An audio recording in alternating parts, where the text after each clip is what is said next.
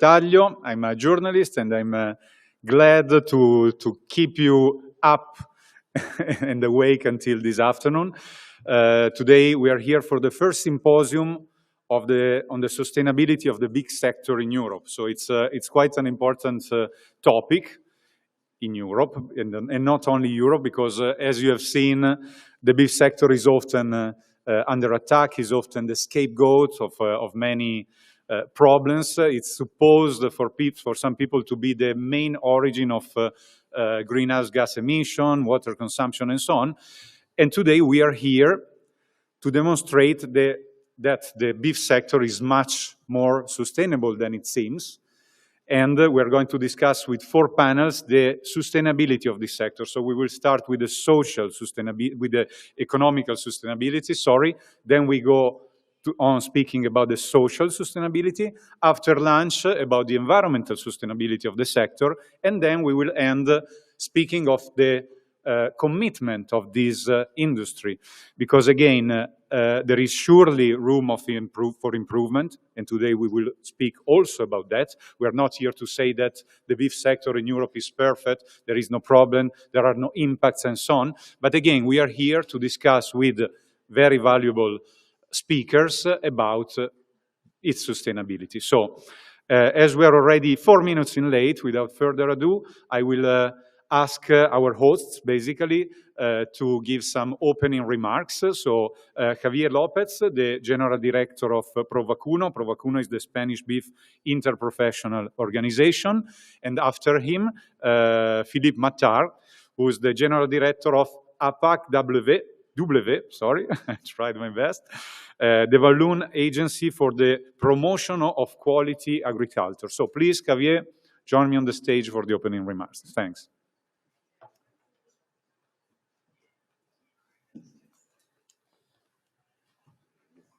Muy bien, muchas gracias, Andrea. Thank you so much, Andrea. First of all, I would like to welcome you all to this first symposium.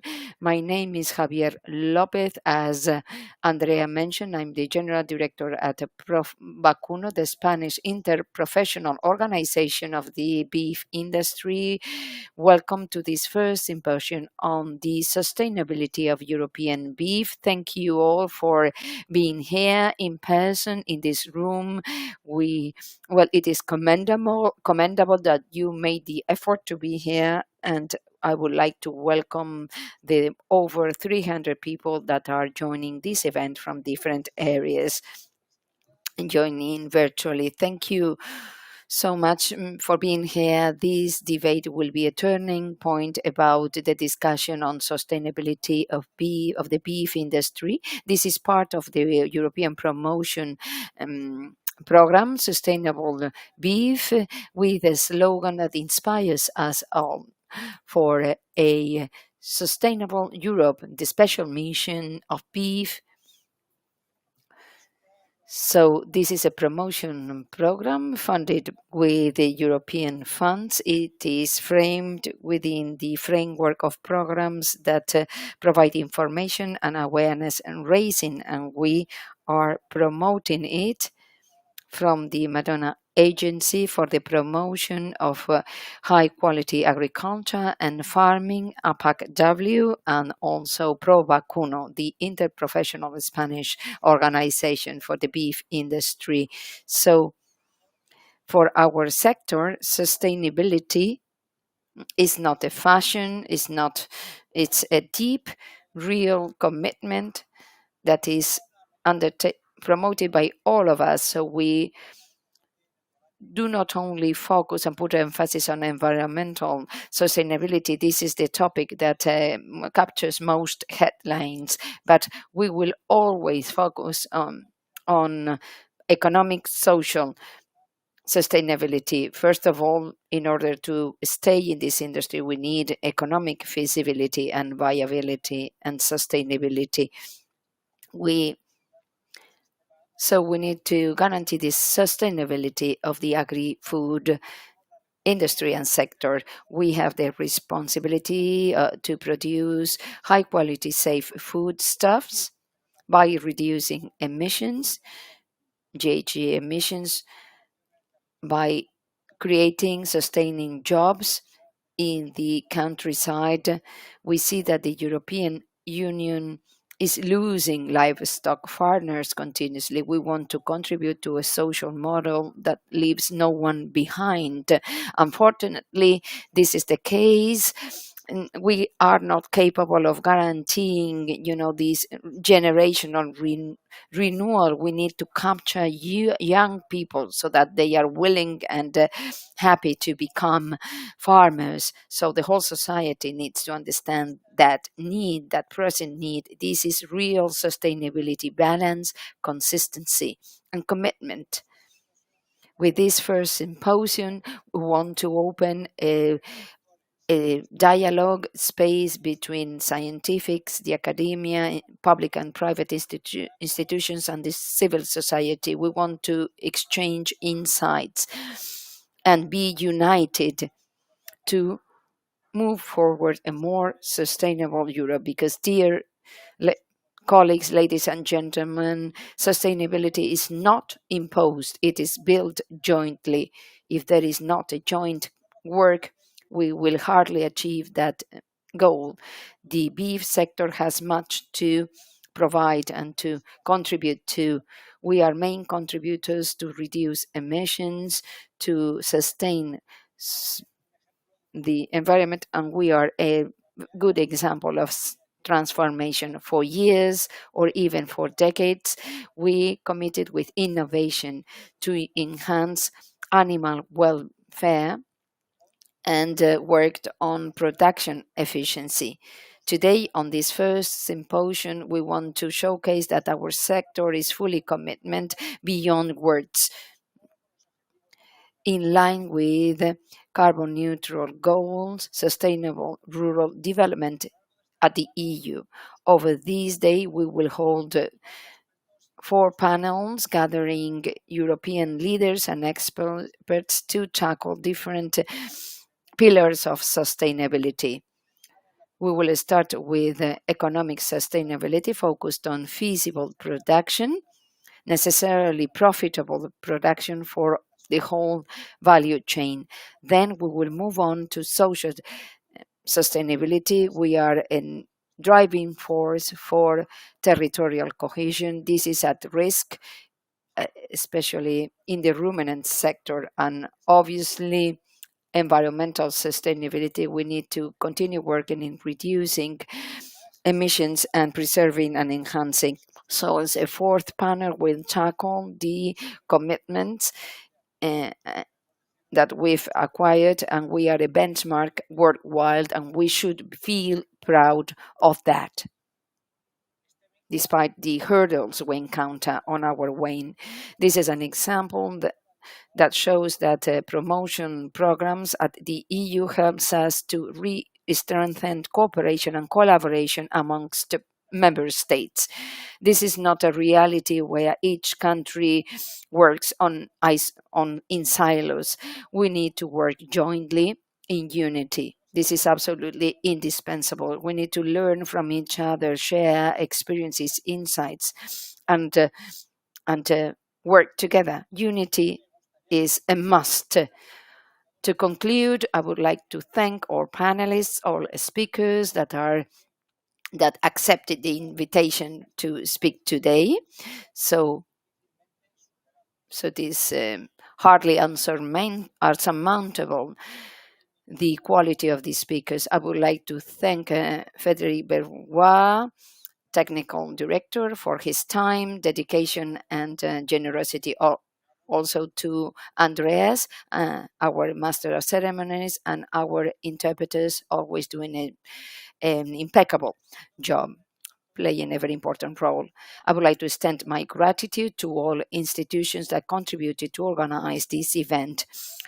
We are sure that this symposium will help us look at the future with hope, with the enthusiasm to keep working on improving. Every step we take together is a sure investment in the future of our sector, of the rural areas, and in Europe as a whole.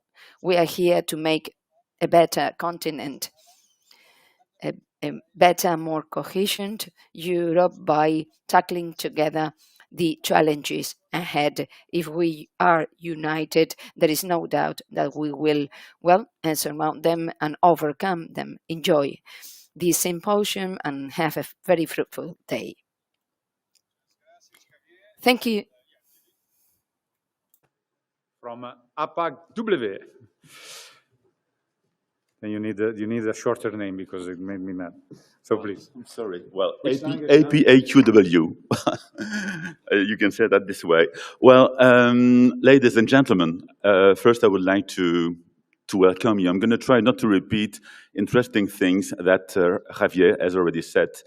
Well, I would like to welcome you, of course, because you have decided to be here in person today, this morning. I also would like to welcome all people who are connected remotely. It's very interesting. I think that there are more than 200 people now who are connected. And it proves that the topic of the day is very interesting. Not only interesting, but very important for agriculture. I recognize several farmers, several breeders, and several members of the agri-food sector. And of course, this proves that everybody knows how important the stake of sustainability is. Apaq-W, well, is an agency dedicated to agriculture promotion. And some years ago, well, maybe 15 or 20 years ago, before I was the general director of this administration, public administration, we only tried to promote beef meat and to convince the consumer that finally beef meat was a very interesting product economically, well, for its taste too. And now we have understood that it was not sufficient, because we have realized different researches, prospective researches, market surveys, and now we know that the consumer expects something else. The consumer expects that meat is able to contribute to sustainability, to environment, well, to quality, to food quality, of course, but also to health. And now to convince people that meat is simply good is not enough at all. And it's the reason why, and it's for me the opportunity to thank our partner Provacuno.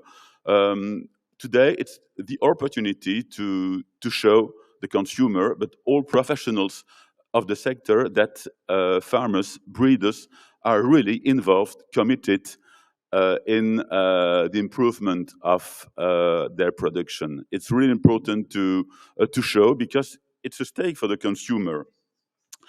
And I also would like to say that it's not enough to speak about that in different meetings. It's also necessary, and it's what we will try to prove you this morning, this afternoon, that it's possible to improve the production. We have different tools, and it's probably the case in different European countries. We have different tools that are able to improve the sustainability and to answer the expectations of the consumers. And it's the reason why I really would like to thank our Spanish partner, because finally, it's a kind of symbolism. Two European countries have decided to work together to show that it was possible to make something in favor of the environment and also to the economic agriculture dynamic of Europe. It's possible to work in this way. Two countries, one of the south, one of the north, and we are in touch regularly to realize this program. I also would like to thank all experts who will take part in the different roundtables this morning and this afternoon. And of course, I would like to thank the European Commission, who has decided to trust Spain and Belgium to implement this program, to prove that sustainability is a reality inside the meat sector in Europe, and to prove that it's also possible to improve it via different tools, and we will speak about them, of course, later. I really would like you to enjoy this day, and I would like to hope I hope that this day will be enriching and inspiring for all of you.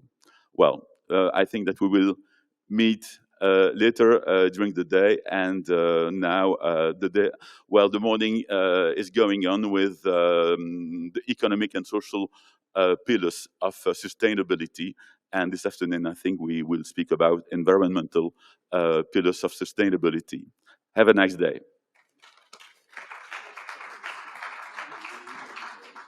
So thank you very much. I guess you've been given these headsets in case you need a translation. I had to struggle a bit, but now it's working. So now let's go to the point. I ask the panelists of the first panel to join me on the stage, please. So, Benoît Cassard, Luigi Scordamaglia, Heinz Osterloh, and Per Ederer.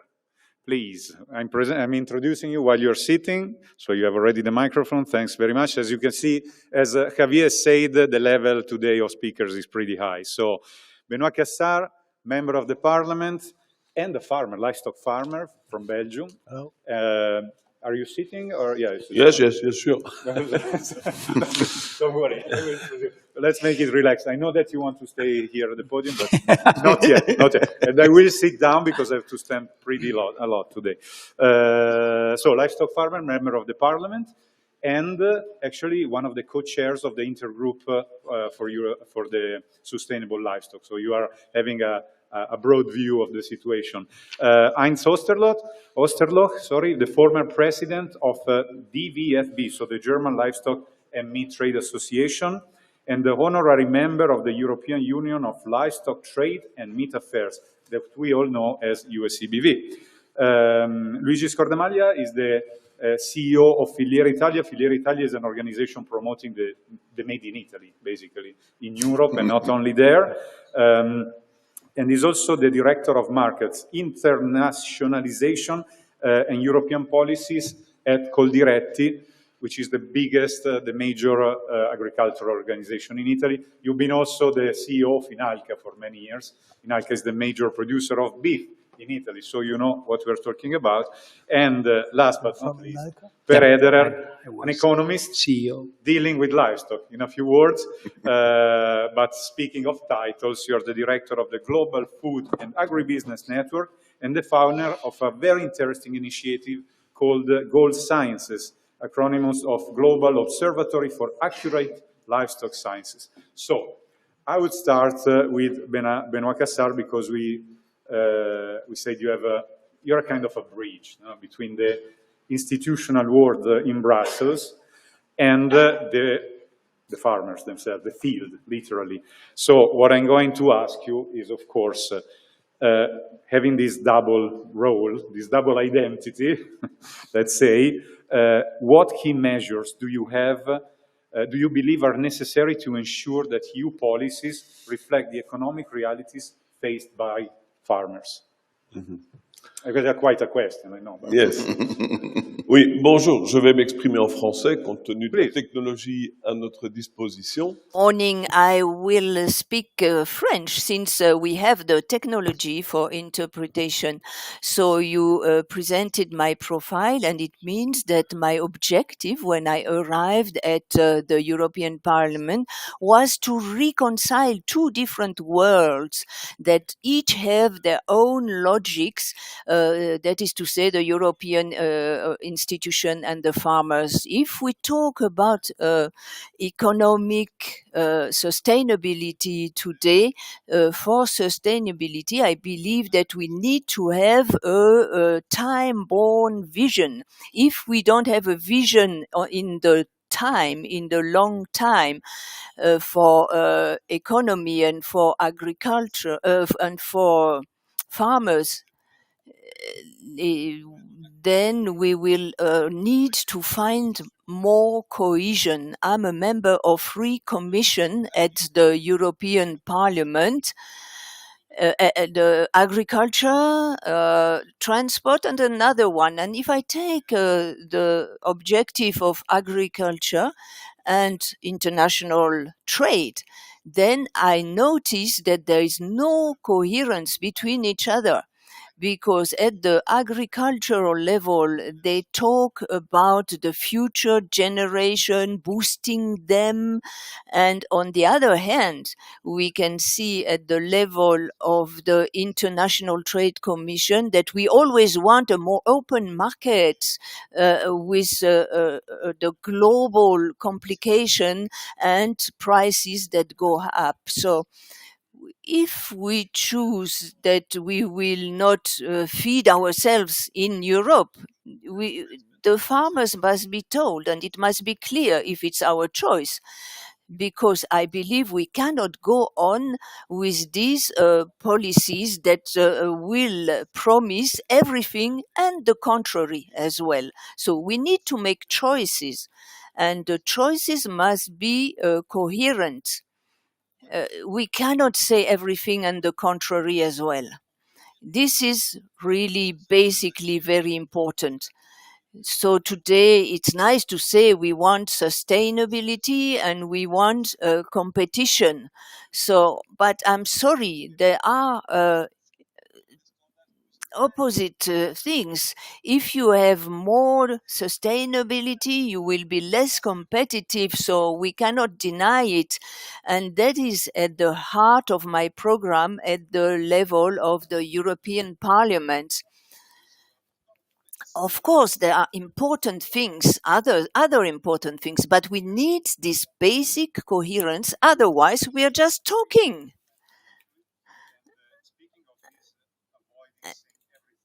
Of everything. How do you think that the European Union can effectively balance the environmental standards, all these regulations, with the necessity to maintain profitability for farmers? Yes. Oui, mais si vous voulez de revenus pour les agriculteurs, vous avez 2 possibilités. But if you want income for farmers, you have 2 possibilities. So either you will give grants to farmers so that they can live, and they will have guarantee over time. With policies over 4 or 5 years in agriculture, it's too short. We need like 30 years because a farmer will borrow money over 30 years. So we need sustainability over time. And or we should talk about the right price, the fair price. If you want to have fair prices for farmers, then you need a strict commercial policy with a well-protected market. Then we open the market and we give grants. We open more market, Ukraine and Mercosur, and then the budget of subvention is threatens from all sides, and that's what we need to change. No problem.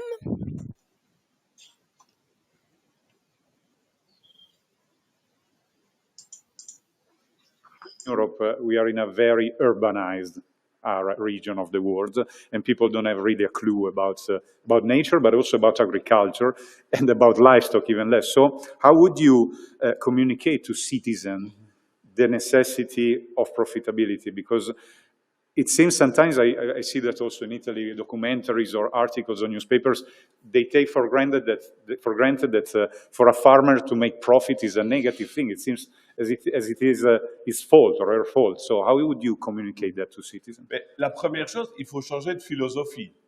Il faut arrêter de... First of all, we should change philosophy. It's the first thing to do. Because the fake news is very important segment here, aspect. And very often deputies from different parties represent such news.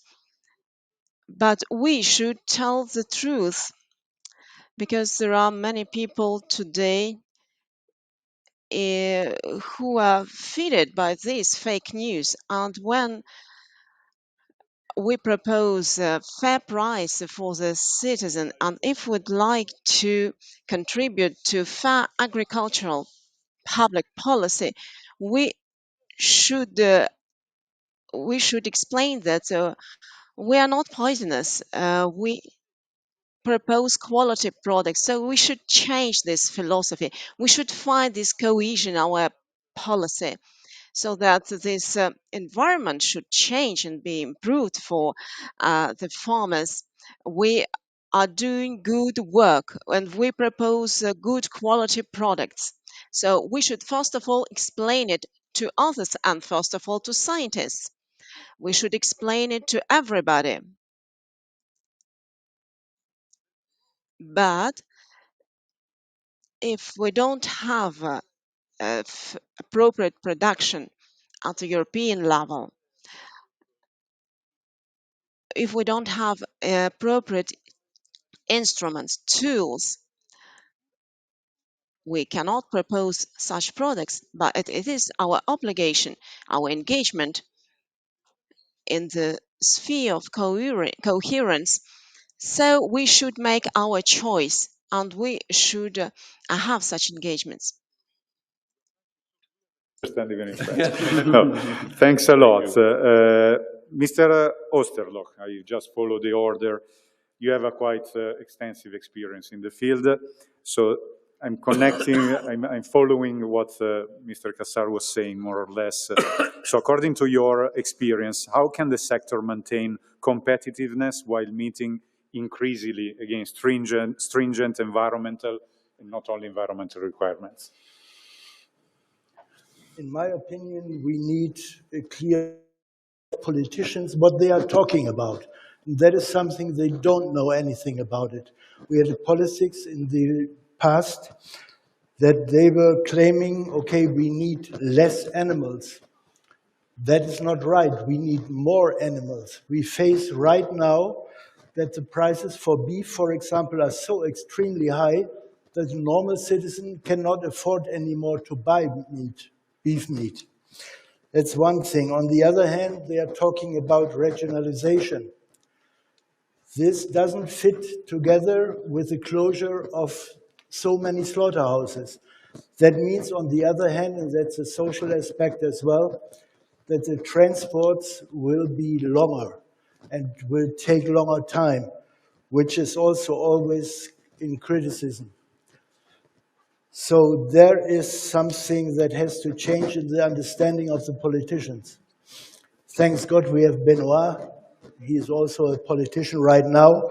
He had the chance before to be my successor as chief of the livestock section in UECBV, but he decided to be a politician, so bad guy. Oh, good one. He is a politician with a clue now. Okay.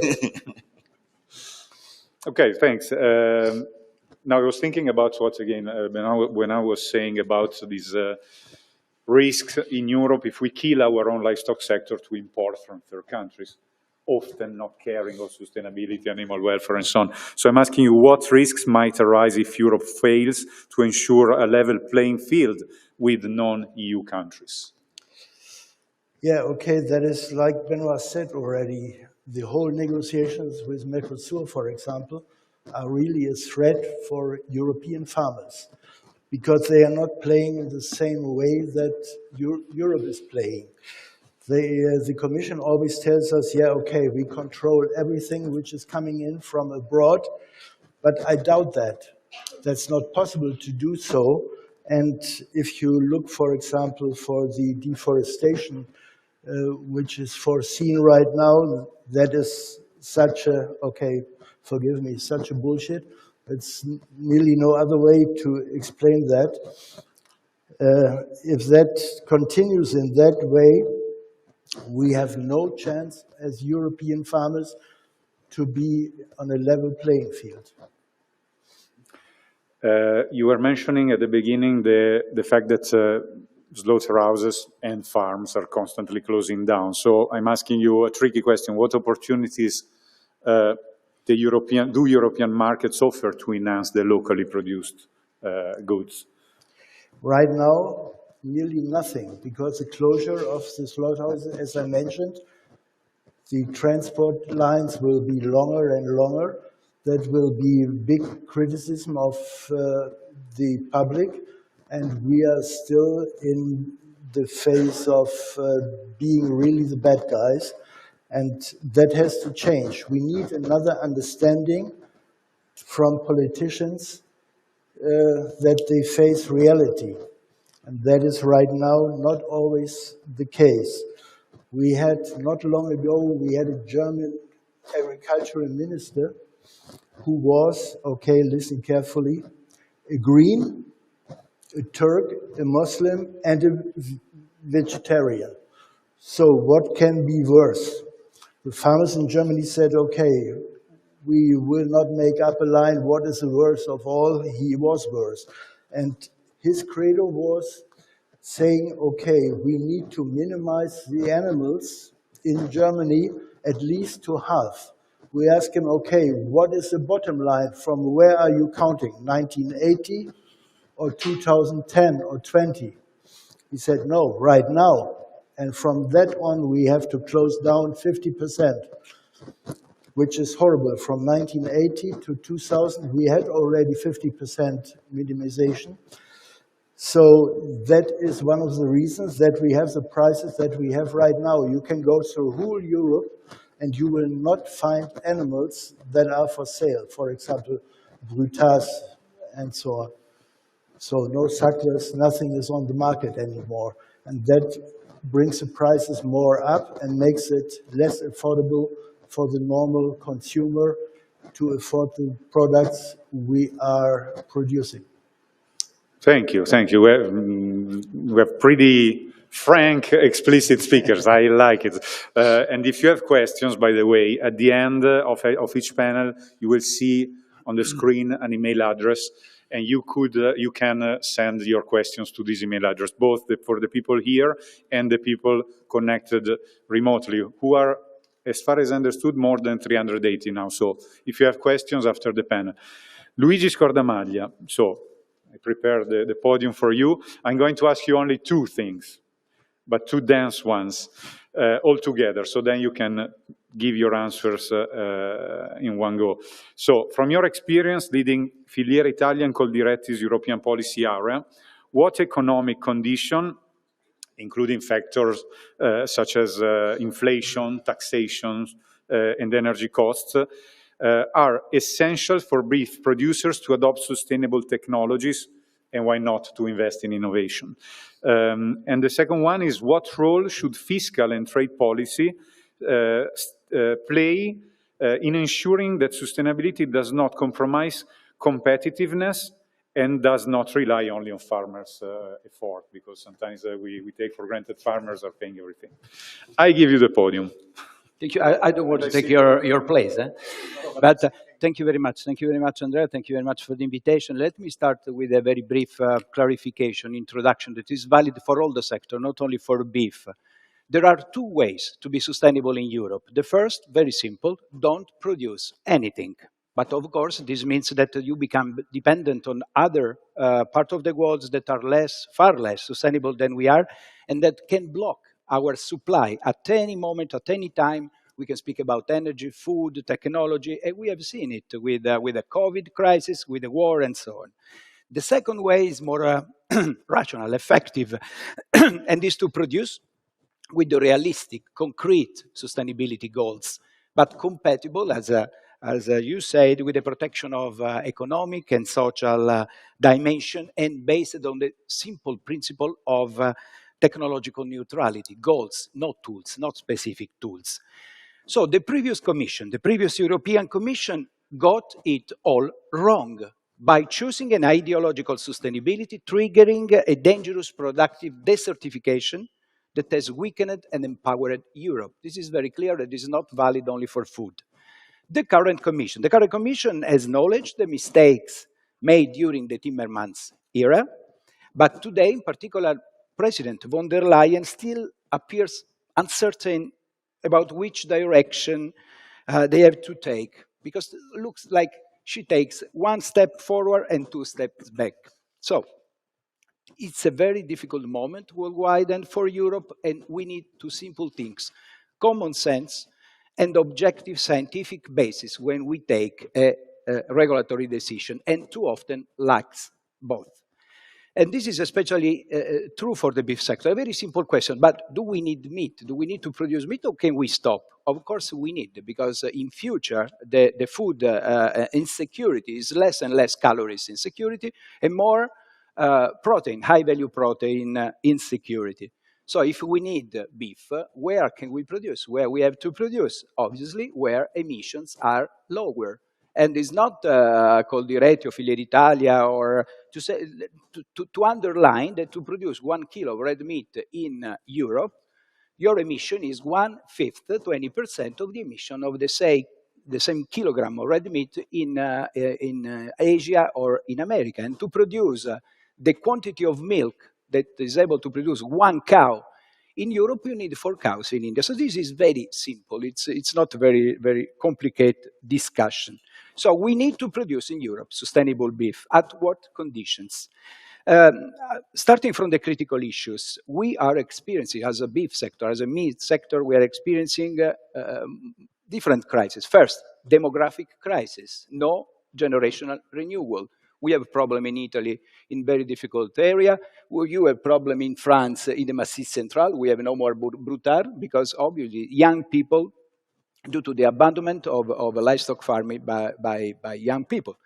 Second, economic crisis. Economic crisis due also to the reduction in subsidies during the year and high production cost, as you say. Third, regulatory crisis, increasingly stringent requirement, but often without any logic or scientific basis. And this must be absolutely resolved with concrete facts, not words, not generic, very nice words that we have in the vision presented by Commissioner Hansen.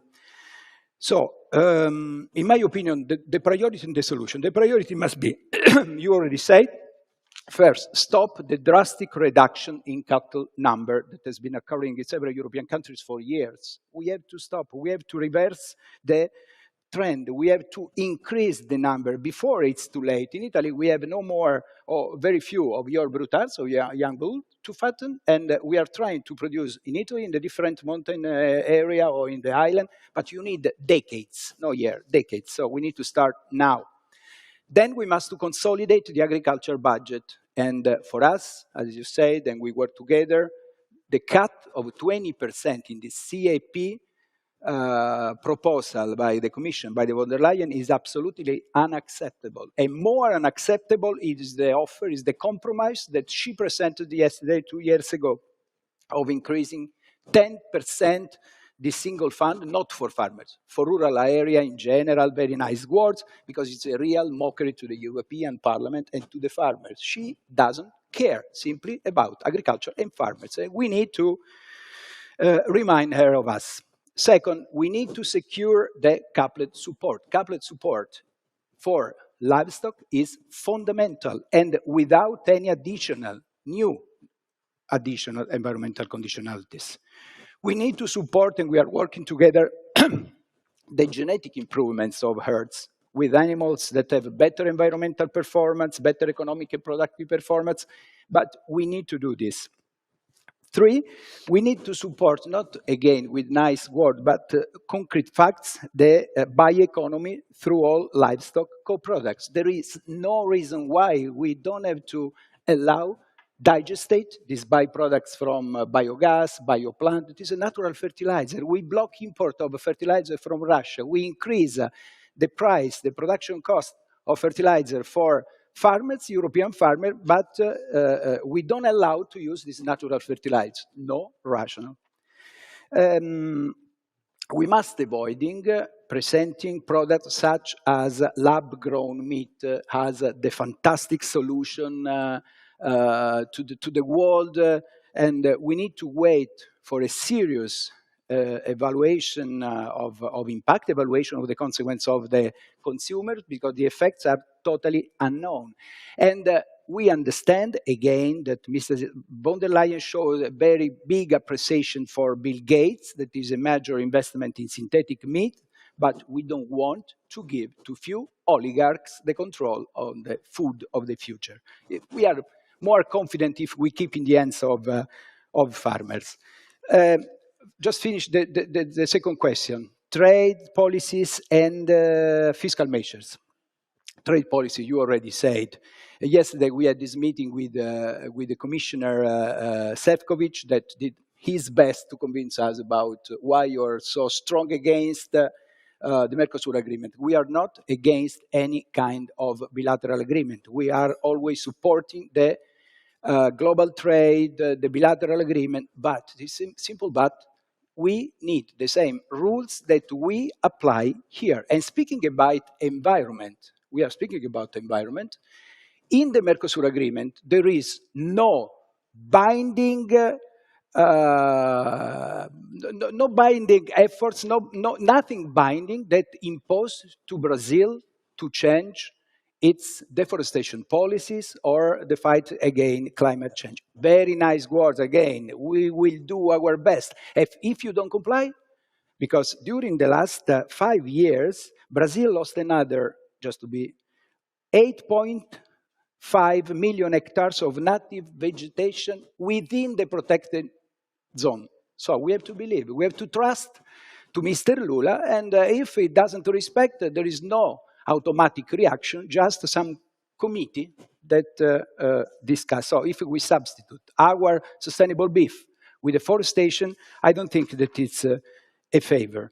And finally, obviously, we oppose to the Mercosur also because we are not able to control what we import, because the physical check of these products is 3% physical check. So you can declare that there is no hormone, no additive, no antibiotic uses as auxinic effect, but you check 3% in Europe, not in Rotterdam, because in Rotterdam they check 0. So otherwise, finally, fiscal measure. I make you the question: do you really consider rational, normal, that a government, a European government, can introduce a tax on emissions of livestock, then introduce a tax deduction if you use a substance, if you administer a substance integrator in the feed to the animals that can be seriously harmful for the animal? No more animal welfare, no care now about animal welfare. So I think we need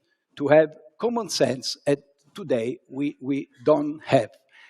Just a last word, I'm the president of Eat Europe, that is the same that Filiera Italia, this alliance between primary production and industry in Europe. We are going to have a very important event with the animal products protagonist the 3rd of December with Commissioner Varelli, and we hope that you can join us.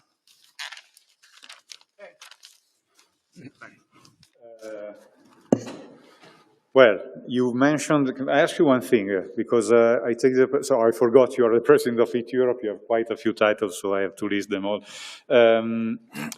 I take the opportunity to speak about the lab-grown meat, the ban of lab-grown meat in Italy, okay? I think you are one of the people who can really explain this thing in a not Italian context, because since when it happened a couple of years ago, I've been asked often what happened in Italy. So it's not that it's been banned as a product or the research about lab-grown meat. So what happened in Italy about this ban? So everything started from a collection of signatures, 2 million signatures, collected by normal citizens, administrative regions, single cities, that asked for a very precautionary approach on lab-grown products in general, not only meat.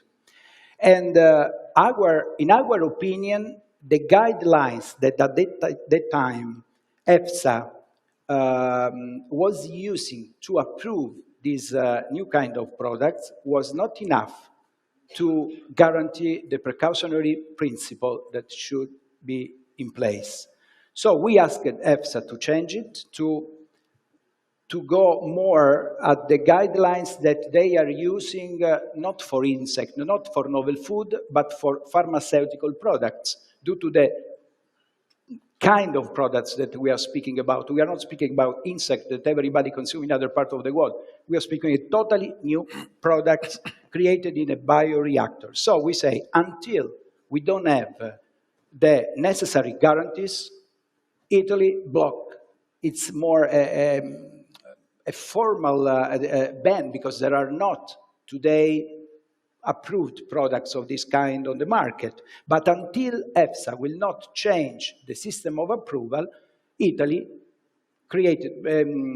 approved this law against the production and trade of lab-grown. Not for research. There are a lot of Italian universities involved in research that are also showing the first data on how the environmental impact for 1 kilo of synthetic meat in terms of energy and so of emission, it's higher than the normal one. But anyway, was the beginning of the discussion. Then 17 member states in Europe signed the same declaration for strict rules of evaluation of these products at EFSA level. And also the new commissioner is very in favor of this serious evaluation, and so we are happy about the results. Thanks. So it's not an ideological opposition, but nothing it's just ideological. Why? Absolutely not. So it's just applying the precautionary principle. The precautionary principle, but we strengthen rules that today EFSA apply to the novel food, because this is not simply a novel food.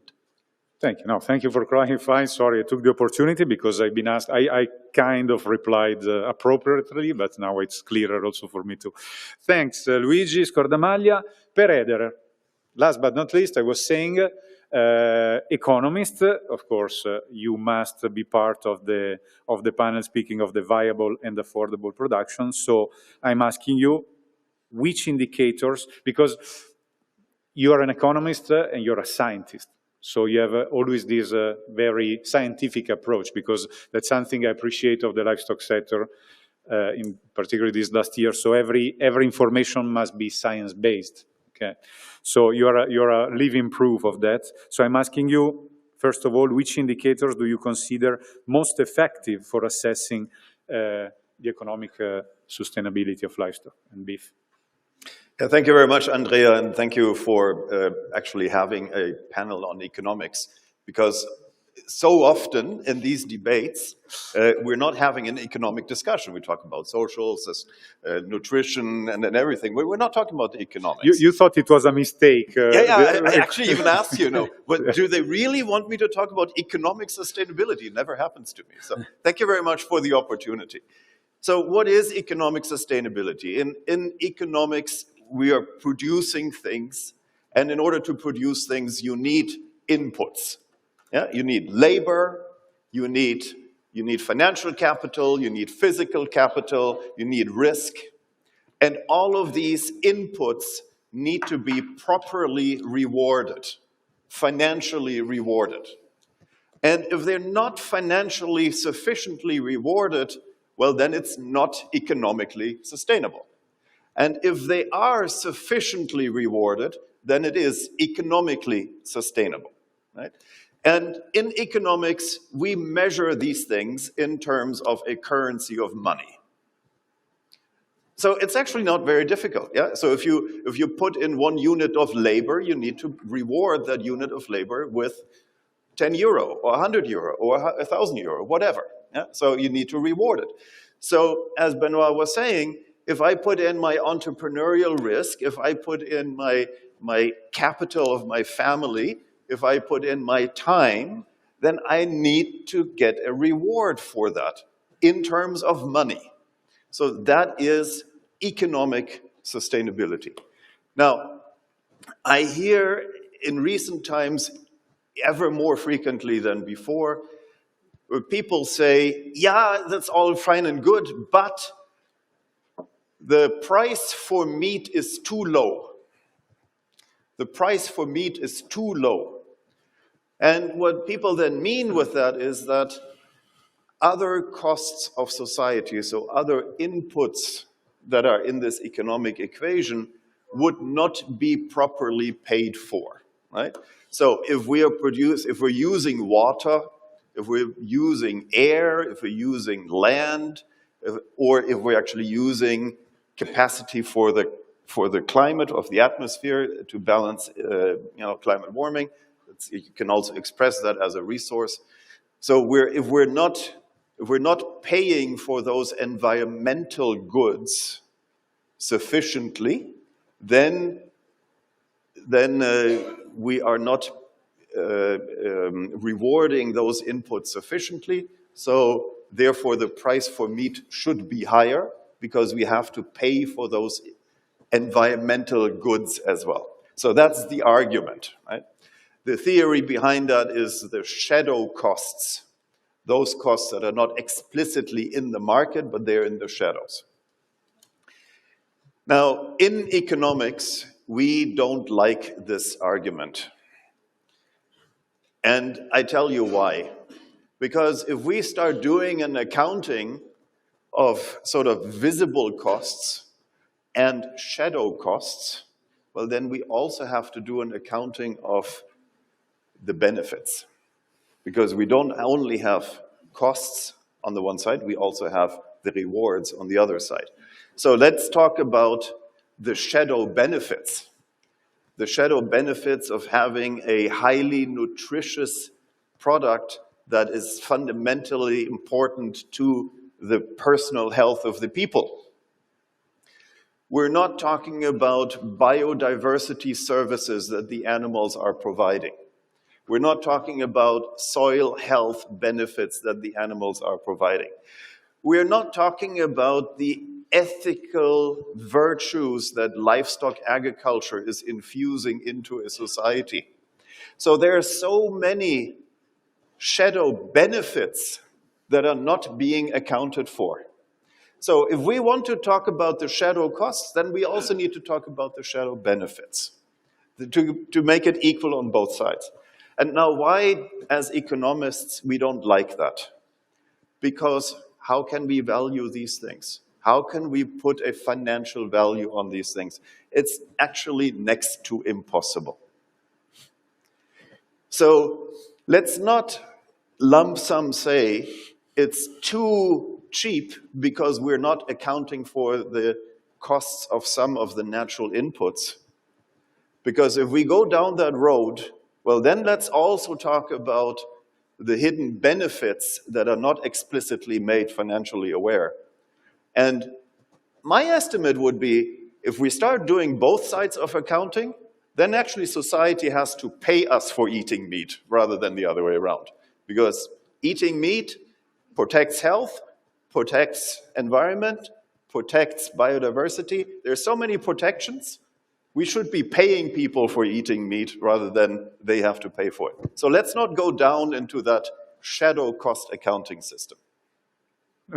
Thanks. Yeah, this is something very unusual. And I guess there is some journalists taking notes. There are strong messages to bring home again.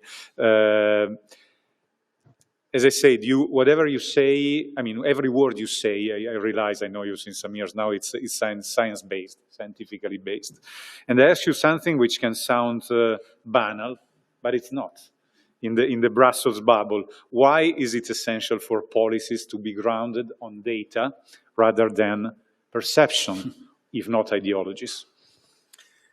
Well, I mean, this is not only true for Brussels, it's basically true for every aspect of life, right? So the very harsh and cold reality is that the planet is ruled by laws of mathematics. Physics, chemistry, biology, astronomy, it goes by the rules of mathematics. Very cold-hearted. Yeah. And now the thing is, our perception, the way we perceive the world, is decidedly non-mathematical. We do not perceive mathematical relationships. We perceive all kinds of things, social, emotional, narrative-driven. We also, our senses are quite limited in what we can see, hear, and so on. So we perceive only a small part of the world, and then we process what the small part that we see, we process it through all sorts of emotional and social filters. So our perception is completely non-mathematical. Now, the planet is not forgiving. The planet does not say, oh, we have this funny species out there and they don't follow mathematics and therefore let's forgive that species. No, you know. So let me give you a very practical example. Today is a sunny day in Brussels. You wouldn't know it by looking out here in this room, but it's actually sunny. So if I look at the sun, you know, for tens of thousands of years, people were totally convinced that the sun is going around the earth. Because that's what you perceive. That's what you see, right? Now, we know from our high school teachers and maybe even elementary school teachers that the earth goes around the sun. We know that, but we don't perceive that. We never perceive that. If I would ask anybody here in this room, do you know how the mathematical proof works that Earth goes around the sun? I don't think anybody here would know that, how to describe the mathematical proof. So our perception is the sun goes around the Earth. But try sending a rocket to the moon. Try running a GPS system. Try running a trade system in the 17th century with ships going all around the world. With our perception, we cannot run modern civilization. That ended already in the 17th century at the latest. Because our perception is not mathematical, but the reality is mathematical.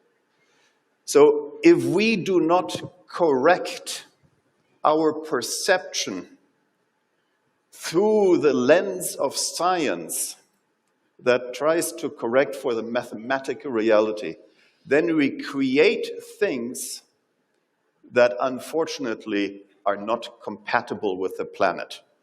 And let me tell you, the physical reality of the planet always wins, whether we emotionally like that or not, but the planet is not forgiven. Thank you. That's quite an answer, but makes a lot of sense. Thank you very much. Then how can we communicate? Because as you can see, you're a scientist, but you are one of the few cases, also with Frederic Leroy, I would say, of scientists very able to communicate, which is not so common, I would say. So how can the scientific community improve the way it communicates with society? Because what you're saying makes a lot of sense, but it's kind of forgotten or not or unknown. And I see, from my perspective as a communicator, the danger, in particular in the Western society, to really break without any possibility of remedy the pact between science and society. Too much corruption, scandals, profits, whatever. It's very dangerous. I see many people also supporting the beef sector, in speaking of this, against experts, against science, because they just say something for their own good or interest. So how can the scientific community improve the way it communicates with the society?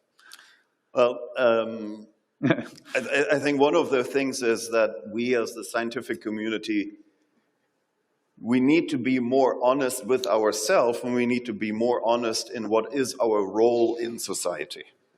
Our role in society is not to make recommendations on what society should decide. Our role is not to make a decision on what the politics should be.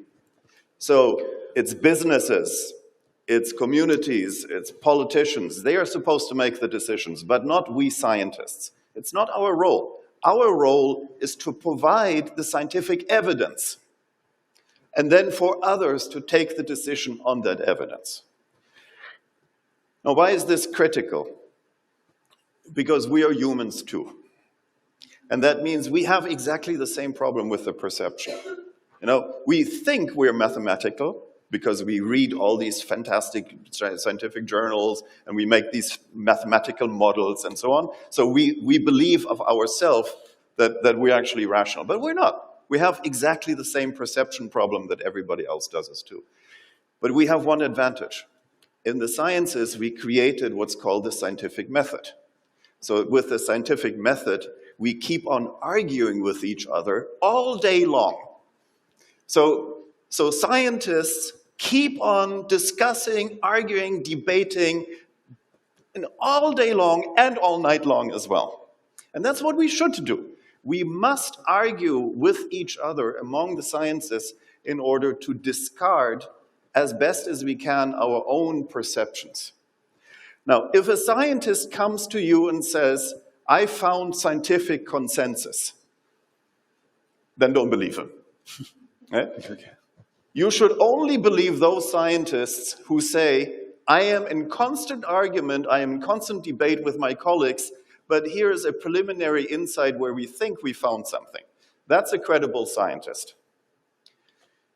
So, shortly to what you said, what should scientists do? We should be honest about, our role is to argue with each other and to present the portfolio of different arguments, the portfolio of different perceptions that are out there, of what we see, how we interpret the world. And then it's for the other decision makers to make the decision. But we scientists, we are not the decision makers. We are the providers of the evidence. Thank you very much. Benoît Cassard, I see you want to add something. Yes.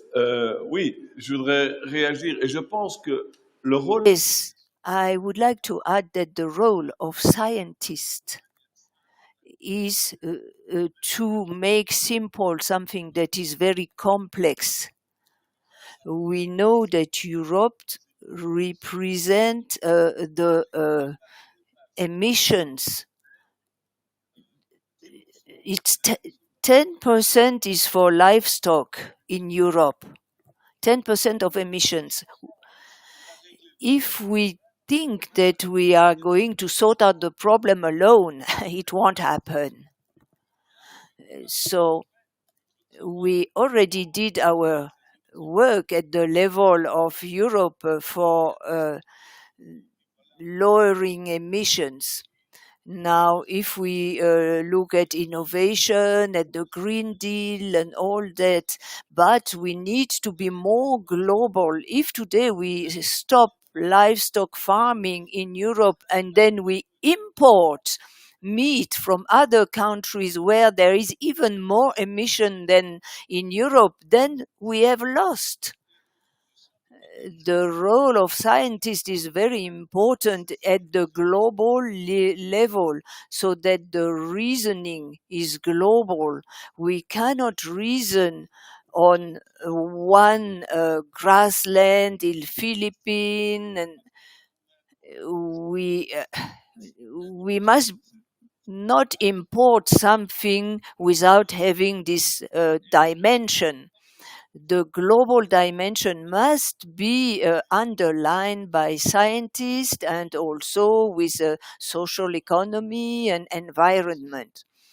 Our political decision making must be based on all this information. And today it's important to have scientific data for well-being of animals also. And of course, there are decisions that are made, and there are lobbies that are based on emotional perception. There is nothing rational in this debate, so we need to go back to these reasonable things, otherwise things won't progress.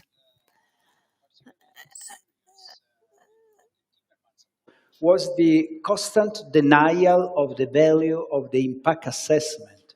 He used to say that impact assessment was absolutely not necessary, that we have a very clear path. This is the opposite of what we need. And I think this Bovaer, this integrator case in Denmark, is the perfect demonstration that if you chase the green ideology without science, you can hurt seriously planet and farmers, because how can you almost oblige to use an integrator that you have no idea what we will have the long-term and the wide approach in livestock? This is very serious, and this is really a lack of responsibility. But it was approved by EFSA, wasn't it? I mean, yeah, approved by EFSA in specific condition for specific indication, not just disseminate all over just because you want to have a fiscal deduction to a fiscal measure that you introduced 1 week before. Well, thanks, yeah. So, an applause to the speakers, please. I think they deserve it, whatever.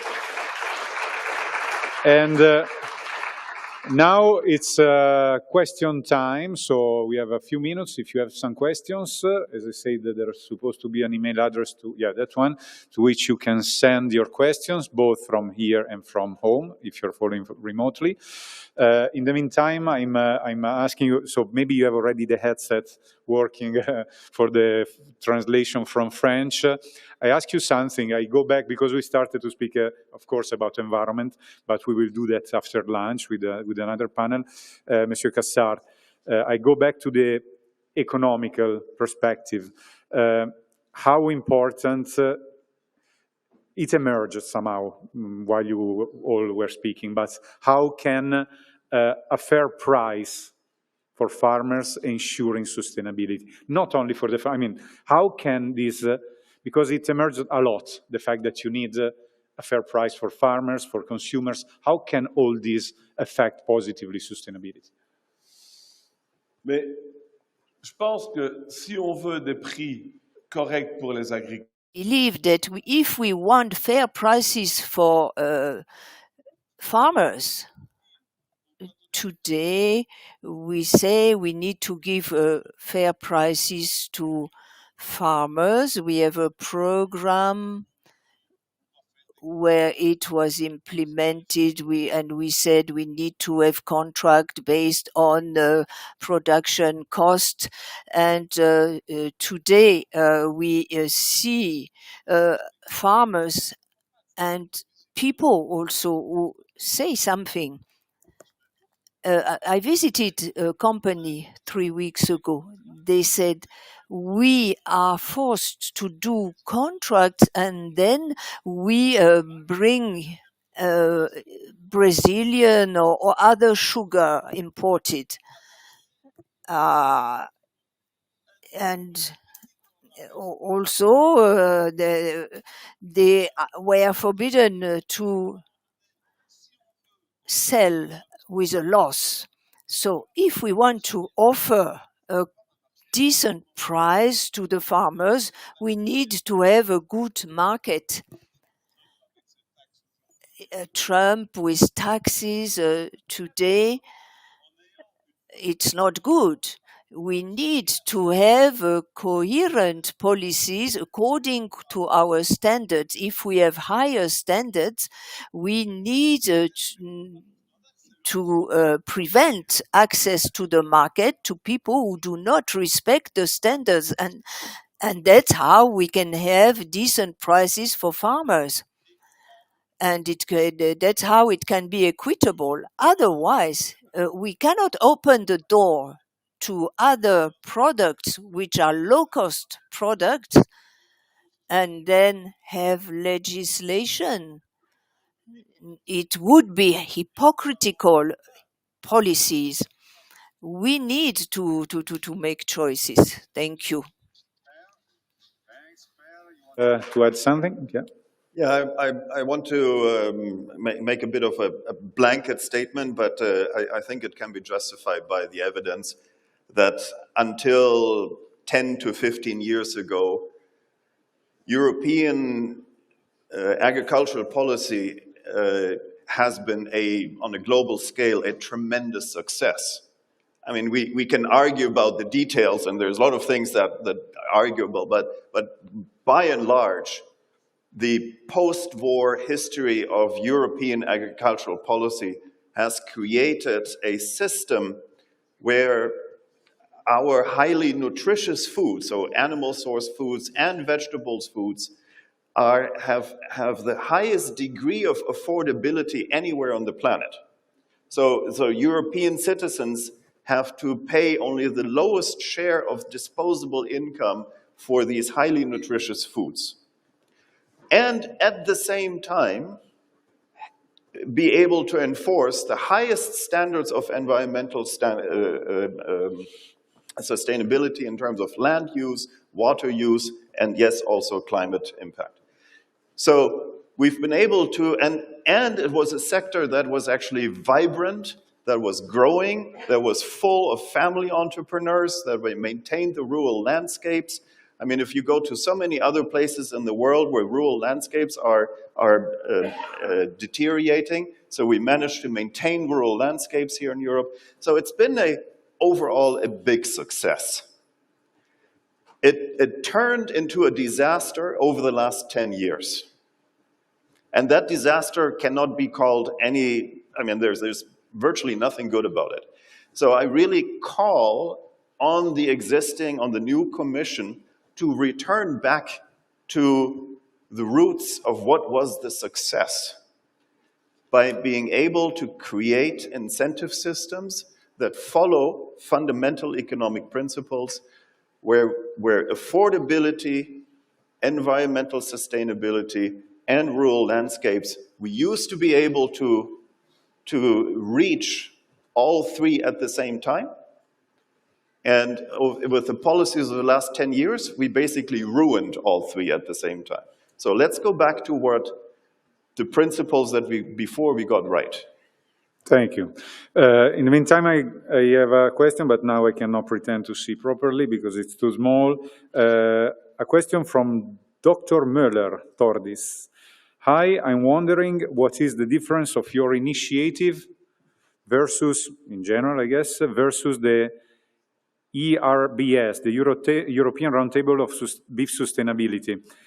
By the way, I mentioned that later in the next panel, Ruud Peter will be speaking, so he's the director of the Global Roundtable of Sustainable Beef. Do we need two similar initiatives in the EU with the same goals? Did you ever get in touch with the ERSB?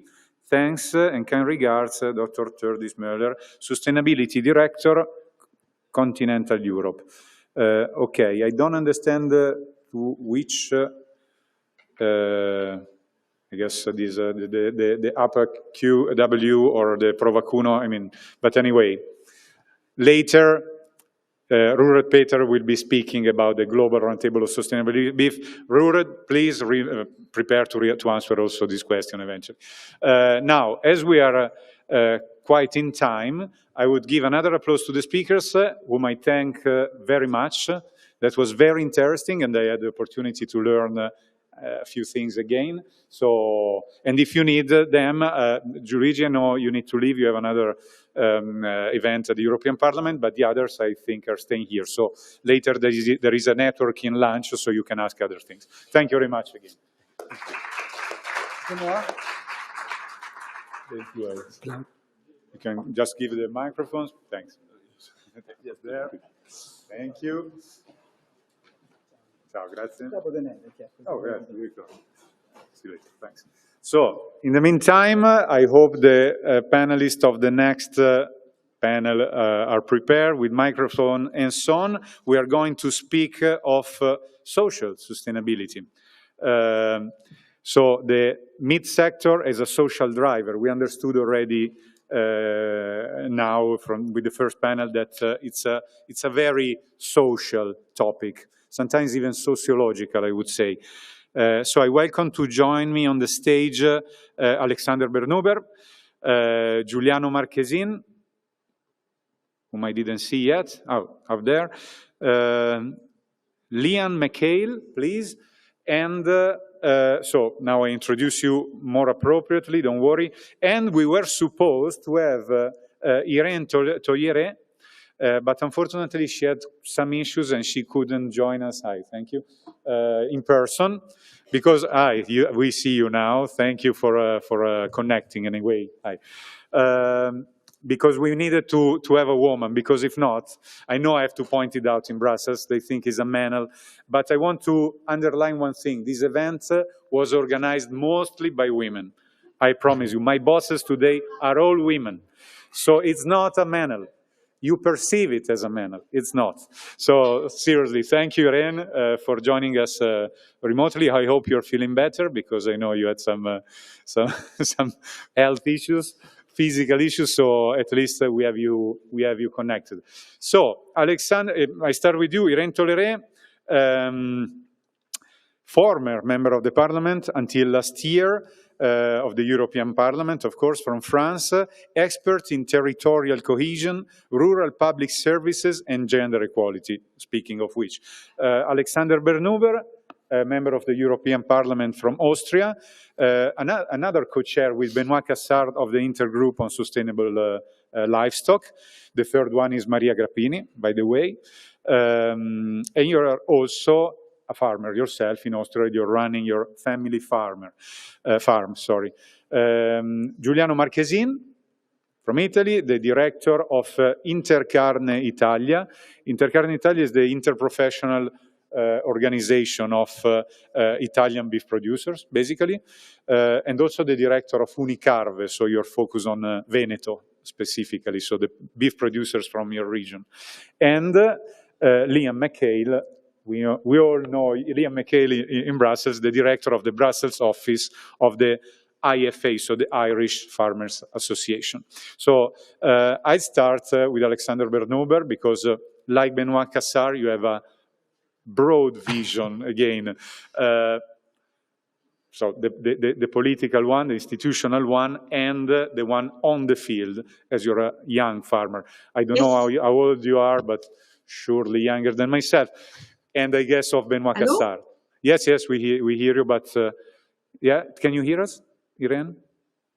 Oui. Okay, so now I'm asking Alexander Bernhuber for the time being about his experience as a politician and as a farmer. So thinking that probably is younger than Benoît Cassard, so maybe a couple of years. So I ask you, as a young farmer, what are the main challenges young people encounter when entering into this field, if they do? Because I think there is quite some problem. Again, it's been said before, there are not so many young people choosing this job. So from your perspective. Thank you much for the invitation, and especially talking about young farmers is a very broad field. Why they are interested, and a lot of them is because of personal motivation. But on the other hand side, we have to create enough legal security for them. But on my personal point of view, coming from Austria, and Austria is the country with the most young farmers within the European Union, maybe some ideas why there are maybe more young farmers than compared to other countries. So, in fact, for me, three things are essential. The first thing is education. So really looking to the different system of how young farmers can be educated. So is there a broad system after primary school also when they want to get farmer in a age of 30, 40 years? So do they get enough on affordable way of education? The second important thing for me is always the way how you can get your farm from your parents or to buy it. And this is really different from member state to member state. And giving the example from Austria, if your parents retire, you get this farm nearly for free.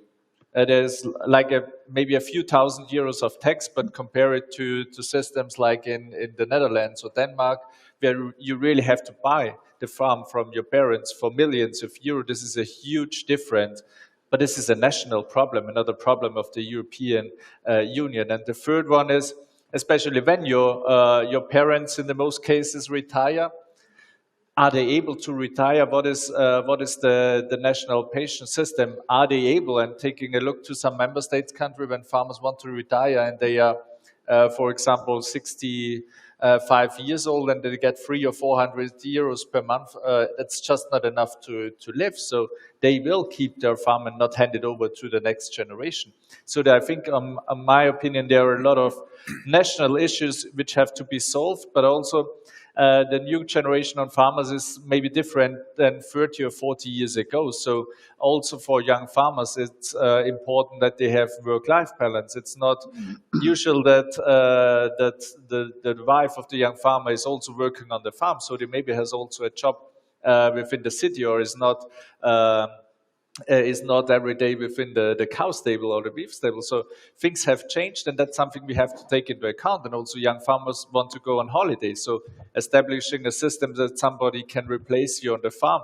And if this kind of things work, I think young farmers are more motivated to take over the farm or try to get some land to start farming. I highly recommend to start with holidays, because I think it's the main problem, the fact that you don't have actually holidays if you're a farmer.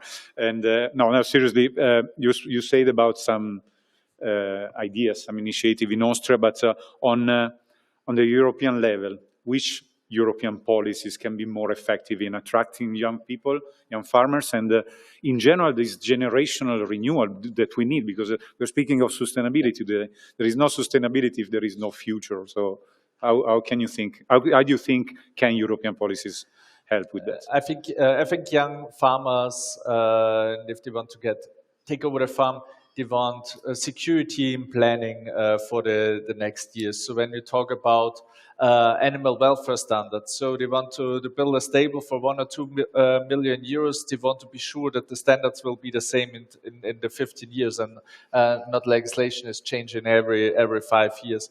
So they want a perspective, also a motivation, especially in the beef sector, not hearing every day on television or radio, beef is bad for you, for health and for the climate. So we are discussing here about facts, and that's just not true. So also a sustainable consumption of beef is something good. And also when they see it on a global perspective, they want to see how European agriculture is in the future competitive at global level, or which safeguards do we have in compared to other countries where we know they are not the same standards, and still imports are coming to the European Union, talking about Mercosur free trade agreement and so on. So there are a lot of concerns going on, and if they don't see that their concerns are taken serious, they might be skeptic to invest in their farms. And what about digitalization? Because, I mean, after you come back from holidays, if you're a young farmer, you need to watch Netflix without waiting too long. And besides that, how can European policies implement? Because I see many areas, not only rural areas, I have to say, in Europe, in which you don't get any connection. So how can be all these implemented appropriately, and how can help in, again, attracting young people?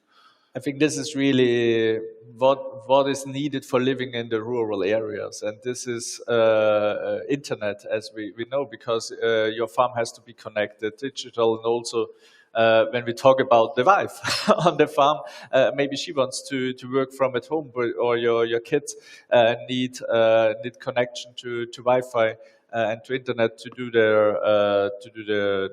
all the school homework they get. So that's something where we can support it within the European Union, and we not only have to talk about CAP. This is investing in rural areas through.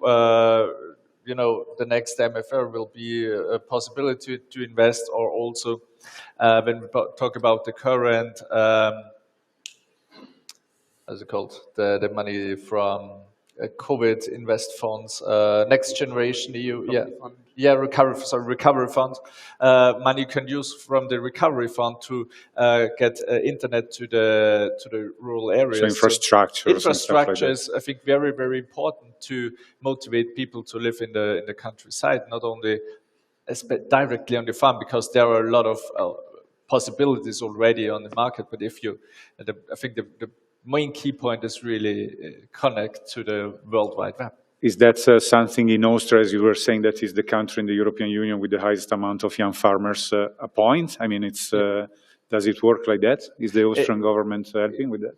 it's really investing and providing not internet only for people living in the internet in the city center and having the fastest internet. It's really providing to the really last farmer on the mountain top, and these are quite high costs, but we provided them with streets, we provided them with electricity, and now we have to provide them with connection to the internet. That's a basic need for people have right now, and then I think that's quite a lot of motivation to be on to live on the countryside. And also you need kindergarten, you need school, so there are so many social effects. You need to motivate young families to live in the rural areas, and that's not only young farmers. We want young families living there, because otherwise you lose the countryside.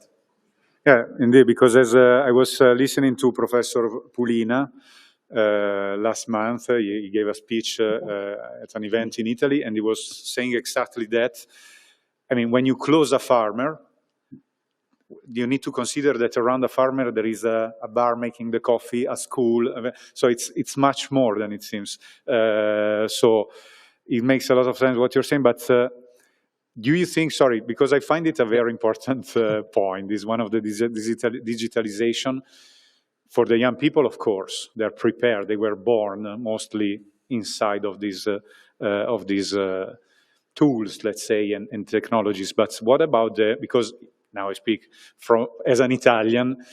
Often the Italian farmers, maybe Giuliano Marchesin can confirm, that are anagraphically not so, I mean, they're not the youngest. Can these help also farming in general? I mean, are they culturally ready for such a change, or we can speak only about young people when it comes to digitalization? I think we have to be open, and every farmer who wants to hand over the farm in the upcoming 10 or 15 years has to be ready on his farm. So I think there has to be some willingness, some openness also from the older generation on farmers, and they, in the best case, already prepare the farm for the next step, so they can hand over a farm which is ready for digitalization and already established some of these systems, and do it hand in hand is the best system and the best motivation for the next generation. So I think it's, but also we have to be careful, knowing that some kind of new legislation requires a lot of digital experience, talking about deforestation regulation, where you have to create some kind of codes and doing a lot of things on the internet. So there's already a lot of things requested by our farmers, and knowing the average age of our farmers, I think they are not always ready. So there always has to be the possibility in two ways: do it in the paper way, and also showing the possibility for the next generation. But if you want, you can already do it online, and not saying it's only possible this or this way. So otherwise, we lose also a lot of old farmers where the next generation is not ready to hand over the farm. Thank you very much. Irene Togliere, I wanted to start with you because, I'm still old-fashioned, so ladies first, but I had the feeling you couldn't hear, so I went directly to Alexander. So we are saying because I knew you as a European member of the parliament until last year, but I honestly didn't know that you were so much involved in social cohesion and equal opportunities locally. And I'm very glad to hear about that. So I'm going, of course, to ask you, I take for granted that these cohesion policies help maintain a vibrant and sustainable community. How, according to your experience? Ok, je peux parler en français? Oh, yeah, sorry. Give a second to people who need the headset to switch them on, and then, yeah, go for it in French, no problem. Ok, merci beaucoup. Thank you very much. And sorry that I could not join you physically due to several problems, but it's a big honor to join your discussion. European cohesion policy aims to reduce disparities between people living in different regions, social disparities, territorial disparities because we can have different regions, rich regions and very, very poor regions as regards infrastructure and other aspects. So we have many aims which helped us to reduce these disparities at the level of structural systems, helping such infrastructures as regards jobs, trainings, education, other factors. Unfortunately, the sound is not very good. But at the same time, it is also focused on other tools which allow us to face different impacts from infrastructure, including rural development of rural areas, allowing every community to have an action group which will govern their own local adapted, tailored project adapted to their territories. And it's very important to take an active part, to have an inclusive approach, to be capable to go from to leave these remote closed units. And it's very important to have this so-called macro European approach to coordinate our actions at local level. For example, at Mayotte, we have renewable forest projects, and today such developing infrastructure projects are no more financed. And once again, we talk about self-governing forests and decarbonization projects. So, in fact, we talk about local projects being governed by local actors, and we talk about agriculture and rural areas development. As regards very attractive rural zones, areas, this was already said and mentioned. We need to increase and increase this rural world. Today, sometimes it's very complicated, and we are here to facilitate, to make easier these things.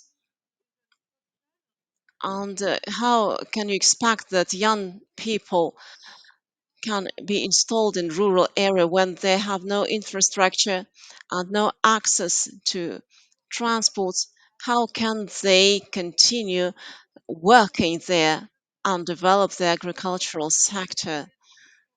How can they keep their children there, educate their children, bring up? So that's why we should have another view of the way how we think about rebuilding agricultural infrastructure in rural areas. First of all, the program of young leaders in France was centered on this unique projects proposed by the Madam the President of European Commission, von der Leyen, and I would like to welcome these efforts I would like to thank them on behalf of European Parliament, because such propositions, such projects could be launched, and I'm personally very satisfied. This is not a very big initiative, very big instrument which will resolve all problems in rural area. And so the essential role of our livestock farming is so that local operators should be capable to find new solutions. What role do public services and, in general, equal opportunities play in supporting rural development? Because we have a big problem in Europe of the population of these areas. Donc, pour répondre à cette question, tout d'abord, to answer your question, I would like to tell you that as a lady, as a woman, I understand that in European Union today, and in many states, member states, we have many areas where rural development is particularly complicated. We have very few young people willing to live in these areas, and perhaps we should think about such policies, to adopt such policies, as it was the case in the United States, for example. And today, we need a new economy. For example, young people would like to go in for informatics and IT coding. And we should think about hierarchy of different professions. Many people think about new possibilities. What is the situation of young farmers? And so we need, for example, this artificial intelligence to facilitate the life of young farmers, to make their profession more attractive. And as regards policies and public sector, it's fundamental, very important to assure the social cohesion and the life quality of rural inhabitants. And in rural areas, we have many new possibilities. So the survival of rural life is connected with new possibilities of young generation of young farmers elevated. So the future in Europe is connected with these new policies and new developments of our good willing and desire to engage in these new solutions, new opportunities. And this is possible.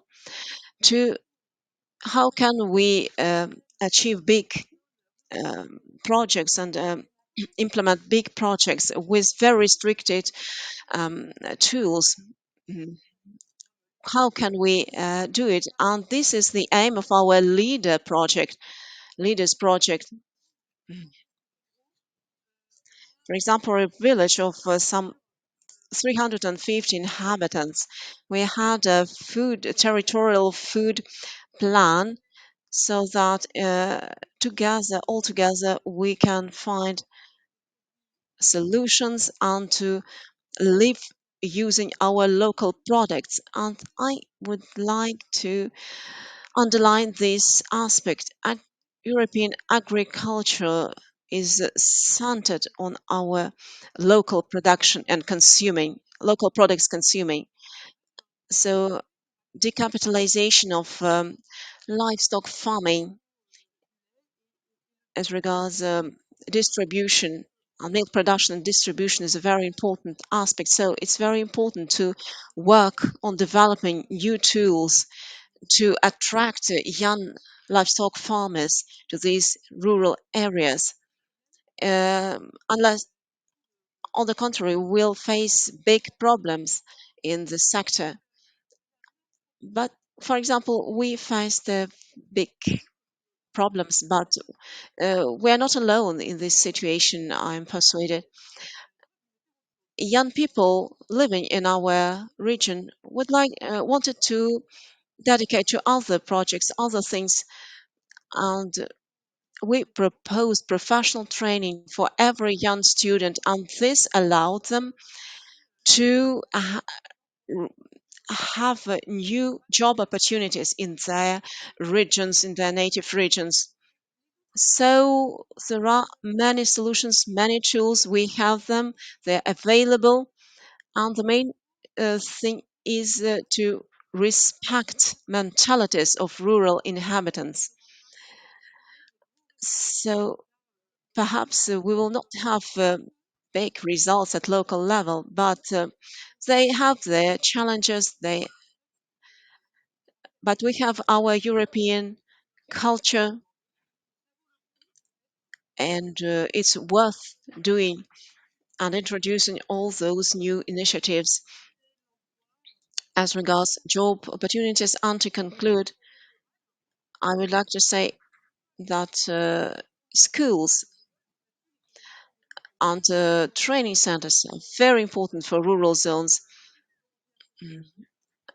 Not only our European unity and culture, which we're talking about, but we're talking about future possibilities for future talents so that European Union can prosper in this way as regards the protection of our future possibilities.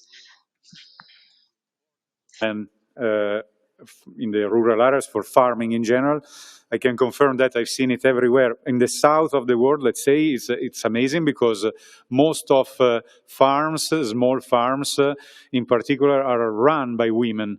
And I've seen in Africa, for instance, is a major source of economical independence, emancipation, but also in Europe or in the Western world, the presence of women is very important, not only in supporting sometimes the husband or the farmer, the male farmer, but also being farmers themselves. I've seen an amazing amount going around Europe of young farmer, I mean, women running farms, livestock farms. So how can we further strengthen women participation and empowerment in rural areas? I mean, do you have some specific examples that you want to share with us?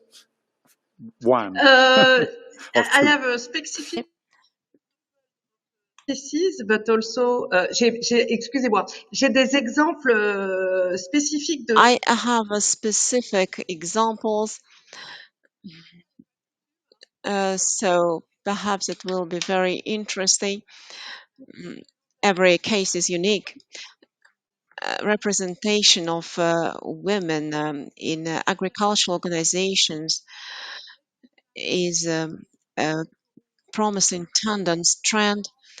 So on one hand, we would like to assure minimum representation of women in these associations as regards legislation, including at the level of legislation, and equal salaries for women and men. So to achieve this gender equality at the level of our professional organizations. And I would like to point out that today this tendency is very promising. We've done a lot in this relation. For example, I am a member of Rural Women Association. Won't say that there are very few candidates, but so more or less we can see the tendency. And another thing, women succeeded in rural sector, and even at the level of profits as regards the cost of meat and average salary of farmers is not at the average European level. So we should pay attention to these things. And as regards milk sector, milk farmers, very often we can see that they turn to other professions of cosmetics, for example. But we can do this work all together. We can think about these value chains, like how we can improve situation at European level. And we can see really that this sector has developed the sector of well-being, hygiene, cosmetics. So women are modernizing more or less our sector, beef sector, so we can see it very clearly. And it's very important also to underline that in France, for example, we have an illness which is a cause of great concern, which is called beef dermatosis. And so we should absolutely mobilize all our resources to achieve sustainable care of our cows, and women play an important role in eradicating such health problems. And these are brilliant careers for women in this sector. A good example. Thank you very much, Iran. You might have some questions to answer at the end, so please, thanks again for joining us from remote, and stay there, stay with us. Maybe we can change the screen in the meantime behind the speakers. I still follow the order, the seating order. So Liam McCabe, thank you again for joining. We spoke about the importance of a farm for the society in a rural area. So again, with your experience in Europe and in Ireland, what are the social impacts that can arise when a farm disappears? Thank you very much, Andrea.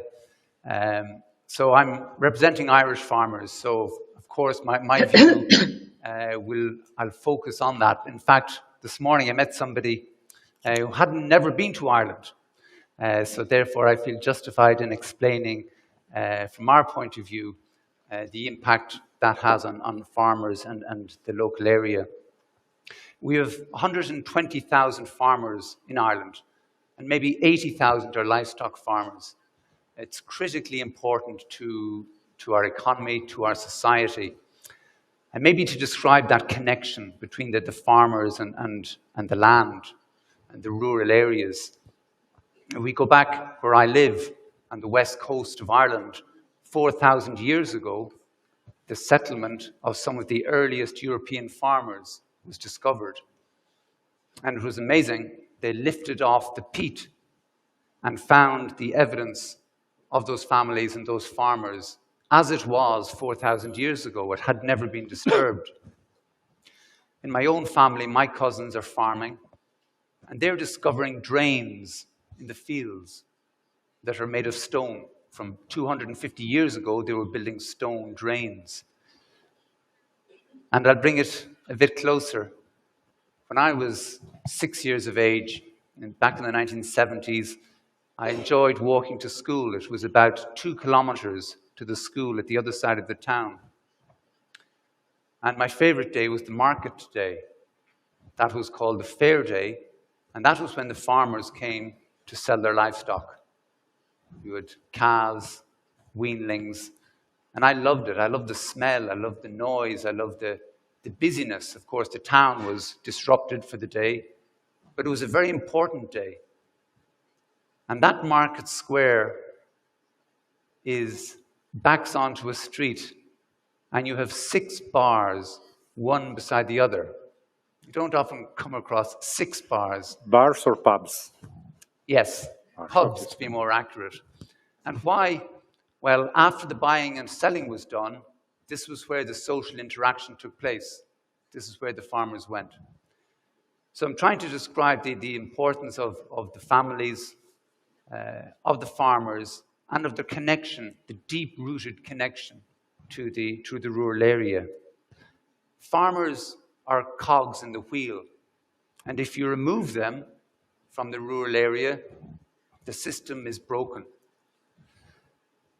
We call it progress with urbanization, but sometimes it comes at a cost. If the EU does not support and contribute to farmers with CAP funding, then it will have to do it another way through rural investment and rural development and cohesion policies. And bearing in mind that farmers are responsible for food security, I think it's very short-sighted that we withdraw our support. And we see, you mentioned earlier about rural depopulation. In Ireland, we have a sports organisation, the Gaelic Athletic Association. We play Irish football and Irish hurling. Nobody else plays it. But it is a great organisation built on the parish. That is the division. And the clubs are formed parish against parish. And this organisation, they have a fantastic stadium in Dublin, 80,000-seater stadium in Dublin. And it's an amateur organisation, but they've realised that rural depopulation means that they don't have enough players to populate their teams at a local level. So they know, they're looking at the births, and they know that in some small parishes, they might only have 4 children, so at the age of 4 or 5, who will be able to begin playing. Because they play under 6, under 8, under 10. There's a great structure there. But it's not just the agriculture sector that is realizing that social importance, because farm families are integral. I played on the rugby team at home, and I wasn't from a farming family, but you loved to have the farmers' sons on your team when they turned out to play, because they were naturally strong, naturally fit, and They'll get beef. Yeah, all the good beef, good Irish beef. And, without that, governments have to address this absence in a different way. Farms contribute to the circular economy. There's a great multiplier effect. Money that comes from the EU, farmers spend on inputs in their local cooperative. When they sell their produce from the farm, that income is then spent locally. We don't get that with other industries. Yes, we have factories in the town that are critical to employment and to the economy, but some of the multinational organizations that are located sometimes in these rural areas, that money, a lot of that money disappears and is not spent and kept locally. And that's, I think, an important factor. If I can touch on cultural tourism, we're all familiar with the images of cows, grazing in fields. And some places that is happening less. In Ireland, because we have a lot of rain, we have a lot of grass, so of course the system there is much more extensive. And there you can see the cows grazing. So the images that you see, that the consumers see, are replicated. They're showing how farming continues to be done. And unemployment. The processors that are part of the whole food chain, if we lose production from the rural areas. It was mentioned earlier that animals will then have to travel further to a slaughterhouse, to a processor. We will lose employment. And how will that be replaced? In one town, 25, where there's a slaughterhouse, a slaughter facility for livestock, 25% of the population, so a population of 4,000 people, 25% were employed in the factory, the animal processing slaughterhouse.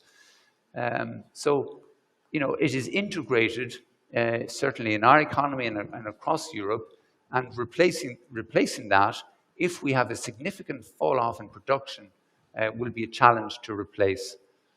And finally, just to touch on the social cost from isolation, from mental health, and the importance of supporting farmers.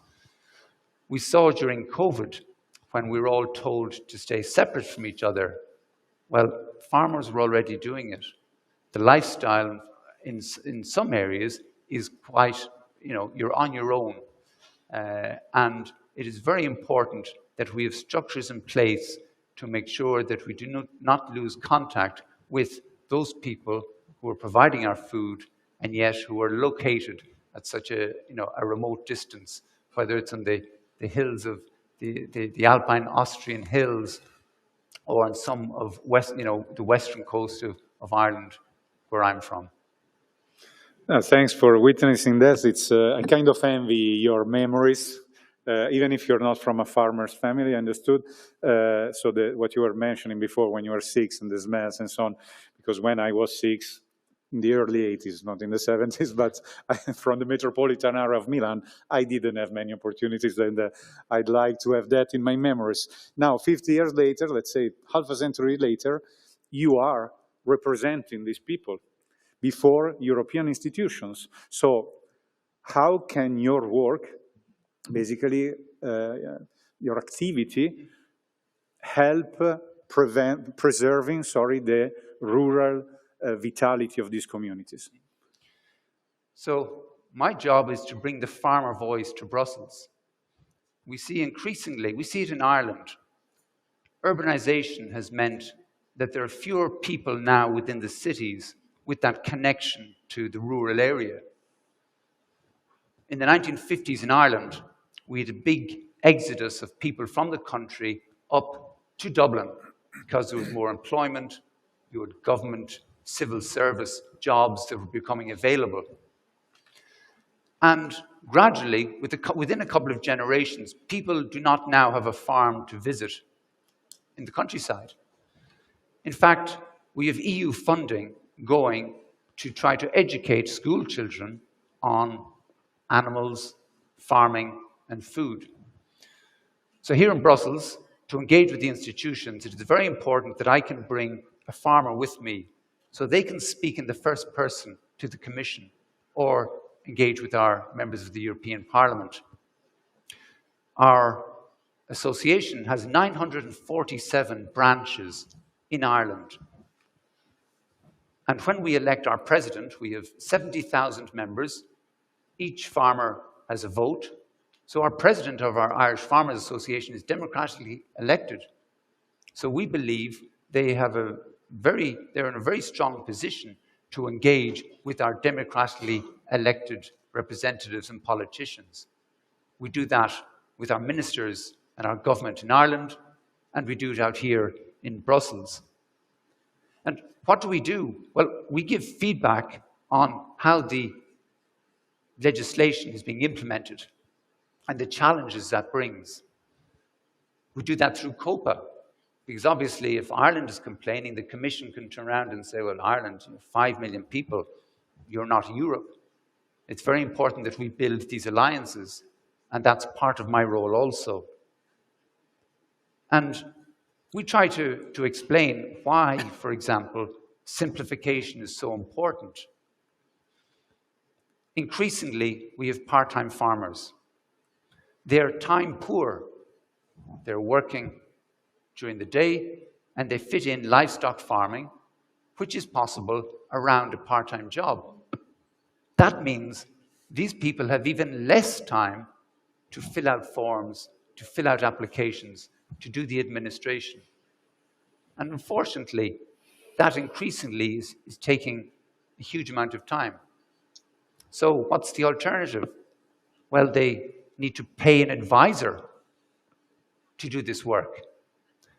Yet Europe or the Commission think that agriculture advisors are out teaching farmers how to be more environmentally sustainable, how to maintain productivity and yet be sustainable. And yes, they're doing that.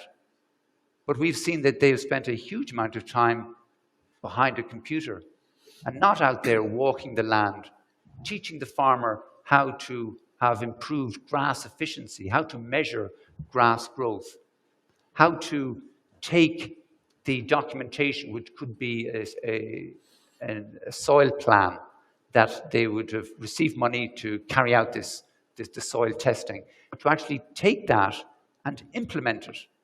That's how we will make progress from an environmental perspective.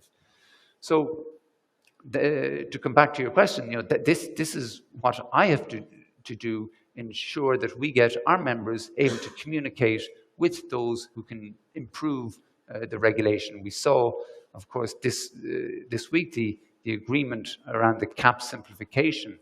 That is going in the right direction.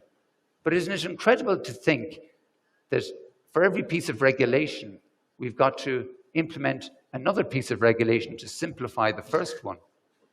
So I'm asking, when DG Agriculture come to us with the CAP proposal, which came out this year, are you going to come back in 2030 and discuss simplification of what you're presenting to us now?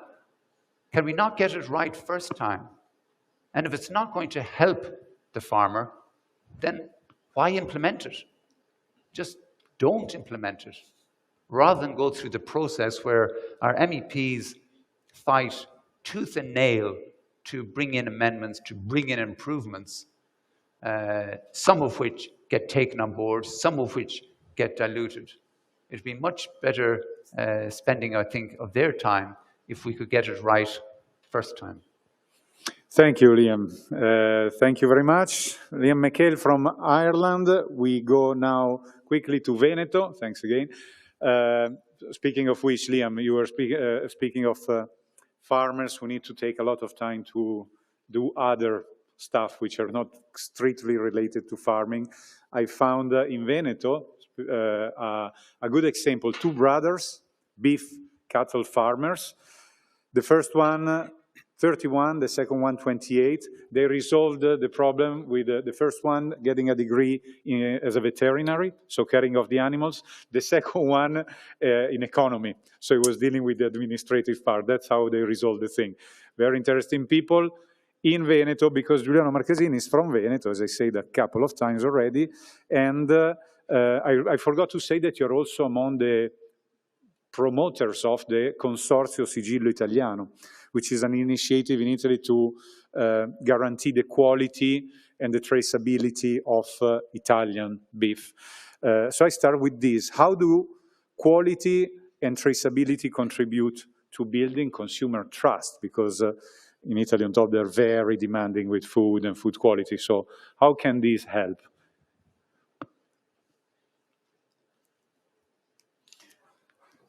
Ok, allora grazie. Io parlo italiano, quindi se dovete cambiare Sorry, I didn't mention. I can understand you. La lingua. But, nel frattempo io ne approfitto per ringraziare. Well, in the meantime, I've taken advantage to thank the people that gave me the opportunity to be with you here today. And I would also like to take an opportunity to thank Javier Lopez and the great director of Provacuno. And I would also like to refer to what Liam said, because starting from the Madrid round table, he replied to a question, and we built SERMA, which is an association for the sustainability of beef. And we did so at the European level We did so in Italy, France, Poland, and Ireland is also a part of this. And all together, we can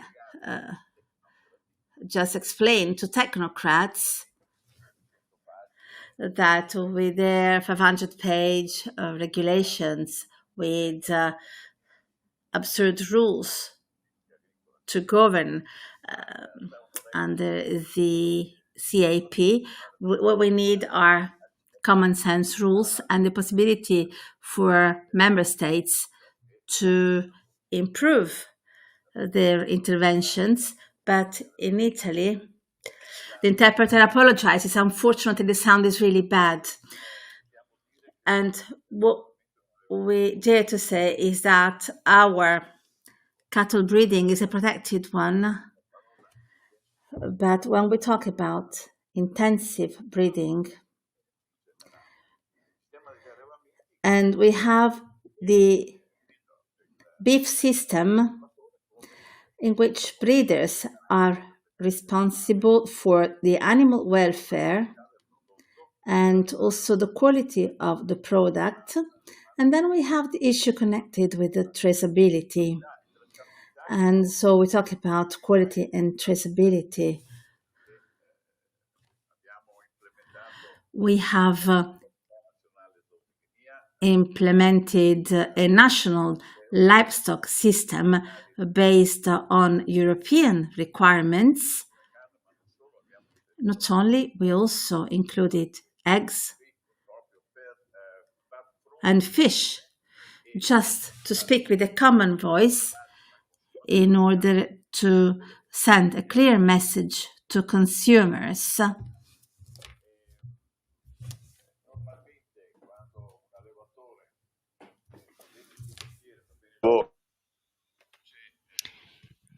So when a farmer is able to produce a very good breed, but the tracking of the breeding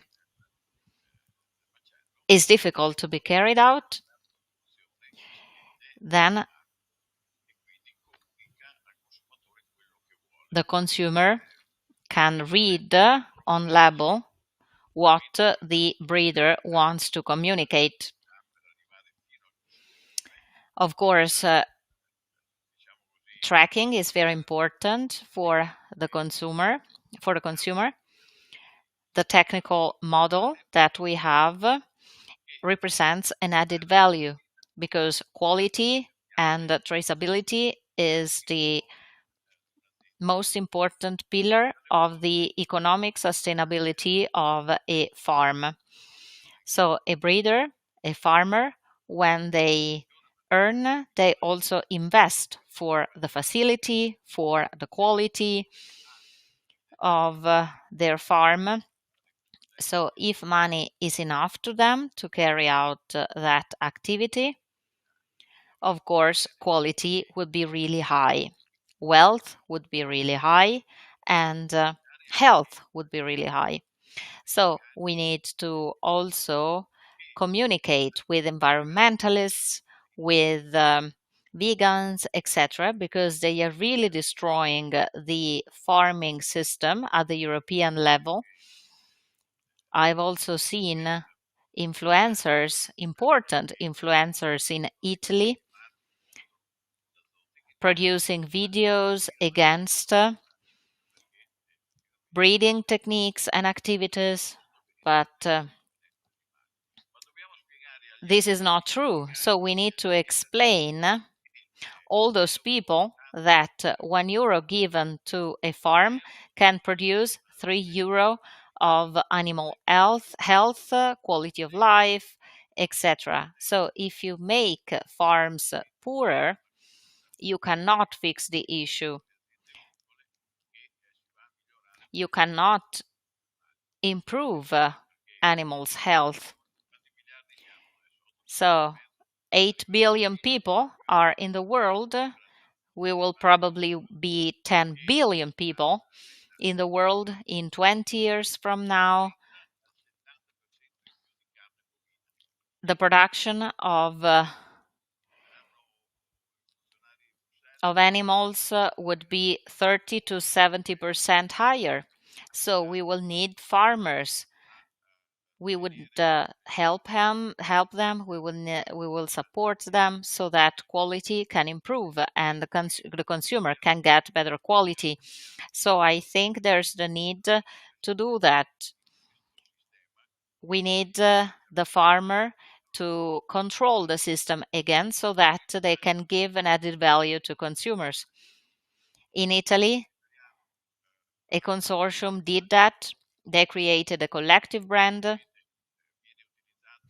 that is used by productions that are not certified, and quality certified systems can get this brand so that they can tell the consumer that the product comes from Italian farms so that consumers can prefer those products. We also import meat from Ireland. We do not import much meat from Austria, for example. You have very good breedings, but of course, from France, we import cattle, and the same is true from Spain. We produce 40% of meat from Italy, and we need to give value to enhance that production in Italy. Sector. And you're working for an interprofessional organization, so like as it is Provacuno. So how can an organization like yours effectively communicate the sustainability of the beef sector?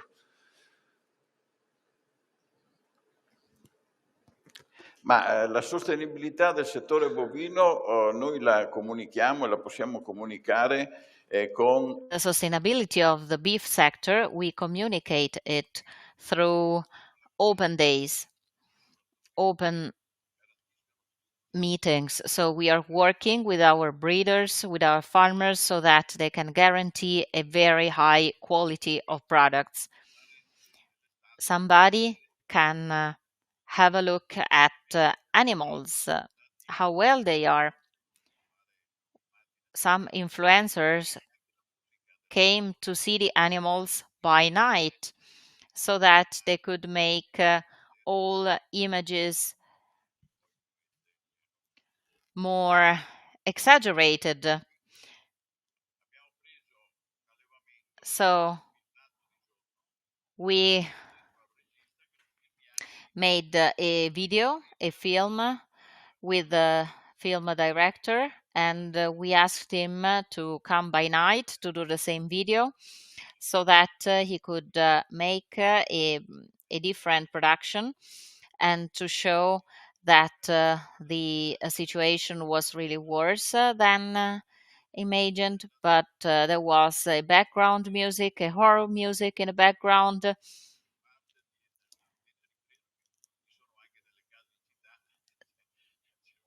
Somewhere this is also possible to do in the cities, and we saw the difference. There was a huge difference.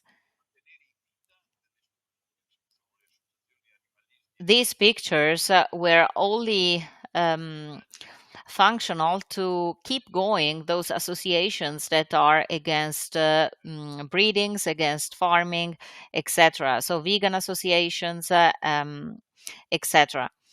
So we created the first rules for the environmental, economic, and social sustainability in Europe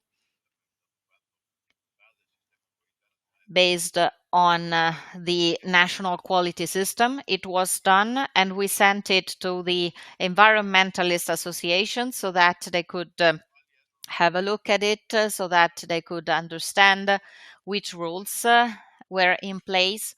We also sent email communications.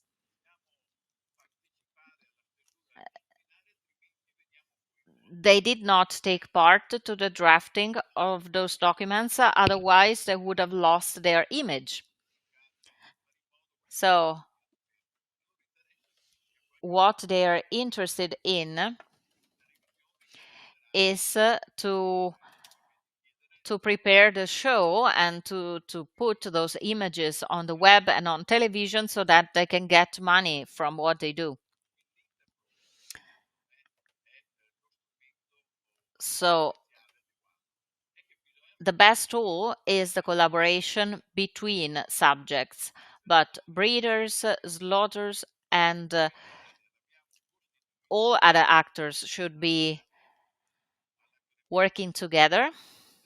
We are working a lot to do that, but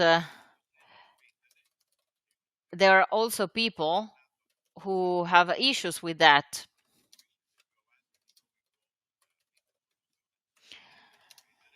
When money is in place, when money is concerned, of course, nobody wants to spend it.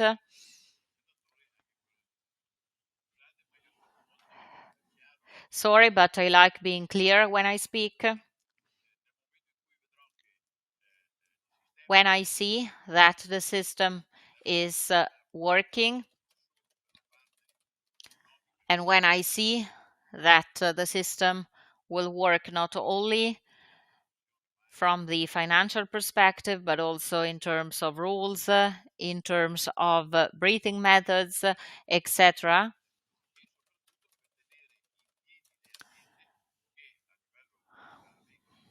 Farms represent the most important social facilities and structures for our farmers. Of course, in some areas, farmers cannot be active and safeguard the health of animals, but of course, this is important. Eventually connected.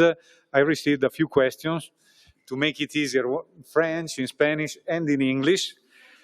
And no, tonight, I have some headache tonight, but I'm fine. No, I try to make, because it's been raising the point, but this is taking too long, about UDR, your opinion about UDR. But let's leave it out for a moment. There is a question of a Spanish lady representing women, Cadiz, lovely, but and asking to, if I understood properly in Spanish, to make some differences in terms of regulation between extensive and intensive farming. Okay, about this I can tell you that we will speak about these things in the environmental part, so we can probably ask later about these, the differences in terms of environmental services and regulations. And okay, only this one, quickly, in a few words possibly, whomever from you wants to answer about, I mean, some practical, some concrete actions, trying to translate from French and resume, to preserve and promote the production of quality meat. What are the best concrete actions we could implement in Europe to promote good meat? Like that, instinctively.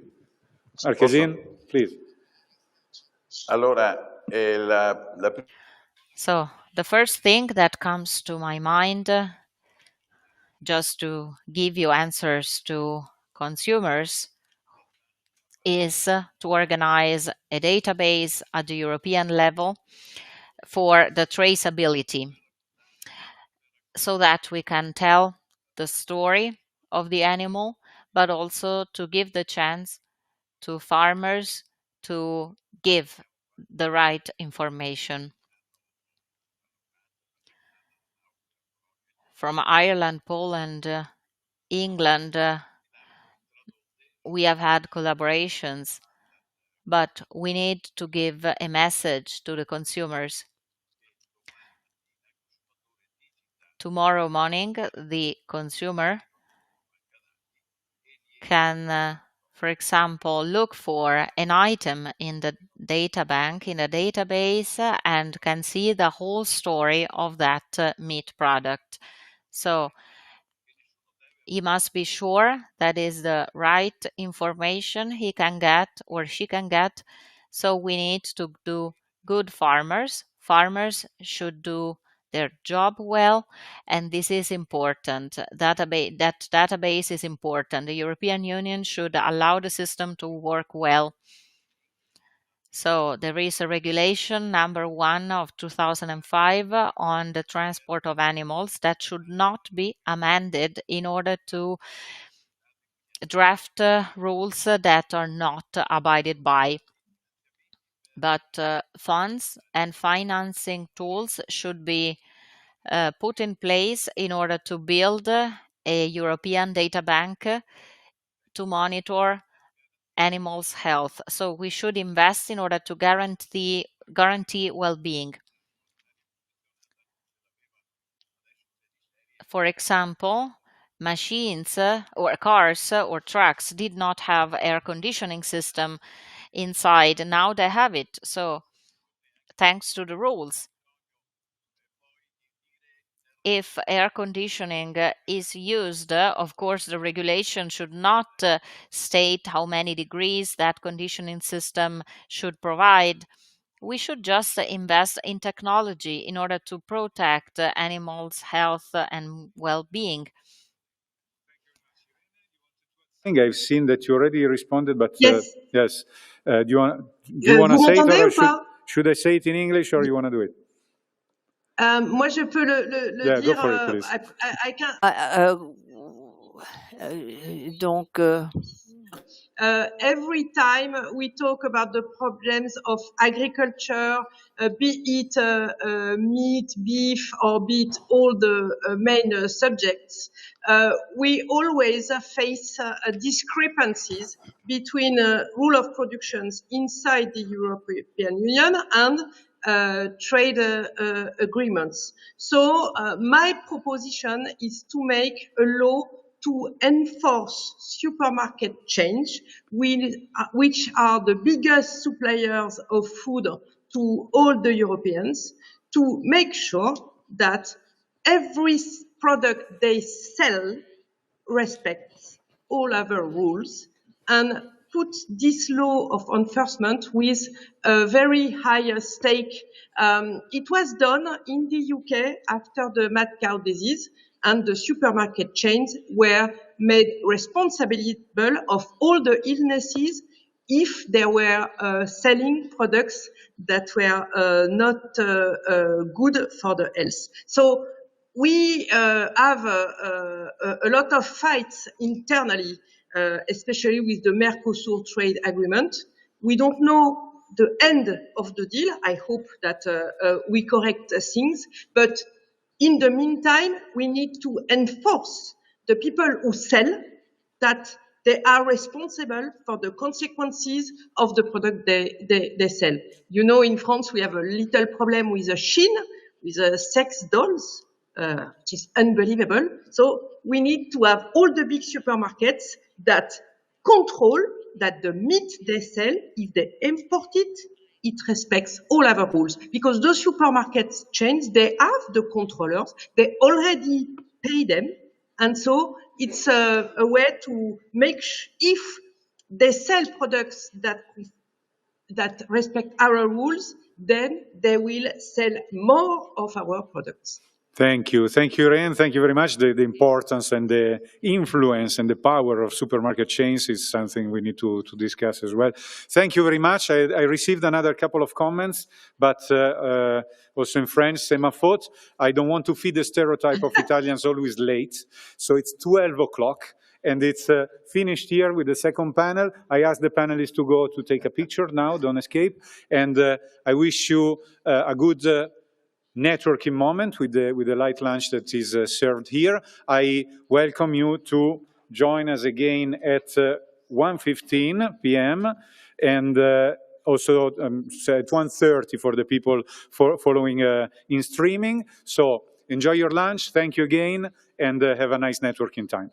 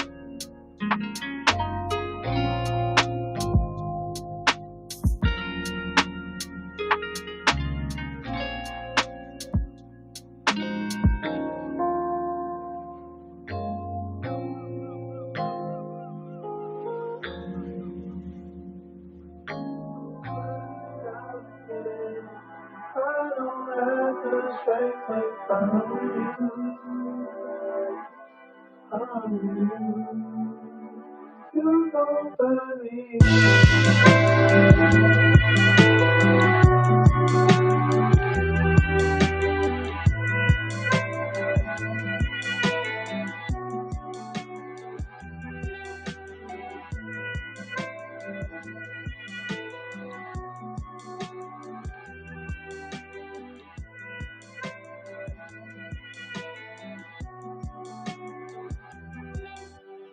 You don't burn me down again. I don't have the strength if I'm with you. I'm with you. You don't burn me, you don't burn me down again. I don't have the strength if I'm with you. I'm with you.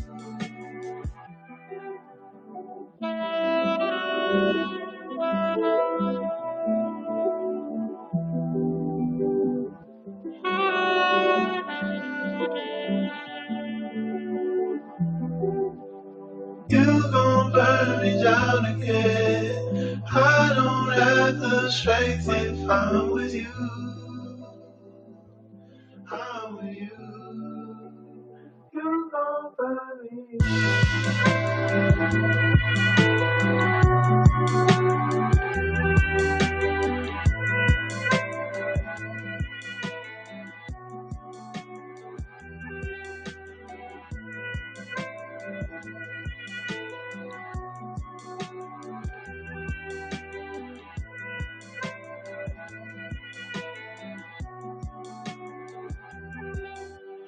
You gon' burn me down again. I don't have the strength if I'm with you. I'm with you. You gon' burn me, you gon' burn me down again. I don't have the strength if I'm with you. I'm with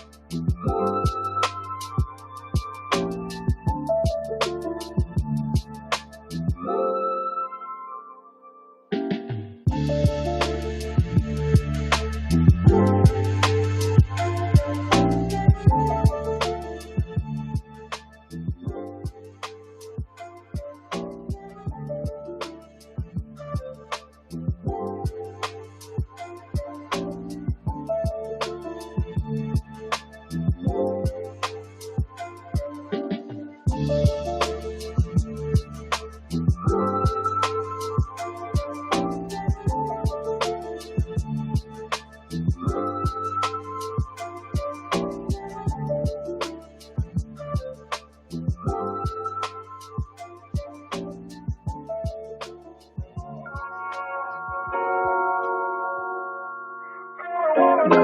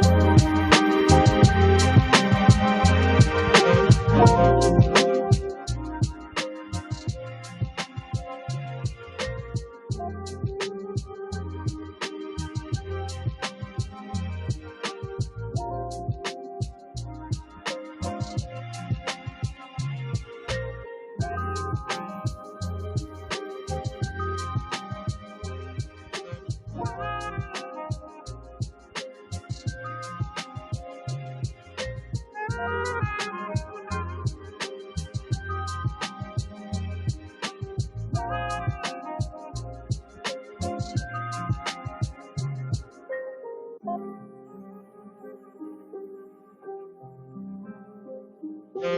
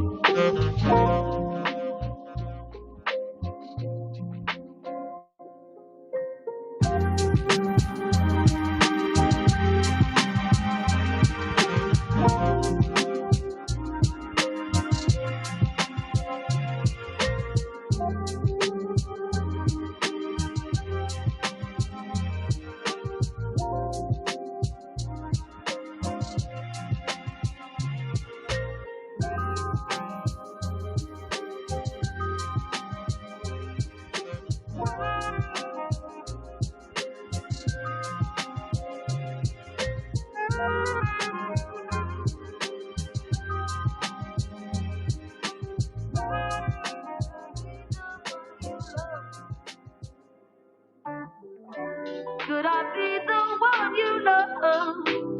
You are.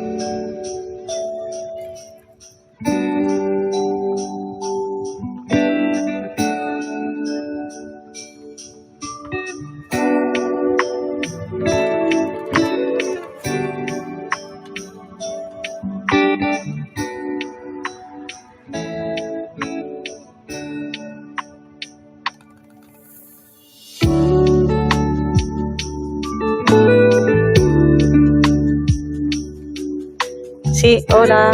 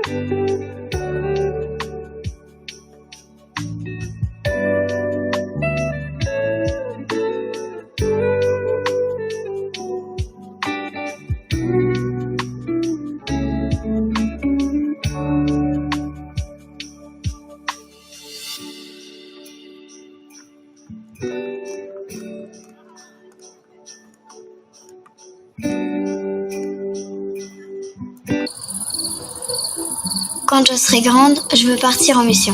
Testing, testing. Une vraie. Mon père dit que la nature, c'est notre premier allié. Alors, on la respecte. On la nourrit autant qu'elle nous nourrit. Et si on allait là-haut? Commence par faire attention où tu mets tes pieds. Ici, on capte l'énergie du soleil. On récupère chaque goutte de pluie. Allez, on y va. On fait pousser l'herbe, pas du béton. Les vaches vivent dehors et elles mangent ce qu'on cultive, juste là, à côté. On veille à garder les sols vivants et on réduit nos émissions.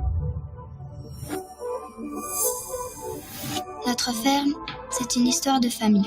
Mes parents travaillent ensemble et moi j'apprends.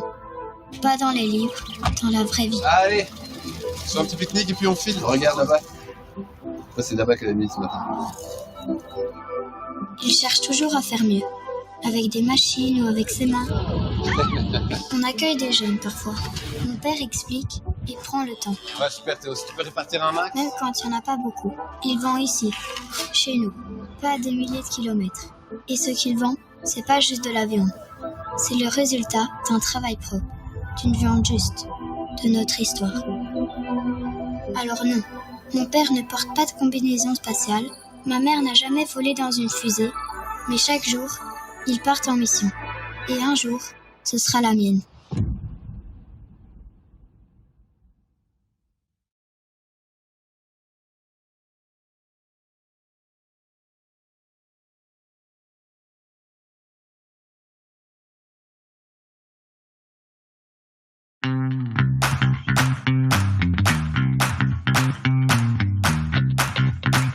En el sector del vacuno de carne europeo, tenemos un compromiso firme con el objetivo carbono neutral 2050 y, en especial, con disminuir las emisiones y garantizar la preservación y mejora del suelo.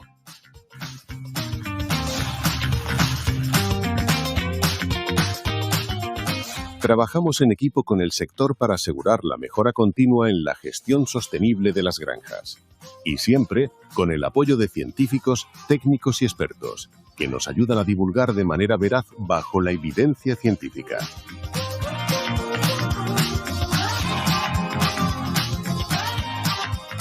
Lo que me encuentro es que el sector está mucho más profesionalizado de lo que uno se podría imaginar. Y esto de que esté más profesionalizado también repercute en términos de sostenibilidad. En que hay un desconocimiento total de, pues, por ejemplo, todo lo que tiene que ver con el medio ambiente.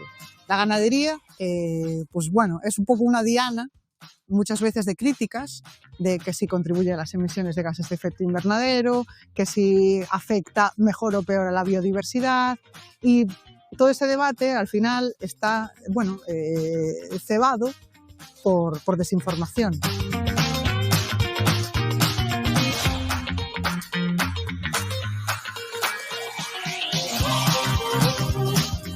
Para mí que científicos y técnicos visiten granjas como esta o como la mía, pues es un orgullo y es esa capacidad de decir que no estamos solos, que al final sí que tenemos gente que se interesa por nosotros.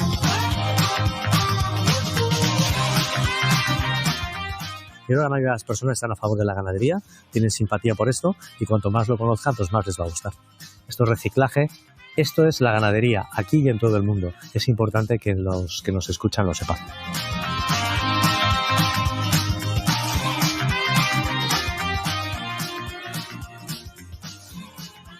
Todos los mensajes que se están trabajando para los jóvenes se están haciendo desde una base totalmente científica. Es un programa cofinanciado por la Unión Europea que va a tener 3 años de duración y su objetivo fundamental es, en primer lugar, dar a conocer a la sociedad cómo de sostenible es la producción europea de vacuno de carne y el esfuerzo que está haciendo este sector en alinearse con el objetivo de carbono neutral 2050.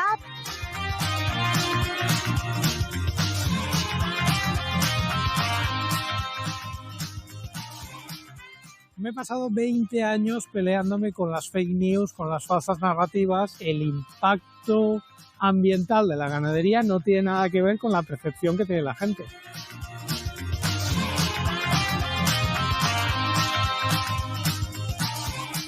Me ha sorprendido mucho que a nivel científico hay que ahondar más en los detalles de cómo se hacen los estudios, de dónde salen los datos y que he aprendido también la forma de poder debatir este tipo de comentarios que se dicen sobre la ganadería.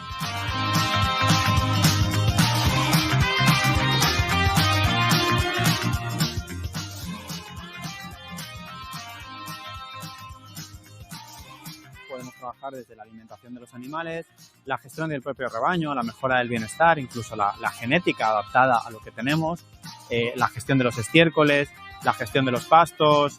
Es decir, hay muchos pasos dentro de toda la cadena que nos podrían hacer mejorar o optimizar un poco la sostenibilidad ambiental. Porque tenemos aún mucho trabajo, pero es un trabajo muy bonito, sobre todo si lo hacemos de la mano, como está siendo el caso.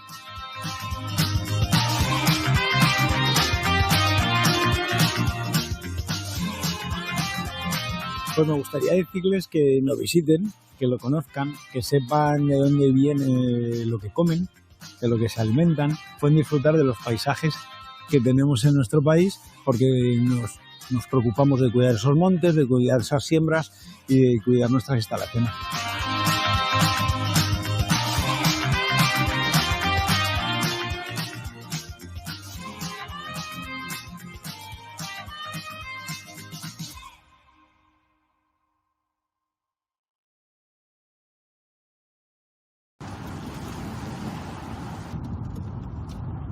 Bueno, ¿qué? ¿Qué tal el primer día? Bien. Uy, ¿no nos cuentas nada más? ¿Te gusta? Sí.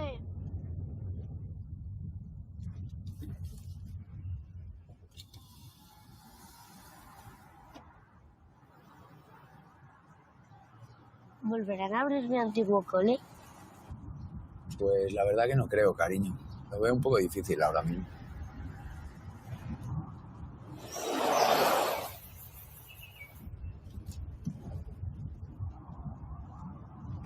¿Sabéis que hay una niña que su madre es influencer? Y tiene más de 1 millón de seguidores. Y otra, que su madre es médico y trabaja en el general. Ah, mira qué bien. A mí también me han preguntado que a qué se dedicaban mis padres. ¿Y tú qué les has dicho? Pues la verdad, que tú eres ingeniero. Que os dedicáis a cuidar la tierra y los animales. Y como hay cambio climático, tenéis una nave que reduce emisiones. Así es. Debido a las características de nuestro clima, nuestro modelo de producción europeo combina la ganadería extensiva con el engorde en cebadero para contribuir a reducir las emisiones, evitar la degradación y erosión del suelo y mejorar su salud y fertilidad. Con el mismo fin, aplicamos medidas como la gestión eficaz del estiércol, el pastoreo rotativo, la mejora de la alimentación y el bienestar de los animales. Más que un trabajo, es como si fuera una misión. ¿Tus padres son astronautas?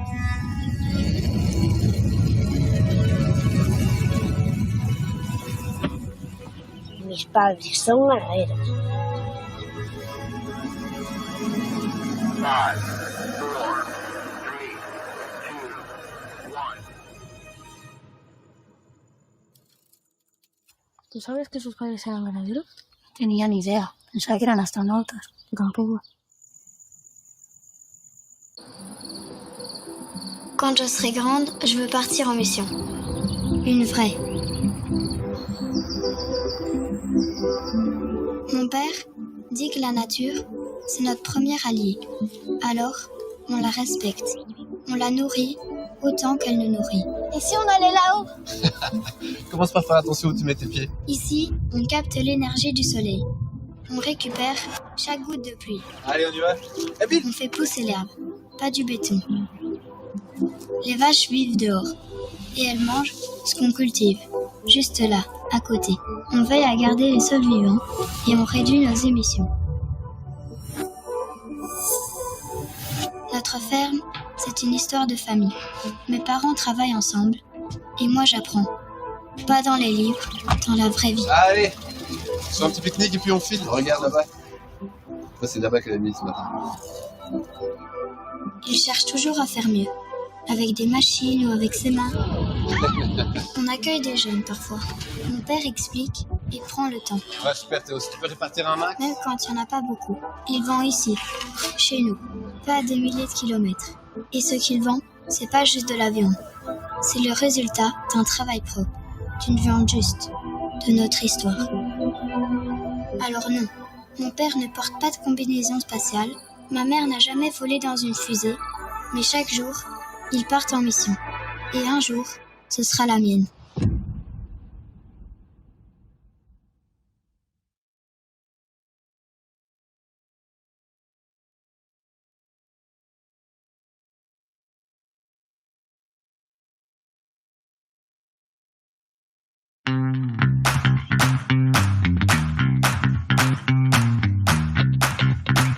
En el sector del vacuno de carne europeo tenemos un compromiso firme con el objetivo carbono neutral 2050 y en especial con disminuir las emisiones y garantizar la preservación y mejora del suelo.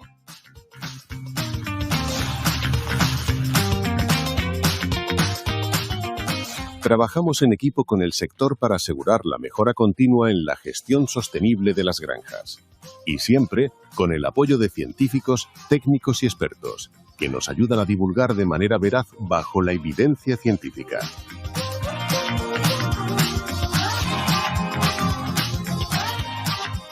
Lo que me encuentro es que el sector está mucho más profesionalizado de lo que uno se podría imaginar y esto de que esté más profesionalizado también repercute en términos de sostenibilidad, en que hay un desconocimiento total de, pues, por ejemplo, todo lo que tiene que ver con el medio ambiente.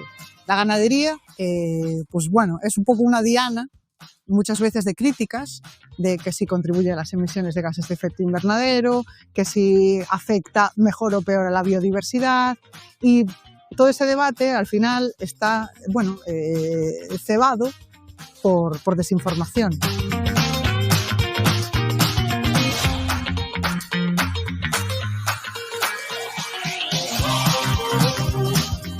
Para mí que científicos y técnicos visiten granjas como esta o como la mía, pues es un orgullo y es esa capacidad de decir que no estamos solos, que al final sí que tenemos gente que se interesa por nosotros.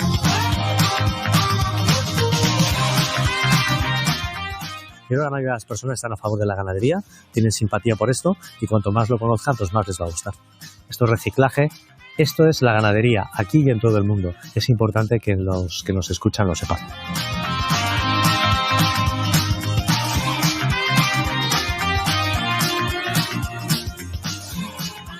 Todos los mensajes que se están trabajando para los jóvenes se están haciendo desde una base totalmente científica. Es un programa cofinanciado por la Unión Europea que va a tener 3 años de duración y su objetivo fundamental es, en primer lugar, dar a conocer a la sociedad cómo de sostenible es la producción europea de vacuno de carne y el esfuerzo que está haciendo este sector en alinearse con el objetivo de carbono neutral 2050.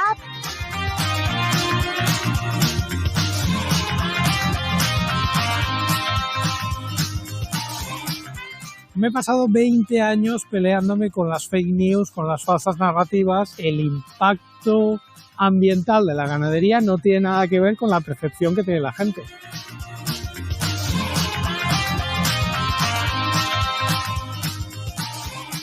Me ha sorprendido mucho que a nivel científico hay que ahondar más en los detalles de cómo se hacen los estudios, de dónde salen los datos y que he aprendido también la forma de poder debatir este tipo de comentarios que se dicen sobre la ganadería.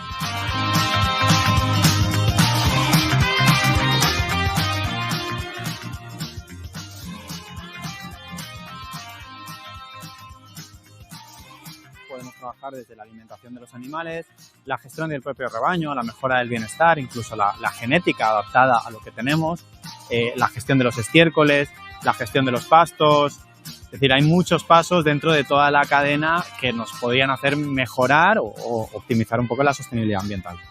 Porque tenemos aún mucho trabajo, pero es un trabajo muy bonito, sobre todo si lo hacemos de la mano, como está siendo el caso.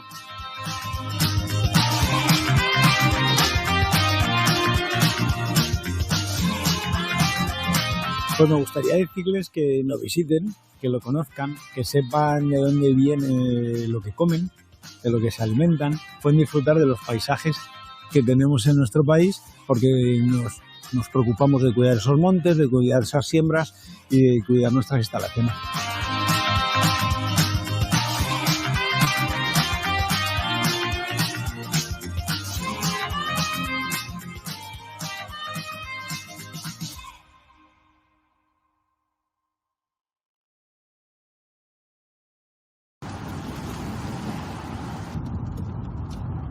Bueno, ¿qué? ¿Qué tal el primer día? Bien. Uy, ¿no nos cuentas nada más? ¿Te gusta? Sí.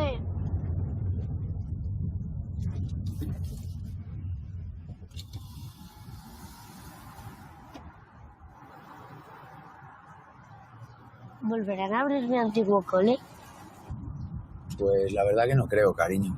Lo veo un poco difícil ahora mismo.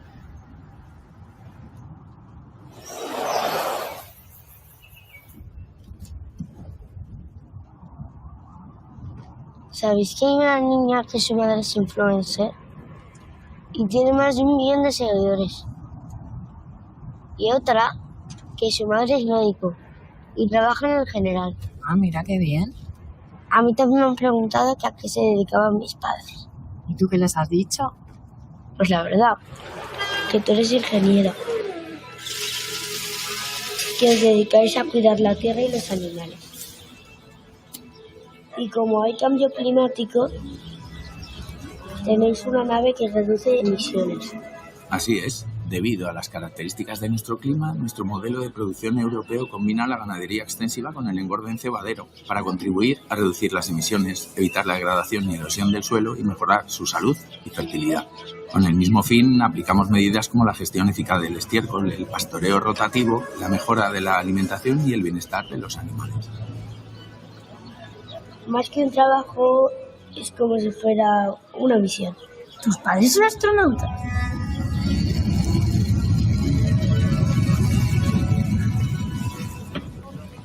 Mis padres son ganaderos. 5, 4, 3, 2, 1.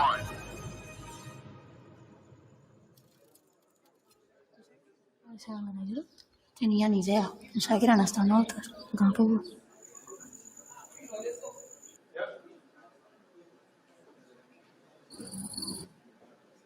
So, hi, welcome back. Hope you had a nice lunch and networking opportunities. So thanks for being here still with us. Also the people from home who are still following. As mentioned before, after speaking of economical and social sustainability, now we go on speaking of environment. Remembering that sustainability is not only about environment, as it's been said before, and then at the end, speaking about the commitment of this sector when it comes to sustainability. So, third panel, the meat sector's path towards reducing emissions and improving soil quality. We do that with Matilde Moro. Thank you for joining me on the stage. Fernando Estellés, Rured Peter, sorry, I managed to say it wrong again. Rured Peter, and connected from remote, Victor Resco de Dios. I don't see him, but welcome, Victor. So, lady and gentlemen, okay, we've seen you. Hi. Now introducing you properly, I start with Matilde Moro, is the General Director of Provac and Coordinator in Spain for the Live Beef Carbon Project. Fernando Estellés, professor of the Department of Animal Science at the Polytechnic University of Valencia in Spain. Rurat Peter is the executive director of the Global Roundtable for Sustainable Beef. And Victor Resco de Dios is a professor of forestry and global change at the University of Lleida and an expert of fire prevention. That's something making me particularly curious. I warn you about the questions. So, we said before I played all the theater about ladies first, but I really like to start with you, Matilde. So thanks for joining us, first of all. And I said you are involved in the live beef carbon project. So the first thing I'm asking you, also to break the ice, is what concrete results has the live beef carbon project achieved so far? Bueno, pues muchas gracias. Oh, yes, sorry. It's mostly in Spanish, this panel. So if you don't speak Spanish, you need your, and probably I should wear them as well because it's, a few words is fine, but an entire panel might be challenging for me too. Sorry for interrupting you.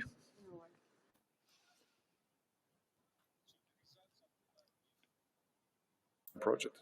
El proyecto Live Beef Carbon. The Live Beef Carbon project, it is true that it concluded approximately 4 years ago, and I believe that it set some really appealing standards about how to measure and calculate sustainability matters Europe-wide. First of all, one of the main goals that we set was to raise the awareness in the sector about the different challenges. We are speaking about the time before the Paris agreements, the COP in Paris, the Conference of the Parties, but it was really important to do outreach, to be in contact with livestock farmers so that they could be aware about the outcomes of their activity. So that was one of the main goals achieved. It also allowed us to show and to prove that the sector was about to capable of reducing emissions by 15%, 15%. At that time, we didn't have the tools and the technologies available today. But even so, they managed to help us accelerate the path of reduction of emissions so as to be able to capture and sequestrate carbon. It also allowed us to compare tools in the beef carbon project with the participation of 2,000 farms in Ireland, Spain, France, and Italy. We set to compare different calculation tools so as to check and verify that we were within the ranges. This was fundamental. This was critically important because one of the obstacles we find nowadays that there is a myriad tools and technologies, and it is difficult to benchmark and to compare. So we need, later on, we will tackle the fact, the communication between farmers, livestock farmers, and the industry as a whole. And another achievement was to adopt and implement a calculation methodology in these 4 countries and also to adapt it to the reality in each of the countries. One of the things we've learned throughout the years is that there is a great range of variability when trying to compare, measure, calculate, and compare metrics. So we use different tools, that is fine, but we need to implement a common methodology that allows us to measure and compare across different places so as to be sure we are applying the same standards, the same yardstick, so to say. One of the things we've been doing recently to complement the project that finished 4 years ago was to build up a retribution system to livestock farmers in line with the efforts they make in reducing emissions and different activities. So to that end, we are analyzing different ways of reducing emissions and to estimate the cost implied by the emissions reduction. It is indispensable to estimate how much does it cost to provide counseling to farmers, how much it costs to certify emissions, etc. So we have a global calculation about the adequate retribution, the remuneration to be given to the farmers for implementing those activities. Italy, Spain, and in 4 countries, and what lessons can be scaled or replicated in the rest of the European Union? Bueno, pues como decía, en primer lugar, fundamental. As I said, first of all, it is critically important to acknowledge the variability, really big degree of variability across countries. So our goal was to measure, to enhance the situation. There is no way to improve. We wanted to measure, but we couldn't compare at all times. All systems, all methods show room for improvement, some more than others. Some projects can obtain more benefits because they are in direct relation with pasture, forest mass. Other projects do not have such a direct relationship. But ultimately, there is always room for improvement in all projects. So this is something we consider when working on sustainability. So the starting point will never be, this model is better than the other in absolute terms. So some models are better for specific things, others for different aspects. So that is why it is so important to consider different models and systems available. As I said before, we intend to apply different calculation methodologies, taking into account the circumstances and peculiarities in each country. It is important to apply, to apply different criteria, quality. I don't want to give too many details. Maybe my colleague is much more familiar and acquainted with these aspects. So we want to work rigorously. We are, deeply observed. People are always putting their eyes on us. That is why we always wanted to be supported by evidence, by science. Everything we do is based on, is informed by scientific evidence so that we can, in fact, and demonstrate and show that those emissions were real. Keep in mind the also big differences between different, compare southern Spain with Ireland wouldn't make sense. So as we don't like the idea of, I don't like the idea of a universal diet, which doesn't make sense. So also when it comes to emissions and stuff, absolutely. And again, you were mentioning somehow the economical part, no? In what you were saying. So I don't know if I read it somewhere, but I understood from your messages in general that generating less emissions doesn't mean to produce worse. On the contrary, it means to produce better. And my question now is, how can emission reductions be achieved in the beef sector without compromising profitability? Bueno, sí, de manera general, generally speaking, anything we do to enhance efficiency can have a ripple effect, a positive effect, generally speaking. But if you want to implement a model that strives to compare calculation of measurement systems, I'm sorry, we are having a technical problem. We've lost the video and audio feed. We apologize. We will renew the interpretation as soon as the problem is solved. Thank you.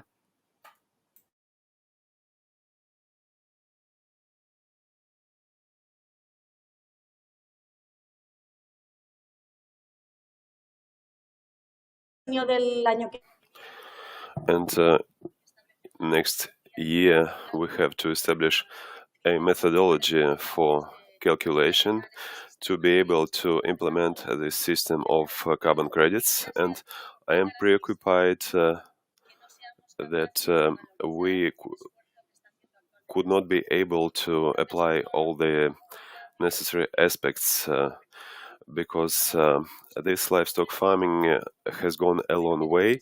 It can advance even more, but we have to be careful how we proceed, how we go about it. We need to unite our forces to escalate the improvements and to balance the profitability and sustainability. Of course, every technique used is an influence for the profitability, but that's why we need to use more efficiently our calculation tools. But I am also preoccupied if we will be able to fully push this system forward and to do our job as regards carbon credits and to invest in this area efficiently. Profitability, again, of course, but also maybe with the society. I mean, to help through these projects to change the negative image of the sector. Okay. Thank you very much. Fernando Estelles, professor. So I learned that you're pretty able in translating technological advances into strategies that can be used on a farm level. And it's something I find very interesting because I recently seen how in the livestock sector, the exchange of expertise, of knowledge is not only from the academia to the industry, but also more and more the other way around. And what I'm asking you first is, why is close collaboration between science and production essential? Yeah, thank you. I'll try to speak in English, so it will be shorter, so you will appreciate it, and I won't say bad words. It's the only way forward. I mean, collaborating is the only way to change things. The other way, it's just we are putting rules, putting restrictions, but the sector needs to be part of this change. It's like we cannot say the manufacturers of cars, for tomorrow, every car has to be electric. It's useless. I mean, we have to talk to them and say, which is the best way from now to arrive to this objective? And let's go with this path together. Let's hold our hands and go together. Because the problem with science is that we are so used to make so fancy science, so funny science, so extremely nice science for ourselves, scientists, that we love our very difficult and complicated science, that we forget that we are producing science for the society or for the industry. And that's funny because we make really interesting things, really nice, beautiful invents that are useless for farmers. And then when you go to the farmer, they say, okay, that's really nice, but this is not my problem. Then we have to change the way around. We have to learn from farmers. We have to learn which are the actual problems and which is the way they can work. Because sometimes we are asking for them for things that they can't do, actually. Not now, probably in 3, 5, 10 years, but not now. So we have to learn from them which are the control conditions. As Matilde was saying, this is very diverse. There are many different farms, many different producers within Spain, within the same sector, within anything. There are many diversities, so we need to learn from them. And then we can produce more complex or tailor-made solutions. But we are not used to that. From the scientific point of view, we are used to produce like an overall, general, this is our way, this is perfect. No, we need to go with them. We need to learn. We need to feel uncomfortable because sometimes we don't have the answers to their questions. But that's the way to learn. And it's been extremely nice or funny or, I don't know, enriching for us because we are learning a lot from actual field science. And we are trying to translate that to our basic science and coming back. And I think it's the best way to go forward. Well, it was something which emerged also with Pereder before. And, well, it requires quite some humility as well from a scientist, and often maybe... Yeah, I mean, it's like science has the answers. No, science don't have the answers. We make even more questions. And that's where we feel comfortable. So we need to be humble, listen, and from there start building up. And it also changes the perspective from producers, from farmers. Because when you arrive there and you try to impose something, you have to do that. It's not the same when we arrive, okay, we should be there in some years, which is the best way we can work together. It changes completely, and it makes much easier the adoption of this kind of measures. This, now it's called like co-innovations or whatever. Let's give the word we want, but it's going together. Thanks. And speaking about imposing, when it comes to environmental regulations, and we are in Brussels, I have to ask you about the legislation. So, because science is a constant question, and rediscussing what you have achieved or the results and so on, but still is the most solid thing we can rely on as human beings. So, basically, what are the consequences of enacting legislation without a solid scientific foundation? It's quite funny because something that I had written there, it's like science is not solid, it's fluid. As Pierre said this morning, science has not an answer, a true answer. It's not a reality. We are changing continuously, and that's the basics of science. Arguing continually and changing. I mean, some years ago, eating 1 egg per week was really dangerous. We were going to die if we ate 1 egg per week. Nowadays, we know that that is bullshit. So science is evolving continuously. And regulations are fixed.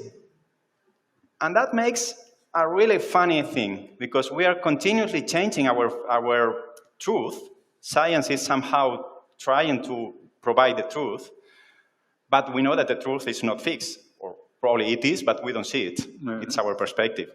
So regulation must be based on science, but proper science, that in those small agreements that Pierre was saying this morning. So giving these small steps, that's from the scientific point of view. But we also have to be aware that regulations are not only based on science, are based on society, what society is demanding, based on economics, on politics, on whatever. So we can provide some information, but we have to be aware about the other part. And we are receiving many times some regulations that are, let's say, not against the science, but somehow besides the science. And that's because there are other forces pulling there. And that's another thing, that we should also look at these other forces and try to change this social perspective and so on, because we have to understand that regulations are not only going based on science. And going directly, it's really dangerous to not have a scientific basis, because the problem of when you make a regulation without the scientific basis is that probably in a couple of years, it will change, and you will have to change the regulation. And that's something that we don't like at all. When we are completely changing the rules, we need some stability. Yeah, it hurts everything. And that needs a good basis for that, good foundations. Sometimes it implies that we don't have to be so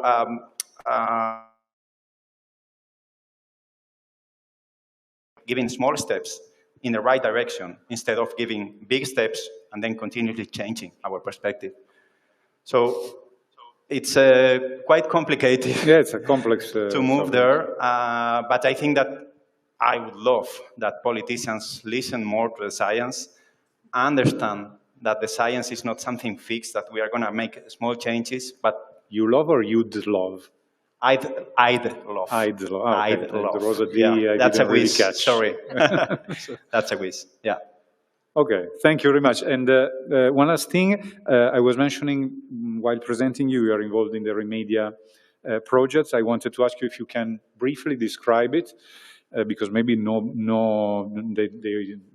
everybody knows it, and how it's contributing to emission reductions, again, through applied scientific research, of course. Yeah, so Very briefly, Remedia Network, we are a network of scientists in Spain working on the reduction of emissions and so on in the primary sector, agriculture, forestry, and livestock. We are a bunch of friends, actually. And after 10 or 15 years, we have achieved somehow the entity so that the producers, the sector, came to us and asked, okay, what can we do to reduce? Or which are the steps? That was really nice for us. It was a nice feeling that somebody listened to us. And it's also funny, as I always say the same, when I was talking to Javier the first time, that he approached us and said, okay, we need to do some things to reduce emissions and so on. And the first thing I told him, Javier, be careful, because I'm going to say you things that you don't like, because you have to change things. And he said, feel free. And it was like shocking. Okay, then we can work. If you are trusting me that I'm going to say which is going to be, from our perspective, the best for you, then it's a good relationship. And that's quite healthy.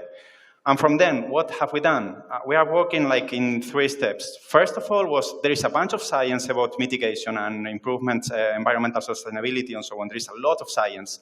So we try to translate it for farmers because the language is not the same. It's quite complicated. It's so many complexities and so on. We love complexities in science.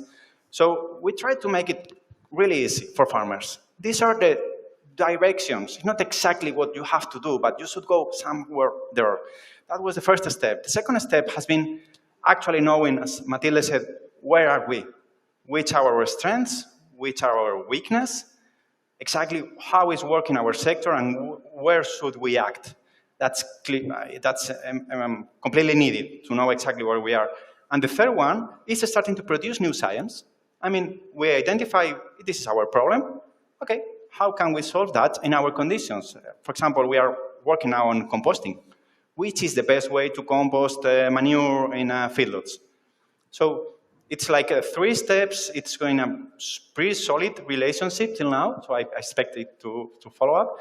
But I think it's been quite interesting. And we have to consider we are a bunch of researchers, each with expertise, with different areas and so on. So pulling all them together and having the sector and working also with farmers is being quite productive. The only problem is that takes time. And we don't like that, but it takes some time to see the results. But we're on the way. Good. Thank you very much. Muchas gracias. Rural, Peter. Global Roundtable for Sustainable Beef. If you want to, maybe you can take the opportunity also to introduce, it was one of the questions we received, the European Roundtable for Sustainable Beef. If you want to, just to mention what it is, because you are giving us today a global view, not on European. And I ask you already, why is it essential to establish comparable global metrics as you have a global view? Sure. Thank you. And I'll answer that question from this morning first. So the European Roundtable for Beef Sustainability is a group with members from 5 countries in Europe, and we heard about it this morning a little bit. Now, primarily that is made up from people within the value chain and from producers through processors and retailers. And they have got a very specific task, which is to take global principles and criteria, turn them into indicators and metrics and means of verifications in Europe. Now, there are 5 countries, and they each have their own platform. Some of them pre-existed the formation of the roundtable. So essentially, they're working on demonstrating progress. That's what they're doing. And at the global level and at the European level, we are not a lobby organization. Of course, we try to bring science-based messages and demonstrate our progress to policymakers, but we're not lobbying them. We are a non-profit organization, and that's not part of our remit. I see this initiative as having a very important complementary role to the European Roundtable, which would be a more direct interface with the politicians. And we saw members of the panel this morning who are involved both in farming and politics. And to me, they're the ideal people to bring this kind of message to the politicians and the decision makers in Europe. Because Europe's pretty unique in the amount of bureaucracy that you've got. This is a region that is quite distinct as compared to the other regions that the Global Roundtable works in. And we are present in all of the Americas, European Roundtable here, Southern African Roundtable, Australia and New Zealand. So essentially we're covering 24 countries around the world. But Europe, I would say, has got a far larger bureaucracy to deal with than the rest of the world. And that is why the European Roundtable is important. And I think this group is complementary. Okay? Sufficient? Thank you. Yes, absolutely. And then I'll move on to your question about why metrics are important. So we already heard that from you, actually. You were talking about the need to be able to measure what you're talking about. If you can't measure something consistently, then how can you improve it? There's no way to demonstrate progress. And we need to be able to do that between systems, and we need to be able to do it between countries. So we've really heard about the kind of importance of that. I'll go back to something that Pierre said this morning about Europe having come from, a very high level in terms of the development of agricultural systems, productivity, efficiency, animal welfare. There are lots of things that Europe led in for quite a long time, up until probably 10 years ago.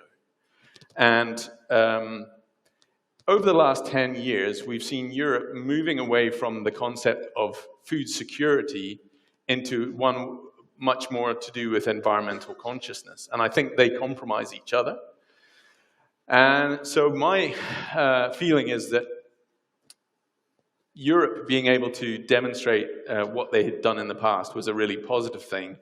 And being able to currently measure things to compare should show us all where it's most efficient to produce food. Now, if Europe, through environmental legislation, chooses to reduce very efficient production here, which was feeding people in other regions, that is going to be replaced with less efficient production in those or in other regions, right?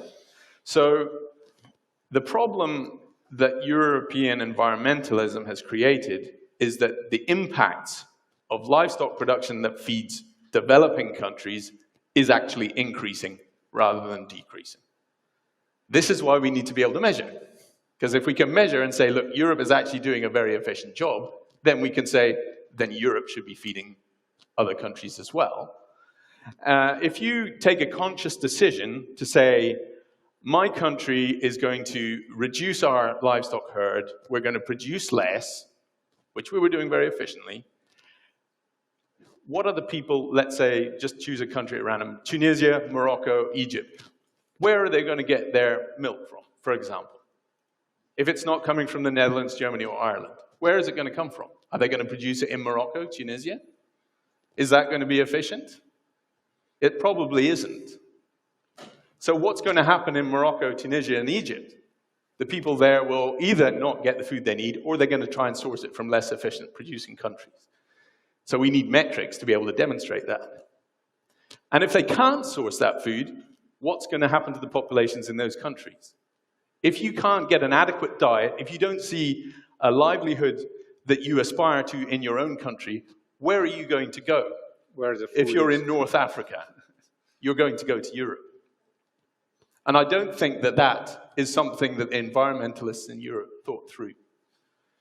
So that is why we need metrics. We need to be able to demonstrate where production is efficient and is, supplying livelihoods, rural opportunities in Europe, and meeting the needs of people beyond Europe.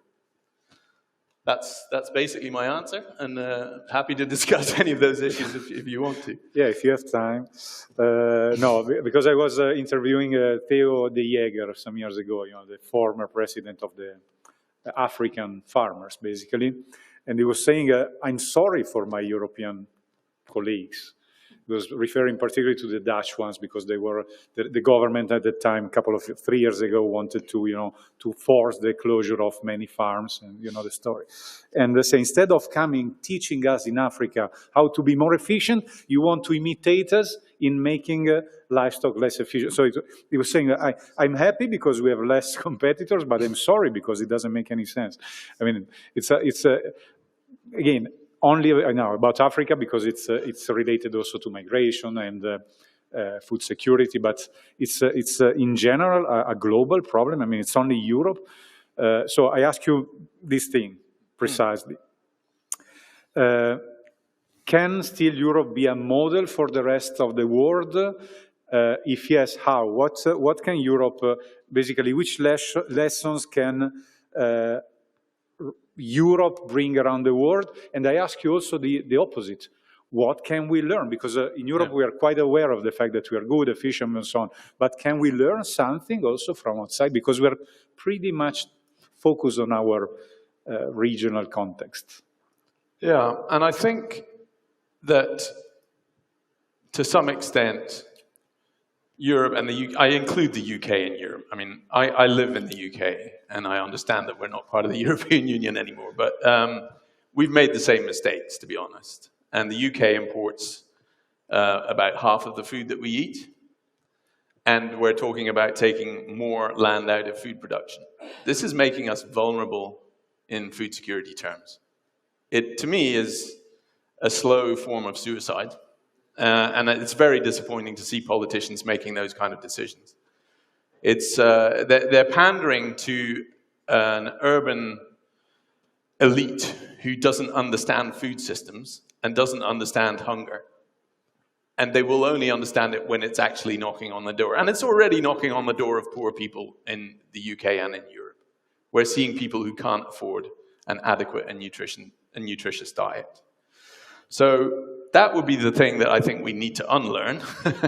But there are, you know, we made a lot of progress between, like Pierre said, between the end of the Second World War and probably the early 2000s. We made massive progress in productivity, in genetics, in husbandry, in all kinds of aspects of food production that generated actually a massive surplus, of course. We had, back in the sort of early 80s or 90s, we had butter mountains and milk lakes and even wine lakes. You know, to think of that today, you know, we've gone hell for leather in the opposite direction.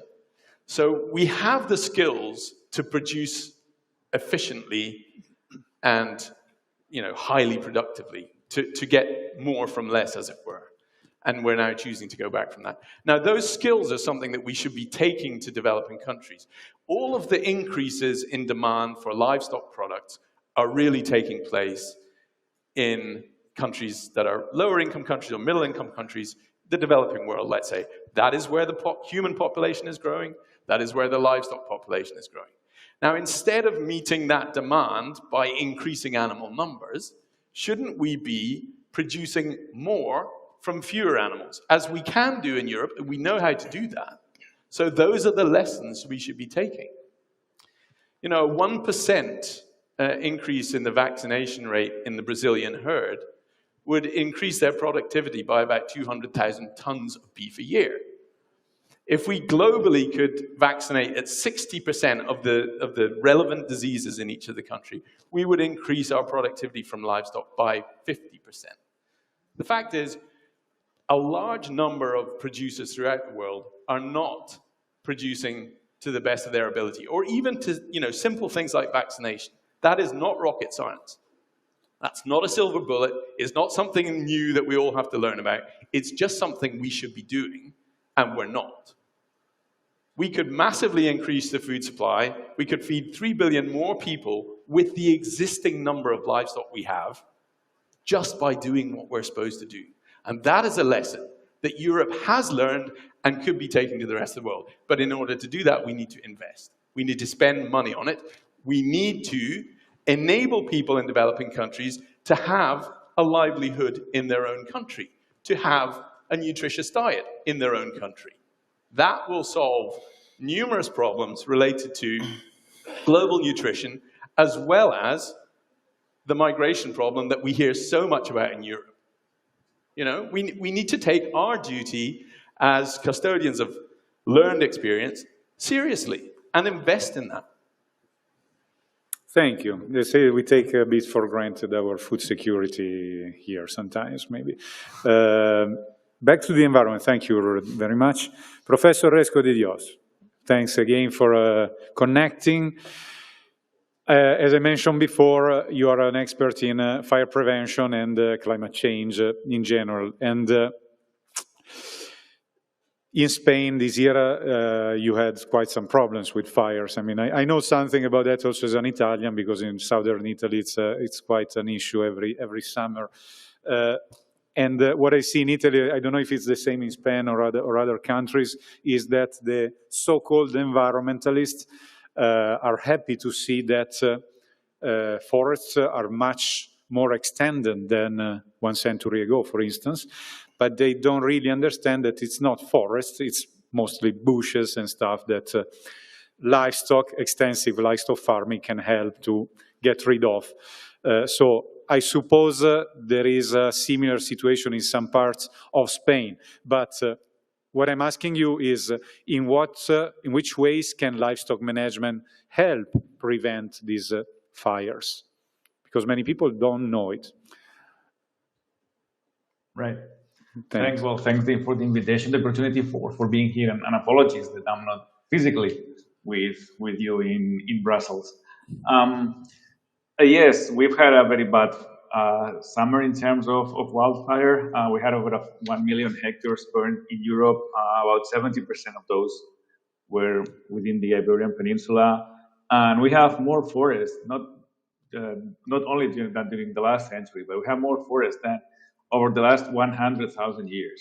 So we're actually on record-breaking levels of forest as we have in our recent geological past.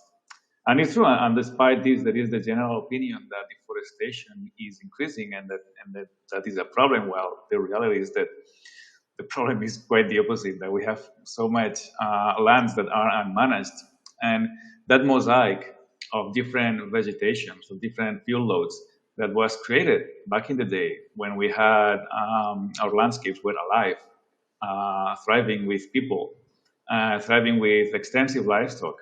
That was sort of the perfect recipe against wildfires, because then you had some areas with high fuel loads, but it was a small area, didn't really matter. You had some areas with low fuel loads because you had the extensive grazing, you had farms, you had young forests, you had old forests, you had shrublands, you had this diversity of habitats, which is so beneficial for biodiversity, because biodiversity feeds on habitat diversity. And now we are losing these landscapes. It's becoming increasingly homogenized due to rural abandonment. And this is a big part, or at least a part, behind the biodiversity crisis, and it is a major player in terms of this security crisis that we're increasingly living in Southern Europe by now, but in Central Europe and Northern Europe, we are also going to experience an increasing threat over the next few years as global warming is intensifying and making those areas that so far they have been too wet to burn, but that's going to change recently. So Central and Northern Europe needs to pay a lot of attention to what's happening in Southern Europe these days, because they're going to be suffering the same issues. So yeah, there are different ways of preventing wildfires.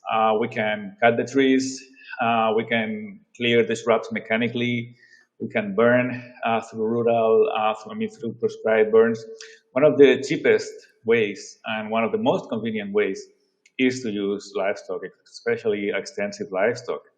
And here we have a sort of how do I put it? Not a conundrum, but it's a sort of a paradox, because many times shepherds are to blame for wildfires in some areas, particularly in northern Spain.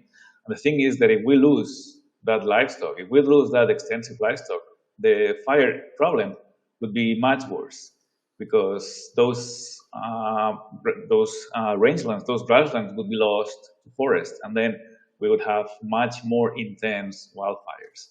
So while yes, sometimes livestock leads to some fires in some particular areas, overall, if we lose that livestock, we can expect the wildfire problem to magnify even more. And we need our landscapes to be rich in terms of having these grazing animals, these browsers, because they're going to be key to safety. And we are also seeing how fire is a threat to civil protection. In Europe, we've had more fatalities as a result of wildfire than as a result of terrorist attacks, for instance. And this problem is increasing at the wild and urban interface where people live. This year, we've seen lots of towns burn, a lot of people lose their houses.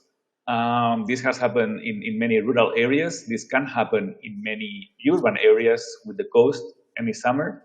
And one of the cheapest ways to ensure the safety of citizens is through livestock, through having alive landscapes with farming, with livestock, with extensive livestock, and also with these pastoral burns, with prescribed fire. We're introducing different traditional management techniques that can now be enriched through science and through engineering, so we can use them in the most effective way.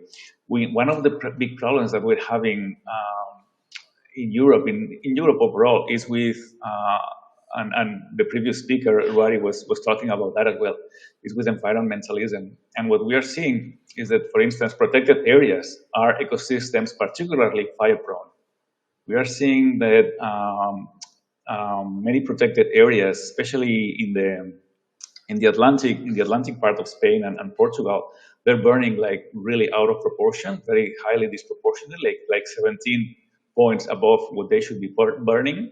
We are seeing overall how wildfires in protected areas, they burn at 20% higher severity, and how they ultimately expose risk to human population. It is now 9 times more likely for a citizen living in the outskirts of a protected forest to be exposed to fire than those living in the outskirts of a forest that is not protected. And this is part of the reason for this is that because we are losing these traditional activities. In the national park from the mountains, in Picos de Europa was a national park that this year was affected by fire. We have 3 three national parks in mountain areas. In addition to Picos de Europa, we have one in the two of those in the Pyrenees. And what we are seeing is that due to the the loss of extensive grazing, we are seeing very large biodiversity declines because the forests are taking over. So we are losing that heterogeneity of habitats that I was referring to before. And we are seeing these fires becoming an increasingly severe problem. And this is going to be increasing ever more under global warming, because it's going to be making these areas that so far have been fire-free. They were too wet, they were too cold. Pyrenees and those areas in Central and Northern Europe I was talking about before, they're going to become fire-prone as global warming intensifies. So now more than ever, we need to recover managing our landscapes. We need to recover traditional activities. We need to recover livestock as one of the essential measures for citizen safety, and one of the cheapest. I mean, if we have farmers that can have a profitable activity, if we can have extensive livestock that makes a profit, as Matilda was saying, then we don't need to spend resources in fire prevention. I mean, economically it makes sense, ecologically it makes sense. It's a matter of citizen safety.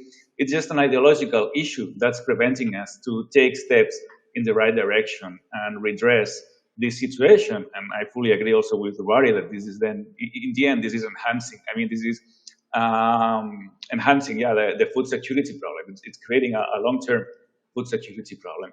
We can reverse that. We have the tools to do that. Thanks. So a message to environmentalists.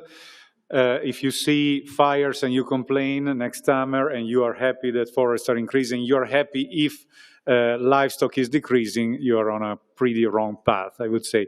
And I think we should make livestock a key indicator of a healthy ecosystem. Yeah, I agree.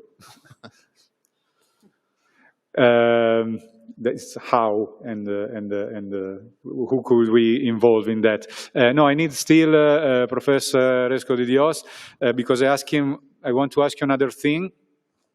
You were speaking of implementing some measures, so briefly, please, what concrete measures would you propose to better integrate fire prevention into rural policy and administration? Sure. We need to enhance through the common agricultural policy, which back in the day was about food security. We're seeing how that is changing into more environmental policies, and I think we need to redress this problem because it's leading to this sort of colonialism, this green colonialism from global South countries. So in a way, this focus on the common agricultural policy on more environmental issues is leading to this green colonialism crisis. So what do we need? Well, we need to keep our landscapes alive. We need to promote, first of all, we need to promote that areas where people live are safe. This means promoting rural activity, promoting rural landscape in the areas surrounding where people live. We cannot have people losing their lives. We need to have. This is the first area. The second one would be treatments of fire prevention across large scales, and this means implementing this landscape. We need to recover these mosaics with very high habitat diversity over a very large area. This would be a second key area, a second measure to implement. So those would be the two most important measures would be these two, making sure that towns, peoples are sure. The second one would be making sure that we have this fire prevention over the landscape. And then, we could have a very long list because through livestock, we can also manage the water cycle, and which is an increasing threat through human security, how to make it having secure landscapes when we are increasing ignition sources, such as the deployment of renewable energy over large scales, having photovoltaic systems, it's creating new ignitions. So those areas are going to be treated, and livestock could be a safe way to. I'm not saying we shouldn't have photovoltaic systems; they should be placed in some areas, but through livestock systems, we can prevent these new threats that are going to be affecting our ecosystems. Thank you very much, Professor. So far there are no questions. If you have any, the procedure is the same, but before waiting for some questions maybe not coming right now, I take the opportunity to go back to one of the questions we received earlier on, so about the EUDR situation. So maybe I'm looking at you. Yes, you are the lucky one. No, because it can be a perfect example of science applied in regulation. I mean, the fact of paying attention, of ignoring science when we are regulating on such complex, important matters. So what do you think about that? Yeah, it's tricky questions from other table, but I do my best. It's a clear example of the disconnection between science and regulations. I think it's not really going against science, because there is some scientific evidence that, of course, beef is creating deforestation, but not in Europe. That's happening in Brazil, that's happening in Paraguay, that's happening in other areas. So it's absolutely stupid to link beef production with deforestation in Europe. So that's the way that it's a misunderstanding probably of science. It's not a good use of science, of scientific evidence, to make regulations. So regulations are coming here and are obliging or are creating some problems that we are not having, or trying to solve some problems that we are not having here. And that creates, as I said before, instability, because we are being asked for something that doesn't make sense, and it's creating some extra bureaucratic problems that we love bureaucracy, as we know.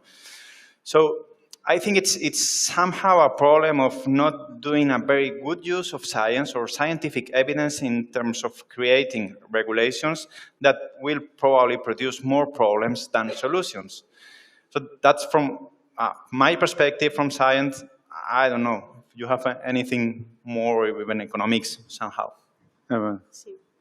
Please, ¿En español? Bueno, sí. Realmente...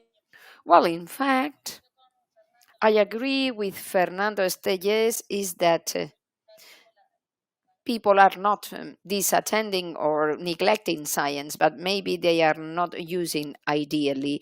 In the EU, we are already, it is difficult to explain what is happening with beef production in Spain, because It's really difficult to explain a farmer, a livestock farmer, that they need to follow the legislation. Sorry, we are having real trouble with choppy sound in the in-feed. I don't know. It's really hard to communicate, to convey messages.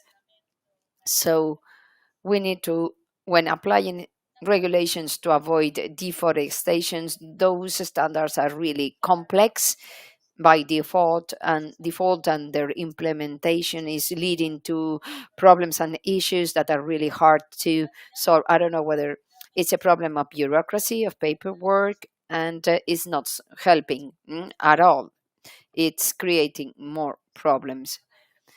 Of course, the aim is absolutely okay. I mean, stalling deforestation, it is a justifiable aim, but the means are not ideal. We need to sit down and reflect about the best way to face this issue. The cost in terms of bureaucracy is a real challenge. It will be massive, and we could even find ourselves in the same situation as third countries outside Europe. So we need to be aware and pay attention to the products that are placed in our markets. We need to avoid any disasters there. Once again, we are signing on to the livestock farmers are the main cause for deforestation. So soy is the main product that is, the culprit. They say it is to blame for deforestation in third countries, soy crops. So they didn't take into account first and foremost what was the real problem to find ideal solutions. Talk about deforestation as well, and the EUDR in specific, because we're an observer in the multi-stakeholder platform established on EUDR. Obviously, the uncertainty created by constant changes of a legislation 2 months before it goes into action are severely damaging to the credibility of the European Union in third countries. And frankly, most of those countries can do without the European Union. Europe just isn't as big as it thinks it is, and it's not as big a market as it thinks it is, and it's not as lucrative a market as it thinks it is. So frankly, if you do this, you're just further risking your own food security. And then specifically on beef, imported beef to Europe from countries where deforestation takes place accounts for about 3% of Europe's deforestation footprint. So you're doing all of this to your own livestock sector, as well as those third countries, for 3% of the deforestation footprint. Again, to me, it looks far more political than it looks like a solution to a genuine problem. It looks like something that's like, let us try and control the beef market so that we don't consume as much. And that never ends well. Trying to control what people eat with legislation is not a smart move. And it will only impact on people's food security, food prices in Europe, and has already impacted on the credibility of Europe outside. It makes it a less desirable market, and it makes Europe, frankly, look pretty silly. And to confirm what you say, I was last year in Argentina, by the way, with la Mesa de la Carne Sustentable in Buenos Aires, and there were many farmers there. And basically, the message, the main message, the concept for them was, okay, Europe doesn't want, Europe create problems, let's sell it somewhere else because it is not so important. That what the farmers in Argentina were saying. So I had a direct experience of these thoughts. So thanks, Rured. We have a couple of questions now and a couple of minutes. So Roberto Rodriguez, my question is there a quantification of carbon released due to wildfire, so for Professor Resco de Dios, compared to greenhouse gas due to livestock? Is that grazing prevention taken into account to measure the impact of livestock activity in climate change? Let's see if I have something else that can combine with these. how do you see the place, Marie Blanchard, how do you see the place of organic agriculture in the topic of environmental sustainability of the beef sector? Well, we'll see, but let's start with the first one. Professor, are you still there? Yes, I am. Did you get the question? Yes, I did. Well, it is a matter of scale. In fact, the carbon emissions from wildfire. In Spain this year, we've had a record-breaking levels of CO2 emissions, and that was 17 million tons of CO2. I don't know how that compares with the livestock sector, but that's usually we're below 10 million tons of CO2 emissions in Spain. So it's been pretty high. It's about well, I will need to double check the numbers. I don't want to say it from memory, but it's something significant. I think it's on the order of somewhere in the about a third of the emission from the industry sector. We had in 2023 the fires in Canada. They were record breaking in terms of they were emitting, only the fires in Canada emitted more CO2 than any other country in the world, except of course for China, India, and the US. But only the emissions in Canada were higher than any other country. And last year, in 2024, we saw again record-breaking levels of CO2 in the atmosphere. The CO2 concentrations in the atmosphere raised by 3.5 ppms. The average is growing 2 ppms. And a big reason for that was the fires that we had in the tropical forest. So we see how fires are playing an increasingly large role in terms of driving CO2 emissions high globally. So yeah, we do need to take it seriously because it is threatening the success of global agreements. Thank you. There is a question. I read this one because it's also is a provocative one, and finally we had some pepper here, and it's also connected to one I wanted to ask Mathilde, which was how can what role do pastures and soils play in carbon sequestration and soil quality? And there is Kiri Campbell asking, first, if the majority of European feed is imported, and the majority of that imported feed is from Brazil, where that feed production leads to deforestation, how exactly is it a mistake to link the deforestation to European beef production? And then asking also, the talk hasn't touched on soil quality at all. The measurement system mentioned only emissions. What exactly is the path towards improving soil quality? What steps are being taken? So the first one is for all, and the second one maybe mostly for you. Sí, creo que la he entendido correctamente. Realmente I believe I understood it correctly. In countries where we do not import feedstuff from those countries, but raw materials. I can tell you about the case of Spain. Production of beef in Spain consumes less and less soy. So this direct link between beef production and soy consumption, considering our production model, it doesn't make sense. I'm speaking about my own country. I'm not familiar with and I lack data about what is going on in other countries. Maybe it's a similar situation, as I said before. Regarding deforestation, I don't think this is a proportional measure, taking into account over-regulation and over-costs, excess costs in Europe, because this problem is much more important in third countries. I'm sure there is another way of tackling these issues and facing those challenges. Regarding carbon sequestration, in grazing, pastures, forest mass, it is a natural cycle. Therefore, right now, with our live carbon farming project, we are trying to create a methodology to be able to analyze the carbon content in soils at the beginning and at the end of the project cycle, to analyze the actual progress and evolution according to practices that are being implemented under the umbrella of this project.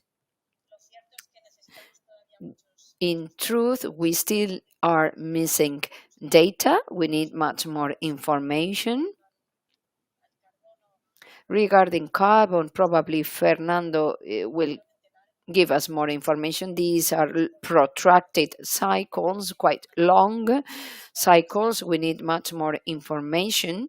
That is why we need to keep working on collecting evidence to be more aware, to have more and more information about this. When I'm an agronomist, that's one of the first things that we learn in the degree. Soil needs organic matter. Otherwise, soil is useless. It becomes stones and nothing grows up there. The best way to produce or to integrate organic matter is manure in the soil. So it's quite stupid, and that's something shocking. All these people saying that we have to remove livestock and so on. Okay, what are you going to eat if you don't have organic matter to provide to the plants? They are not growing up. So we need livestock. We need manure. The only way is, okay, let's do it better, or let's improve the efficiency of using this manure, these nutrients, this organic matter into soil. And if we do it right, soils really enhance their quality, and they are going to be much more productive. So it's quite ancestral. It's basics. It's using the manure as a source for more food. It's not rocket science. It's quite basic, but we have to do that. And we don't have to lose this focus. We can do it better. We can compost. We can optimize grazing to distribute better the manure and so on. There is something to do there, but don't forget that we need this manure. We need these animals on the floor to improve the quality. It's so basic from an agronomist point of view. It's easy. Perdón, Andrea, además es verdad que el uso de enmiendas orgánicas... It is true that composting organic matter allows us to reduce our dependence from fertilizers, synthetic fertilizers. So with manure, we can enhance the quality of soil, and we need livestock farming to promote the use of organic manure, organic fertilizers. Meal. So we feed soybean meal mostly to monogastrics, so pigs and chickens, and we feed it to dairy cattle who have a daily very high protein requirement to produce the amount of milk they produce. We typically don't feed it in any quantity to beef cattle because beef cattle use it as energy, and that is an extremely inefficient way of getting energy. You want to give your cattle essentially cellulose and carbohydrates to keep their rumen functioning, and they produce their own protein in the rumen, which then helps them grow. So we don't feed significant amounts of soybean meal to beef cattle because it's inefficient. Effectively, that's just a poor economic decision if you're feeding soybean to beef cattle, or it's in a place where soybean meal is incredibly cheap. But it's not a typical thing to do. So let's say it's a provocative question, but it's more appropriate when it comes to pigs and chickens. And more than and I mean, it is definitely fed to dairy cows, but they have a high protein requirement on a daily basis to keep producing the volume of milk they produce. Thank you. Thank you very much. I'd say that also this panel was pretty interesting, and it's over. So an applause, please, to the speakers. Thank you very much. Thank you. And thank you. Gracias. So see you later. Grazie. Thank you, Professor Resco de Dios. I cannot shake your hand, but thanks again for joining. Thank you. Last but not least, last panel, the commitment of the sector. So examples of sustainable commitment in the meat sector, European initiatives and collective strategies. So now we're going to speak about, again, the initiatives of the sector. We do that with Philippe Matard, again, director, please join me, director of Apaq-W, Javier Lopez, director of Provacuno, and special guest of this panel, Guillaume Gauthier, the president of SELMA, so the Sustainable European Livestock and Meal Association, and president of the Societal Affairs at Interbev. Hi. Bonjour, nice to meet you. So Interbev, l'Association Nationale Interprofessional du Détail et des Viandes. Please, as I have a seat, I feel the temptation to have a seat with you at this point, because the panel is not so maybe I will sit with you now. What should I do? Should I sit with you? No, I stay here. I like this podium. Basically, now we're also speaking of communication. So commitments, but also the importance of communicating what you're doing. So I think, Javier, you have said during one of our calls recently that communicating results that you achieved is as important as achieving these results. And I cannot be more agreeing with that, because that's my job. So I see the importance of communicating. And I'm a living example of a person who didn't know anything nearly about this sector. And once he got in touch with it, I understood how many things are done objectively, but nobody knows it, because we need to communicate it a bit more. So I would start with Philippe. You're here, you're closer. So how have sustainability observatory, because you were dealing with several projects like that, work together to track progress in Belgium specifically? So, because you participated in different sustainability projects. Can you tell us something about that? I start with you because we're in Belgium and it makes sense. Well, first, to answer your question, I would like to position Apaq-W as a cross-functioning actor inside the sector. And of course, we have different partners, like, Belviv, of course, is an important partner, but there are also other partners like the Research Agricultural Center of Walloon. And of course, we also work with different public administrations on sustainability. And then, it's important to position Apaq-W as a communication tool to raise the awareness of consumer about sustainability and the interest to consume local products. But when I say local products, it means, of course, products that answer to sustainability requirements. I'm going to answer your question more precisely with about Belviv. Well, Belviv is first a standard. It's an organization that has created a standard to ensure traceability of meat in Belgium. And among the partners of Belviv, except, of course, Apaq-W, we have also the representatives of the retail.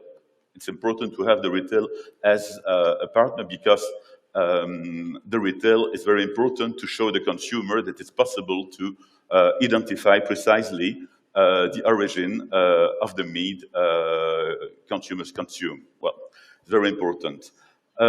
Besides, we have also other initiatives, like the Research Center of Walloon, that has also created a monitoring allowing farmers to introduce data in a computing system. For instance, the different initiatives taken to manage the consumption of water, to manage the animal welfare, to manage the socioeconomic aspects of sustainability. It's, of course, also important. And I think that all these initiatives are totally complementary. It's possible. It's not incoherent to have first Belviv and the work it plays inside the value chain in Belgium, and other scientific initiatives like the one of the research center of Walloon. But beside that, I would like to say something. All these initiatives are very important, but of course, well, it requires a rationality. And unfortunately, or fortunately, I don't know, rationality is not absolute. Rationality is always relative. I heard during the morning, the professor who told us about sustainability and the mathematic aspect of sustainability, when he said that finally, mathematics decide. I think that I really agree with him, but I would say that finally, it's the market that decides. And of course, it's the consumer who decides, because all the efforts we make now could be, and I know that I take a risk, I take the risk to shock some of you, but I would like to say that all the efforts we could make in terms of sustainability could be useless if the consumer is not convinced of the interest of these initiatives. It's the reason why communication is, of course, very important. Here, I think that, the Pareto balance doesn't exist, except in a perfect and pure competition. But of course, it's never possible. And then there are different aspects we have to take into account. We know, according to different surveys and researches Apaq-W has realized, we know that consumption is based on different motivations. First, we know that consumers are influenced by the price. Of course, it's finally, the meeting between the supply curve and the demand curve. They are influenced by the price. But we know now that consumers are also influenced by environment, health, and different other things. Curiosity too. Some consumers, and we have been very far to determine the different categories of consumers, to determine the ones who are really motivated by environment, or finally a kind of solidarity with the consumers, the producers, sorry. And we know now that except the price, some consumers really want to have something that has a real quality and that gives some guarantees inside his board, because it's very important for him. But in some economic situations, we know that the price will be the first motivation. And for us, it's really important to find the good message. It's really a stake in terms of behavioral economy.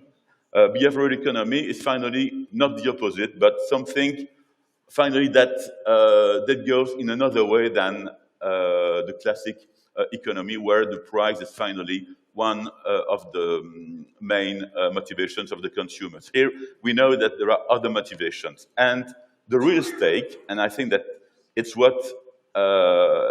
it's the most important inside this debate, is to know how all our efforts will be concretized by the consumer in terms, of course, of consumptions.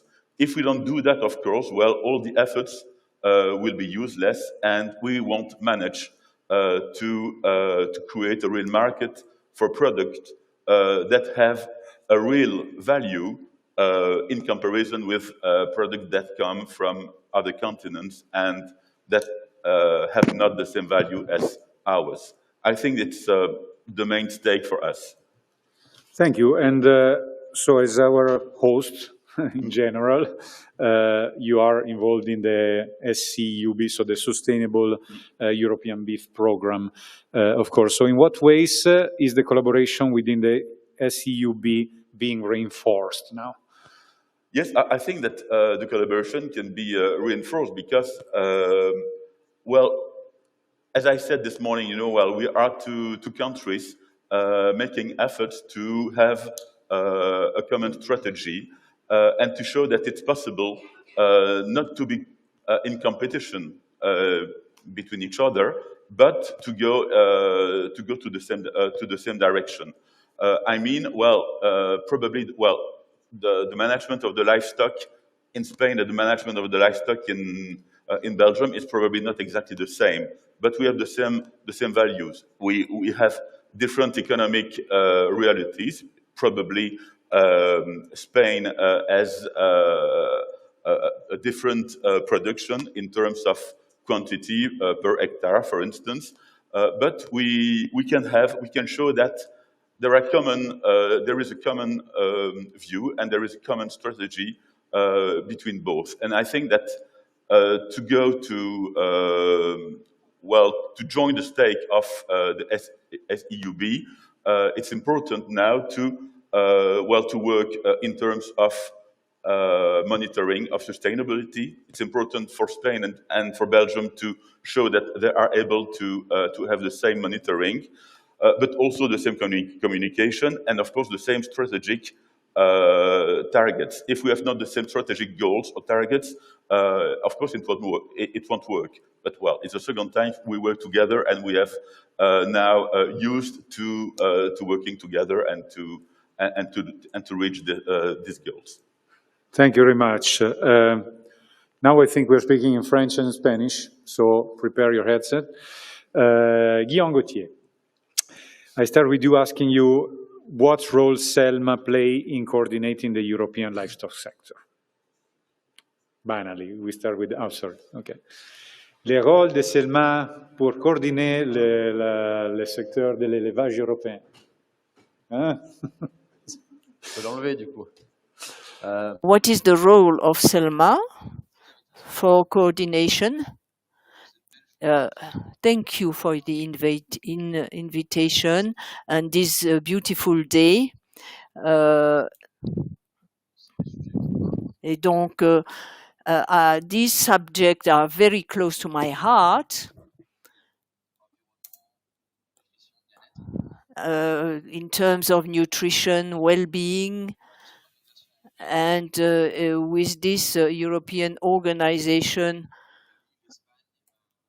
with Belgium,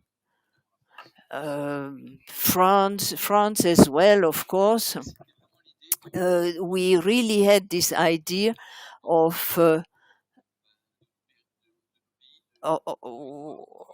working on our country, in our countries, on our territories, and we wanted to show what is done on our territory. And also, we heard like the lobbyist speeches that are very negative, and we were reacting to that. They said that we said that when there is no livestock, there are other problems, and what we wanted to say is that European livestock is sustainability, and also we wanted also to have weight in a different way at the European level. So we did some work even before, and the idea was to get a structure between us. It's a very young organization, but I will talk about it again. And the idea is that we should have more reality of the territory all the way there to Brussels. And I'm a producer, so I think I'm very realistic, and I would like to say it's all the concrete aspects that we should bring to the level of the laws that we do here and the legislations. And of course, we have common positions, otherwise we wouldn't work together. And sometimes our positions are diverging a little bit because we do not have the same territories. There are things that look like each other, and it is to defend sustainability, and also that's why we're here at the meeting today, and it's a great pleasure and honor for me to represent the association here. Very important, and sorry, now I cannot say everything in French. I mean, I could, but I don't want to make fun of myself in front of everybody so much. Do you get the translation? So, the first thing is about the main challenges that, because we spoke about the diversity and the differences between also regions, and which is positive in general. But there is also a lot of fragmentation sometimes, let's say, in the beef sector, in the livestock sector in general, in Europe. So, in your opinion, so I ask you both the questions, so you don't have to change again. What are the main challenges in building a strong and cohesive European narrative? And how can the European livestock, or similar thing, how can the European livestock community present a united voice to the European Union? So I'm also collaborating with the European Livestock Voice, which is a Brussels-based communication project which is trying to speak in one voice. No? So what are the main challenges in achieving that, and how can the livestock community in the EU speak properly to European institutions with one voice, in your opinion? Merci. Alors effectivement, il y a beaucoup de défis qui sont devant nous. We have a lot of challenges, and now to check how can we work together. It's via meetings and administration, and telling about our positions, and looking at the work done in different countries. I'm thinking of regulations. For some countries, they are more advanced than in other countries, and so we put this together. And of course, there are challenges. First, the commercial aspect. I think trade is important in Europe, but we need to have the same basis, that is to say, to have trade policies that don't kill the territories, don't kill our livestock. And what has been on for a long time is the Mercosur agreement. I won't get into the details of it. You know how many heads would arrive here, and it would really kill our market. A market that is an important value, and also it's also policies that are different from us. There are things that would be forbidden in Europe, like activating growth, traceability, which is not done. We talked about deforestation also, so I followed a little bit and this deforestation regulation shows that we can have exemption for those who do deforestation, and we otherwise it would be difficult to not punish those who do not deforest. So if there are exchanges, it's good, but we need to have really mirror measures. We talk about some clauses which are not justifiable, but we need to have real good clauses like Brazilian production. They should have to do something if they want to come to our market. This is just good common sense. And sometimes it's very good to remind this common sense. And for Selma, it's very important. This is the fourth challenge. Then there is also another challenge. You talked about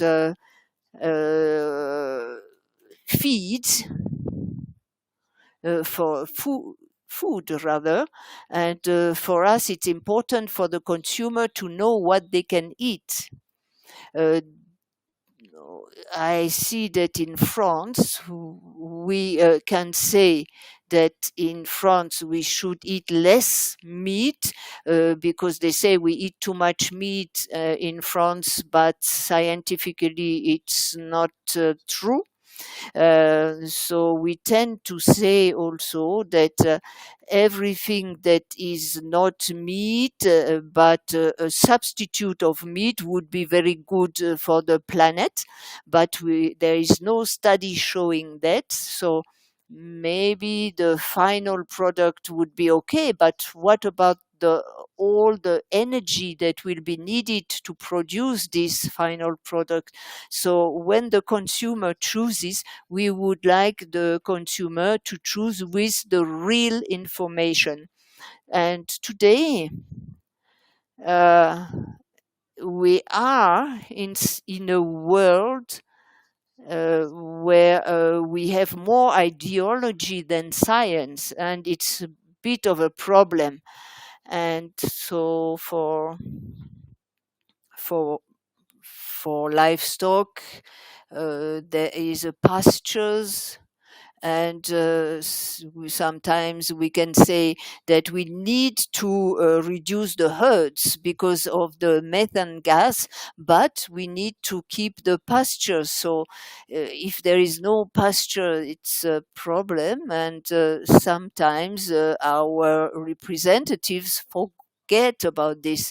So when we talk about food, we want to say that we need a real food that protects our territory. We don't want to say we need to consume meat morning, lunch and supper, but if we produce and if we eat quality food, we will also protect part of the territories. So this is the second challenge. Now the third challenge, it's about animal well-being, and it's part of our sustainability criteria. Our regulations are the stricter in the world, I think, from the producer to the transformation.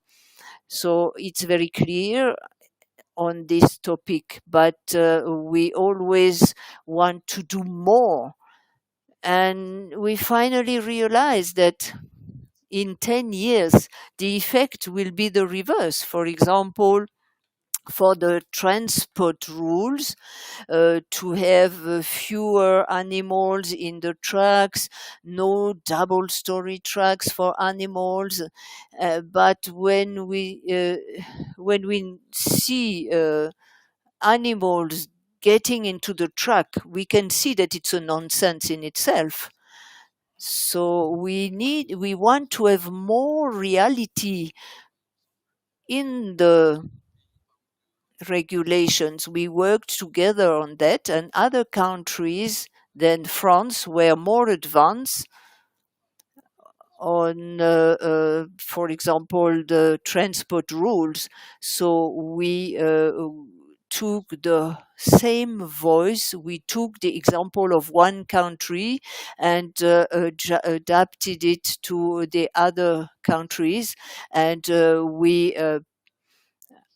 ask for for being more realistic. The last thing is the health policies. We have, a country where we have the dermatosis, we had other diseases, and today we need a common voice so that these diseases will be anticipated and we will have vaccinations. As we said earlier, we want to produce and we want to have healthy animals, And if we can anticipate all the problems, then we won't get to a bad situation where Europe would not be able to produce and would say okay to imports. So that seems to be what is happening today.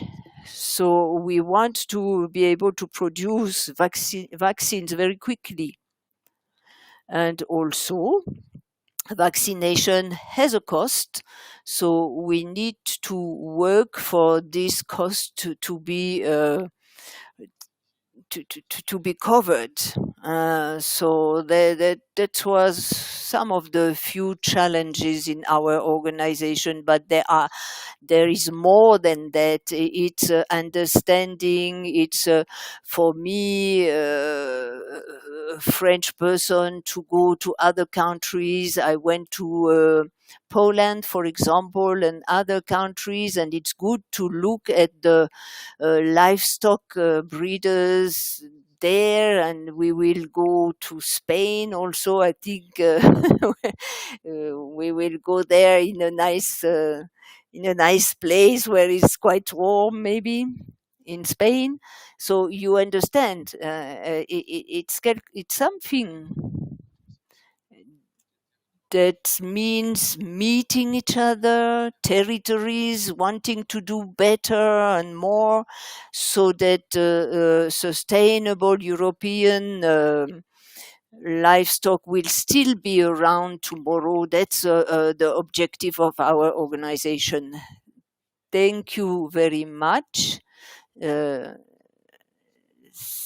Connecting to what Guillaume was saying right now about the importance of collaboration. So today we had Giuliano Marchesin from the Interprofessional Organization of Beef Producers in Italy, and he was stressing the fact that you are collaborating, you're in touch. So the first question I must ask you, as you're from the Interprofessional Beef Producers in Spain, why is it so important that these interprofessional organizations are collaborating? I mean, how? Because why? It makes sense. I mean, it's pretty obvious, but why and how are you collaborating?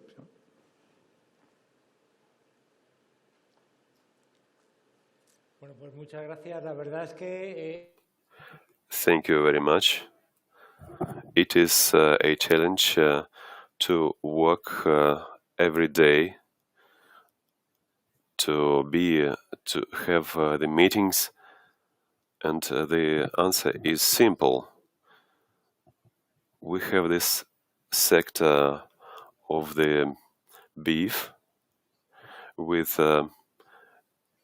different problems. I have 27 years experience in this sector, and this is the most dangerous moment for this sector, because we see the drastic reduction in the numbers of livestock. During the last 4 years, we have lost more than 1,700,000 cows, and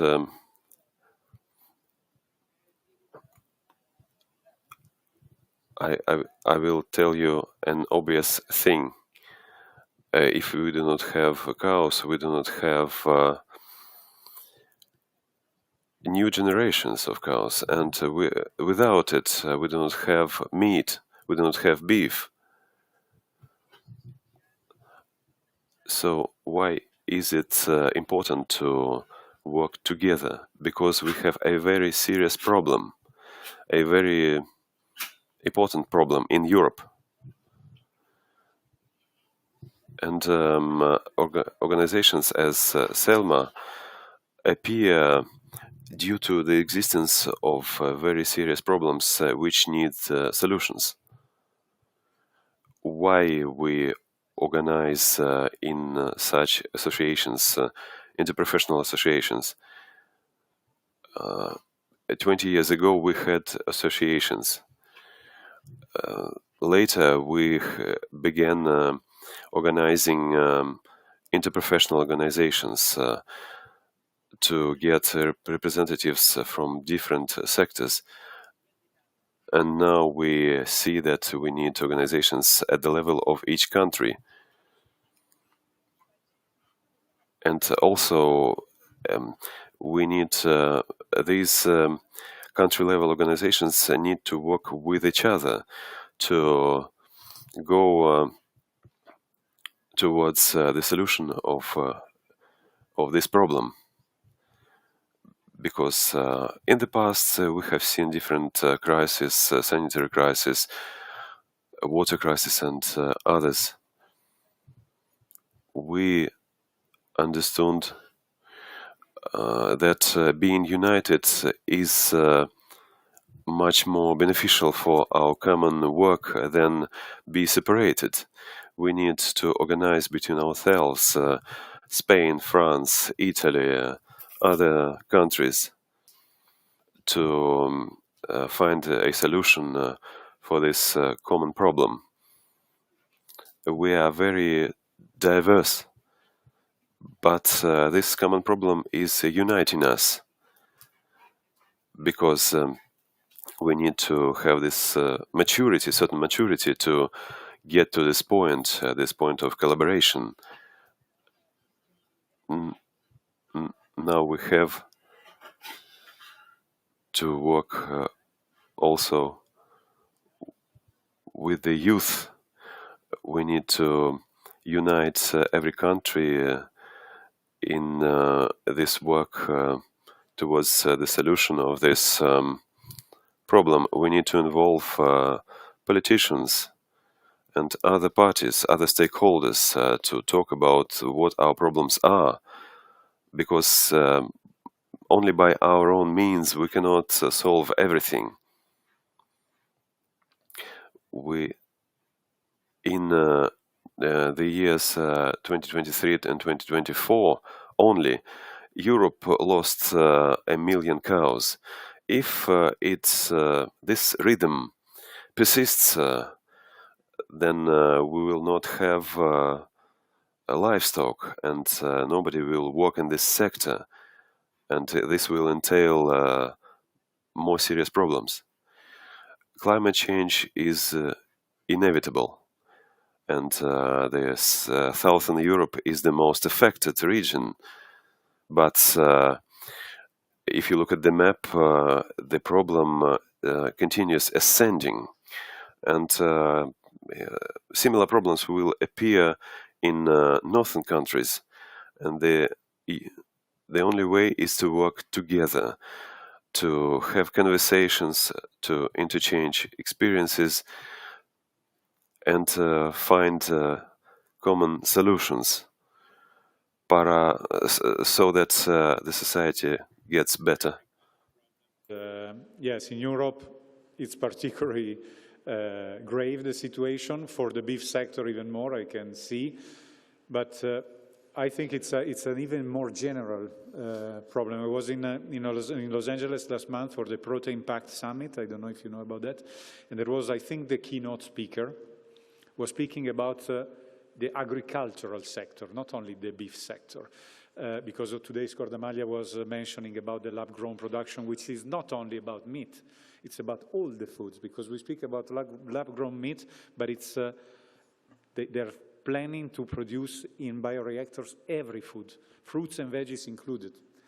And this speaker was saying in the US, so Europe was completely absent, but he was saying that, in his opinion, this was one of the most shocking things I heard these last years, that, and he's a guy who's collaborating since many years with the Food and Drug Administration, with the, with the US government, was saying that these next 25 years will be more crucial and somehow risky for the agricultural sector, the livestock one in particular, than the previous 10,000. For the changes that we're going to face, from climate to environment, societal regulation, wars, food security. So I wanted to make it even more shocking than what you say. No, to say these next years will be very, very important, and the fact that we can collaborate is It's fundamental. Es que ese es el desafío. Yes, this is the challenge. We will jump from 8 billions humans to 10 billion humans. We have to produce more, but we need to think carefully about how we will proceed. It's been said before, so to valorize this model of efficiency instead of attacking it constantly. So now, speaking of Provacuno, how can your organization advance sustainability, starting, of course, from the economical one, so the profitability of farmers, but while also addressing social and environmental dimensions?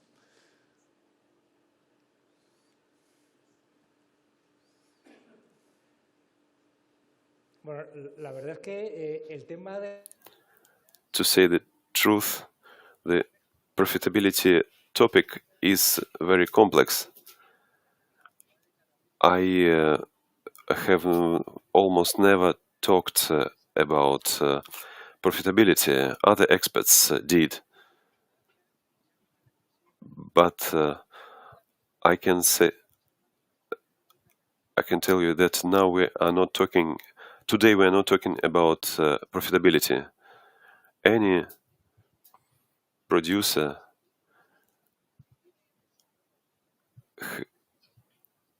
has the highest prices, beef prices in history. And today the most important problem is the sustainability and aspects which impact the society. During the last 5 years, we have seen some terrible developments in our sector, including because of the activity of some investment funds which wanted to substitute some type of proteins for others. So today the problem is not about profitability; it's about it's a social problem. How will we involve our sons, the next generation, in our activity? Because we have talked about how farms, livestock farms, are managed in different countries, and we have talked about the science, which has many advantages. But we also have to find ways how the science also can help the younger generations to get involved in livestock farming.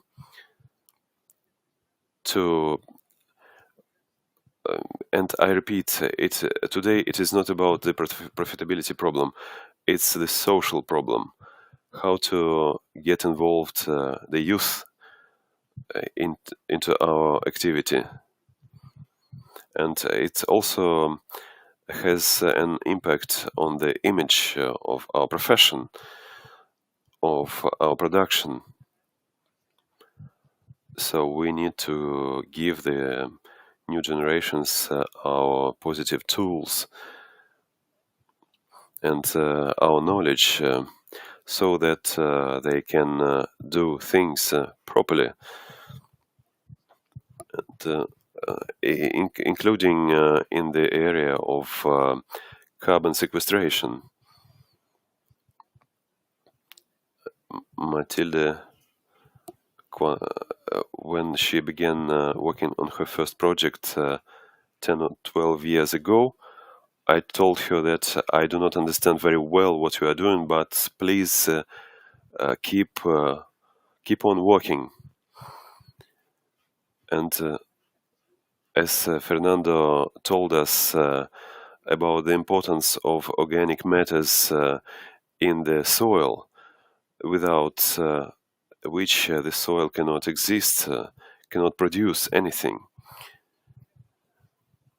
If we do not have organic substances in the soil, it is finished. We do not have, will not have anything else.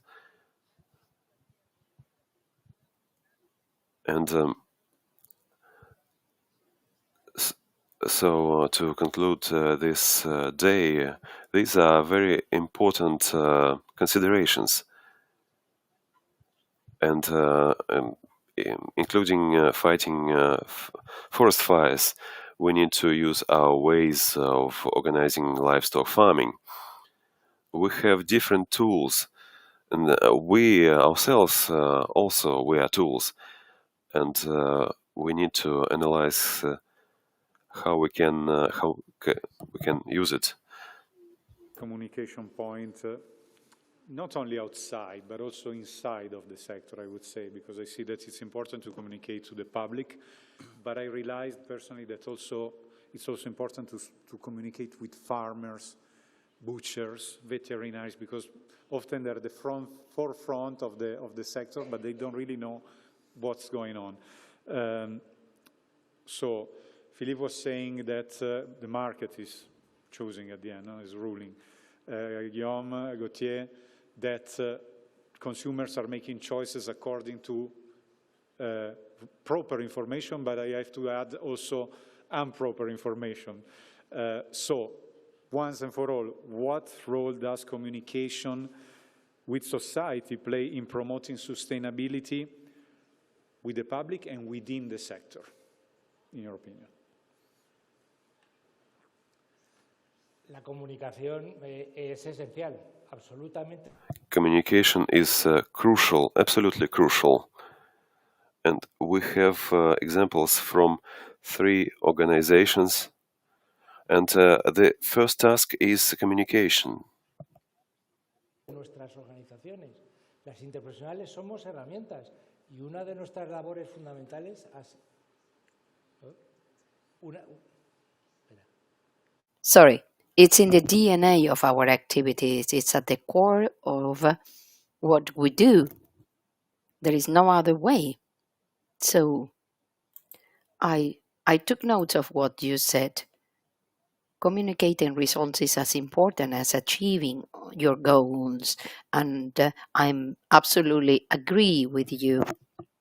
Livestock farmers spent their lives in producing food for citizens, for the population, and they didn't focus on communicating. They thought, they think they are not ideally placed to carry out that role. They took for granted that the very fact of producing food would be enough, and citizens would thank them for that. But they realized that we do not only need to produce food. People tend to live ever more in cities, in urban settings, very far away, mentally also from rural areas. So the change is taking place as we speak, but we still have a long way ahead. There are still difficulties to surmount.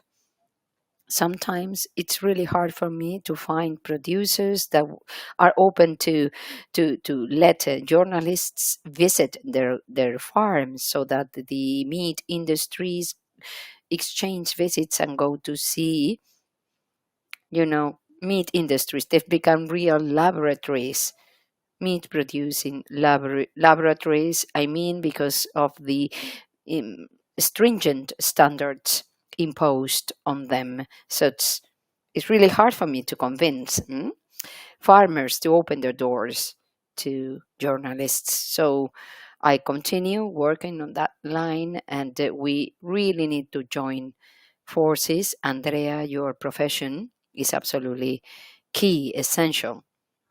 The society needs to be to feel how proud we feel about doing what we do.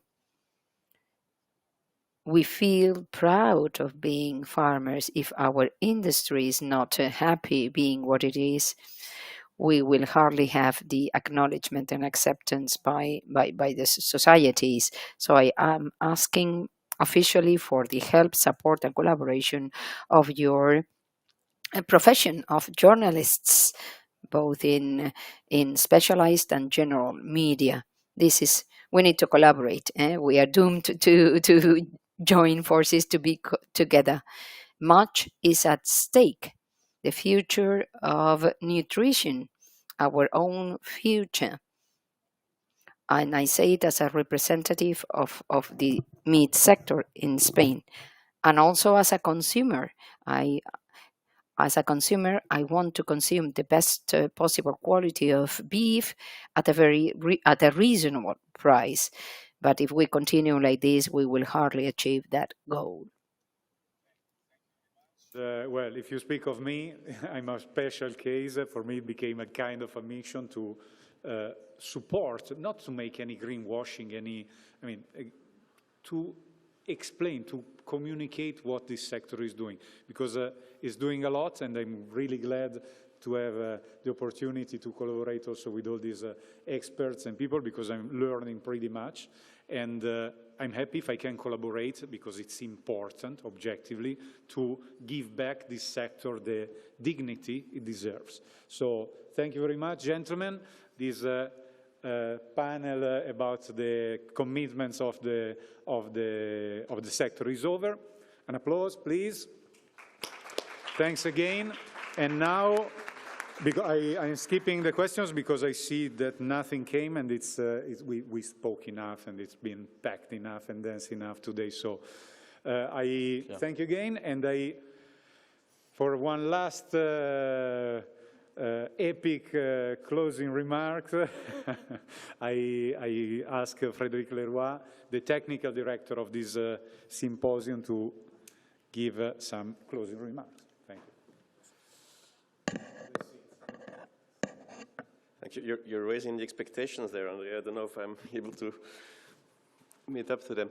So, ladies and gentlemen, we've reached the end of this intense first symposium on the sustainability of European beef. It's been a long session, and I will not take much more of your time.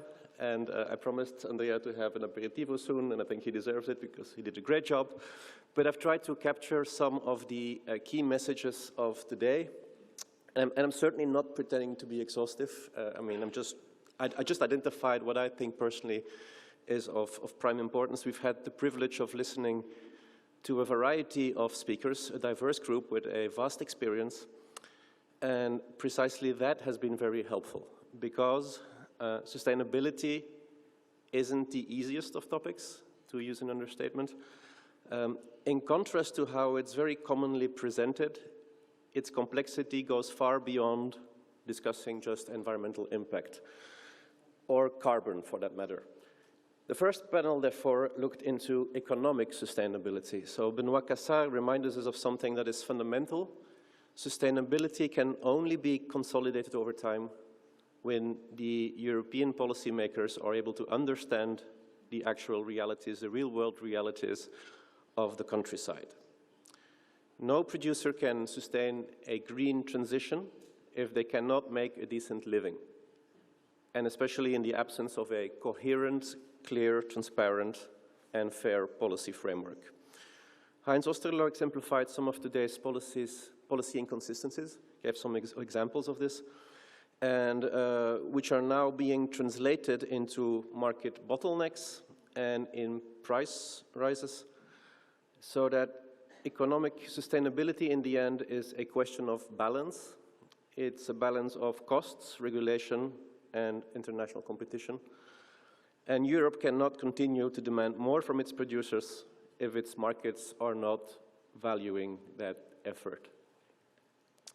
Luigi Scordamaglia stressed how both the environmentally sustainable production and food security are being undermined by a combination of poor policies, a worsening economic crisis, rural abandonment, and the dismantling, no less, of the animal sector, combined with the overly optimistic faith in some of the untested tech fixes like the option of lab meat to replace an entire sector.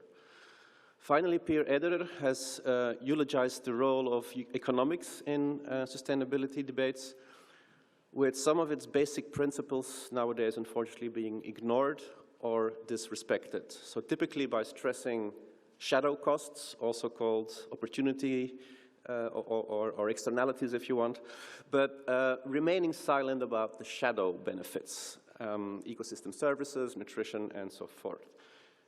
He pointed out that only the scientific method can lead to evidence-based policies and not perceptions, and we are all prone and vulnerable to being misled by those perceptions.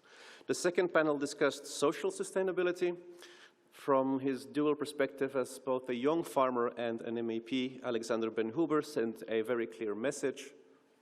Without generational renewal, there is no rural future. If we want young people to stay inside the business, we must offer them access to land, to technology. Digitalization has been mentioned, internet, and also a decent life, a secure, stable livelihood perspective in Europe's future countryside. As a former MEP, Irène Tolleré explained how that mission is currently complicated by infrastructural inequalities, and social sustainability in principle also means ensuring equal opportunities and basic services, healthcare, education, childcare, and so on, because this includes in particular also support for women, because women are truly essential to keeping rural countryside, rural areas in general, alive and prosperous. Liam McHale insisted on the age-old tradition of farming in Irish, but also by extension European culture. He warned that disrupting the rich common legacy of rural services will lead to societal collapse and not to progress, as some claim, in the name of modernization and urbanization. Juliana Marquezin reminds us that interprofessional organizations play a key role because they connect production with quality and with the community. They create awareness, traceability, and function as bridges of trusts between countryside and society, and without such trusts, there is no future. Against this combined background, the third panel went then into the heart of the environmental debates. Mathilde Moro explained through the 4-country live carbon farming initiative as an example that sustainability and profitability can go together despite all the noise, provided that we work with clear but contextualized objectives, robust data, and practical tools that support farmers to reduce their emissions while improving their soils, but always tailored to their specific situation. Fernando Estéllez talked about how collaboration between science and production is inevitable, with plenty of synergistic benefits for both sides to eventually transform knowledge into actual environmental benefits. Regulations must then be a deliberation of scientific facts, practical constraints, and societal values, but must at all times remain evidence-based. Rory Peter insisted that progress needs to be demonstrated and demonstrated practically. He issued a warning that Europe is not only suffering from excessive bureaucracy, but is about to dismantle an environmentally highly efficient production system. Reversing such a perverse trajectory can only be done by collecting and using the appropriate metrics and harmonizing those metrics, backed up by substantial investments, also and especially maybe in low-income countries. Victor Resco de Dios reminded us that pastures and their grazing livestock are not opposed to environmental improvements, and as a matter of fact, they are natural allies in the face of climate change. Extensive livestock farming, provided that it's well managed, contributes to reducing the risk of wildfires, preserving biodiversity, and strengthening the territory's resilience. And at the last roundtable of sector stakeholders, which is the freshest in your memories, so I can be a bit more brief, Philippe Mattard, Guillaume Gauthier, and Javier Lopez put several of the pieces together, but also emphasized the importance of communication, transparency, and collaborative mechanisms within Europe, despite very different production contexts. And this in the face of very serious challenges, arguably, and it has been cited as such, the most delicate and potentially existential ones of this sector's history and future. So let me conclude then by saying that the story of European beef sustainability is above all a collective story. It's one shared by farmers and citizens in all of their capacities and functions, and one which should, to achieve its goals, be built on a solid basis of science, collaboration, and shared responsibility. One indeed where farmers can be proud again and can be respected again. Sustainability begins when farmers can make a decent living from their work, and only achieves its completeness when society understands, supports, and even participates in that commitment. The beef sector in Europe plays a role that goes far beyond feeding people, which on itself is already, of course, invaluable, but it also keeps the territory alive, preserves our landscapes, and strengthens our various social and cultural identities. I don't want to end this day without sincerely thanking all of the speakers, organizations, and attendees, everybody in the room and online who have made this event possible, and especially the people that did all the hard work in the background. Together, we will all keep working to the best of our possibilities towards a more sustainable future for European beef, and we look forward to meeting you again in 2027, where we'll come up with a second edition of this symposium, and I wish you all a great rest of the day. Thank you very much.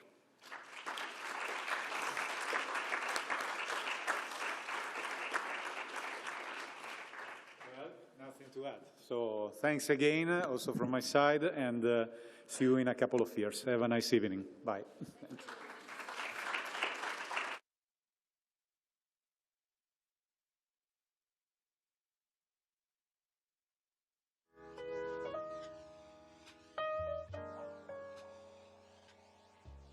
Yo.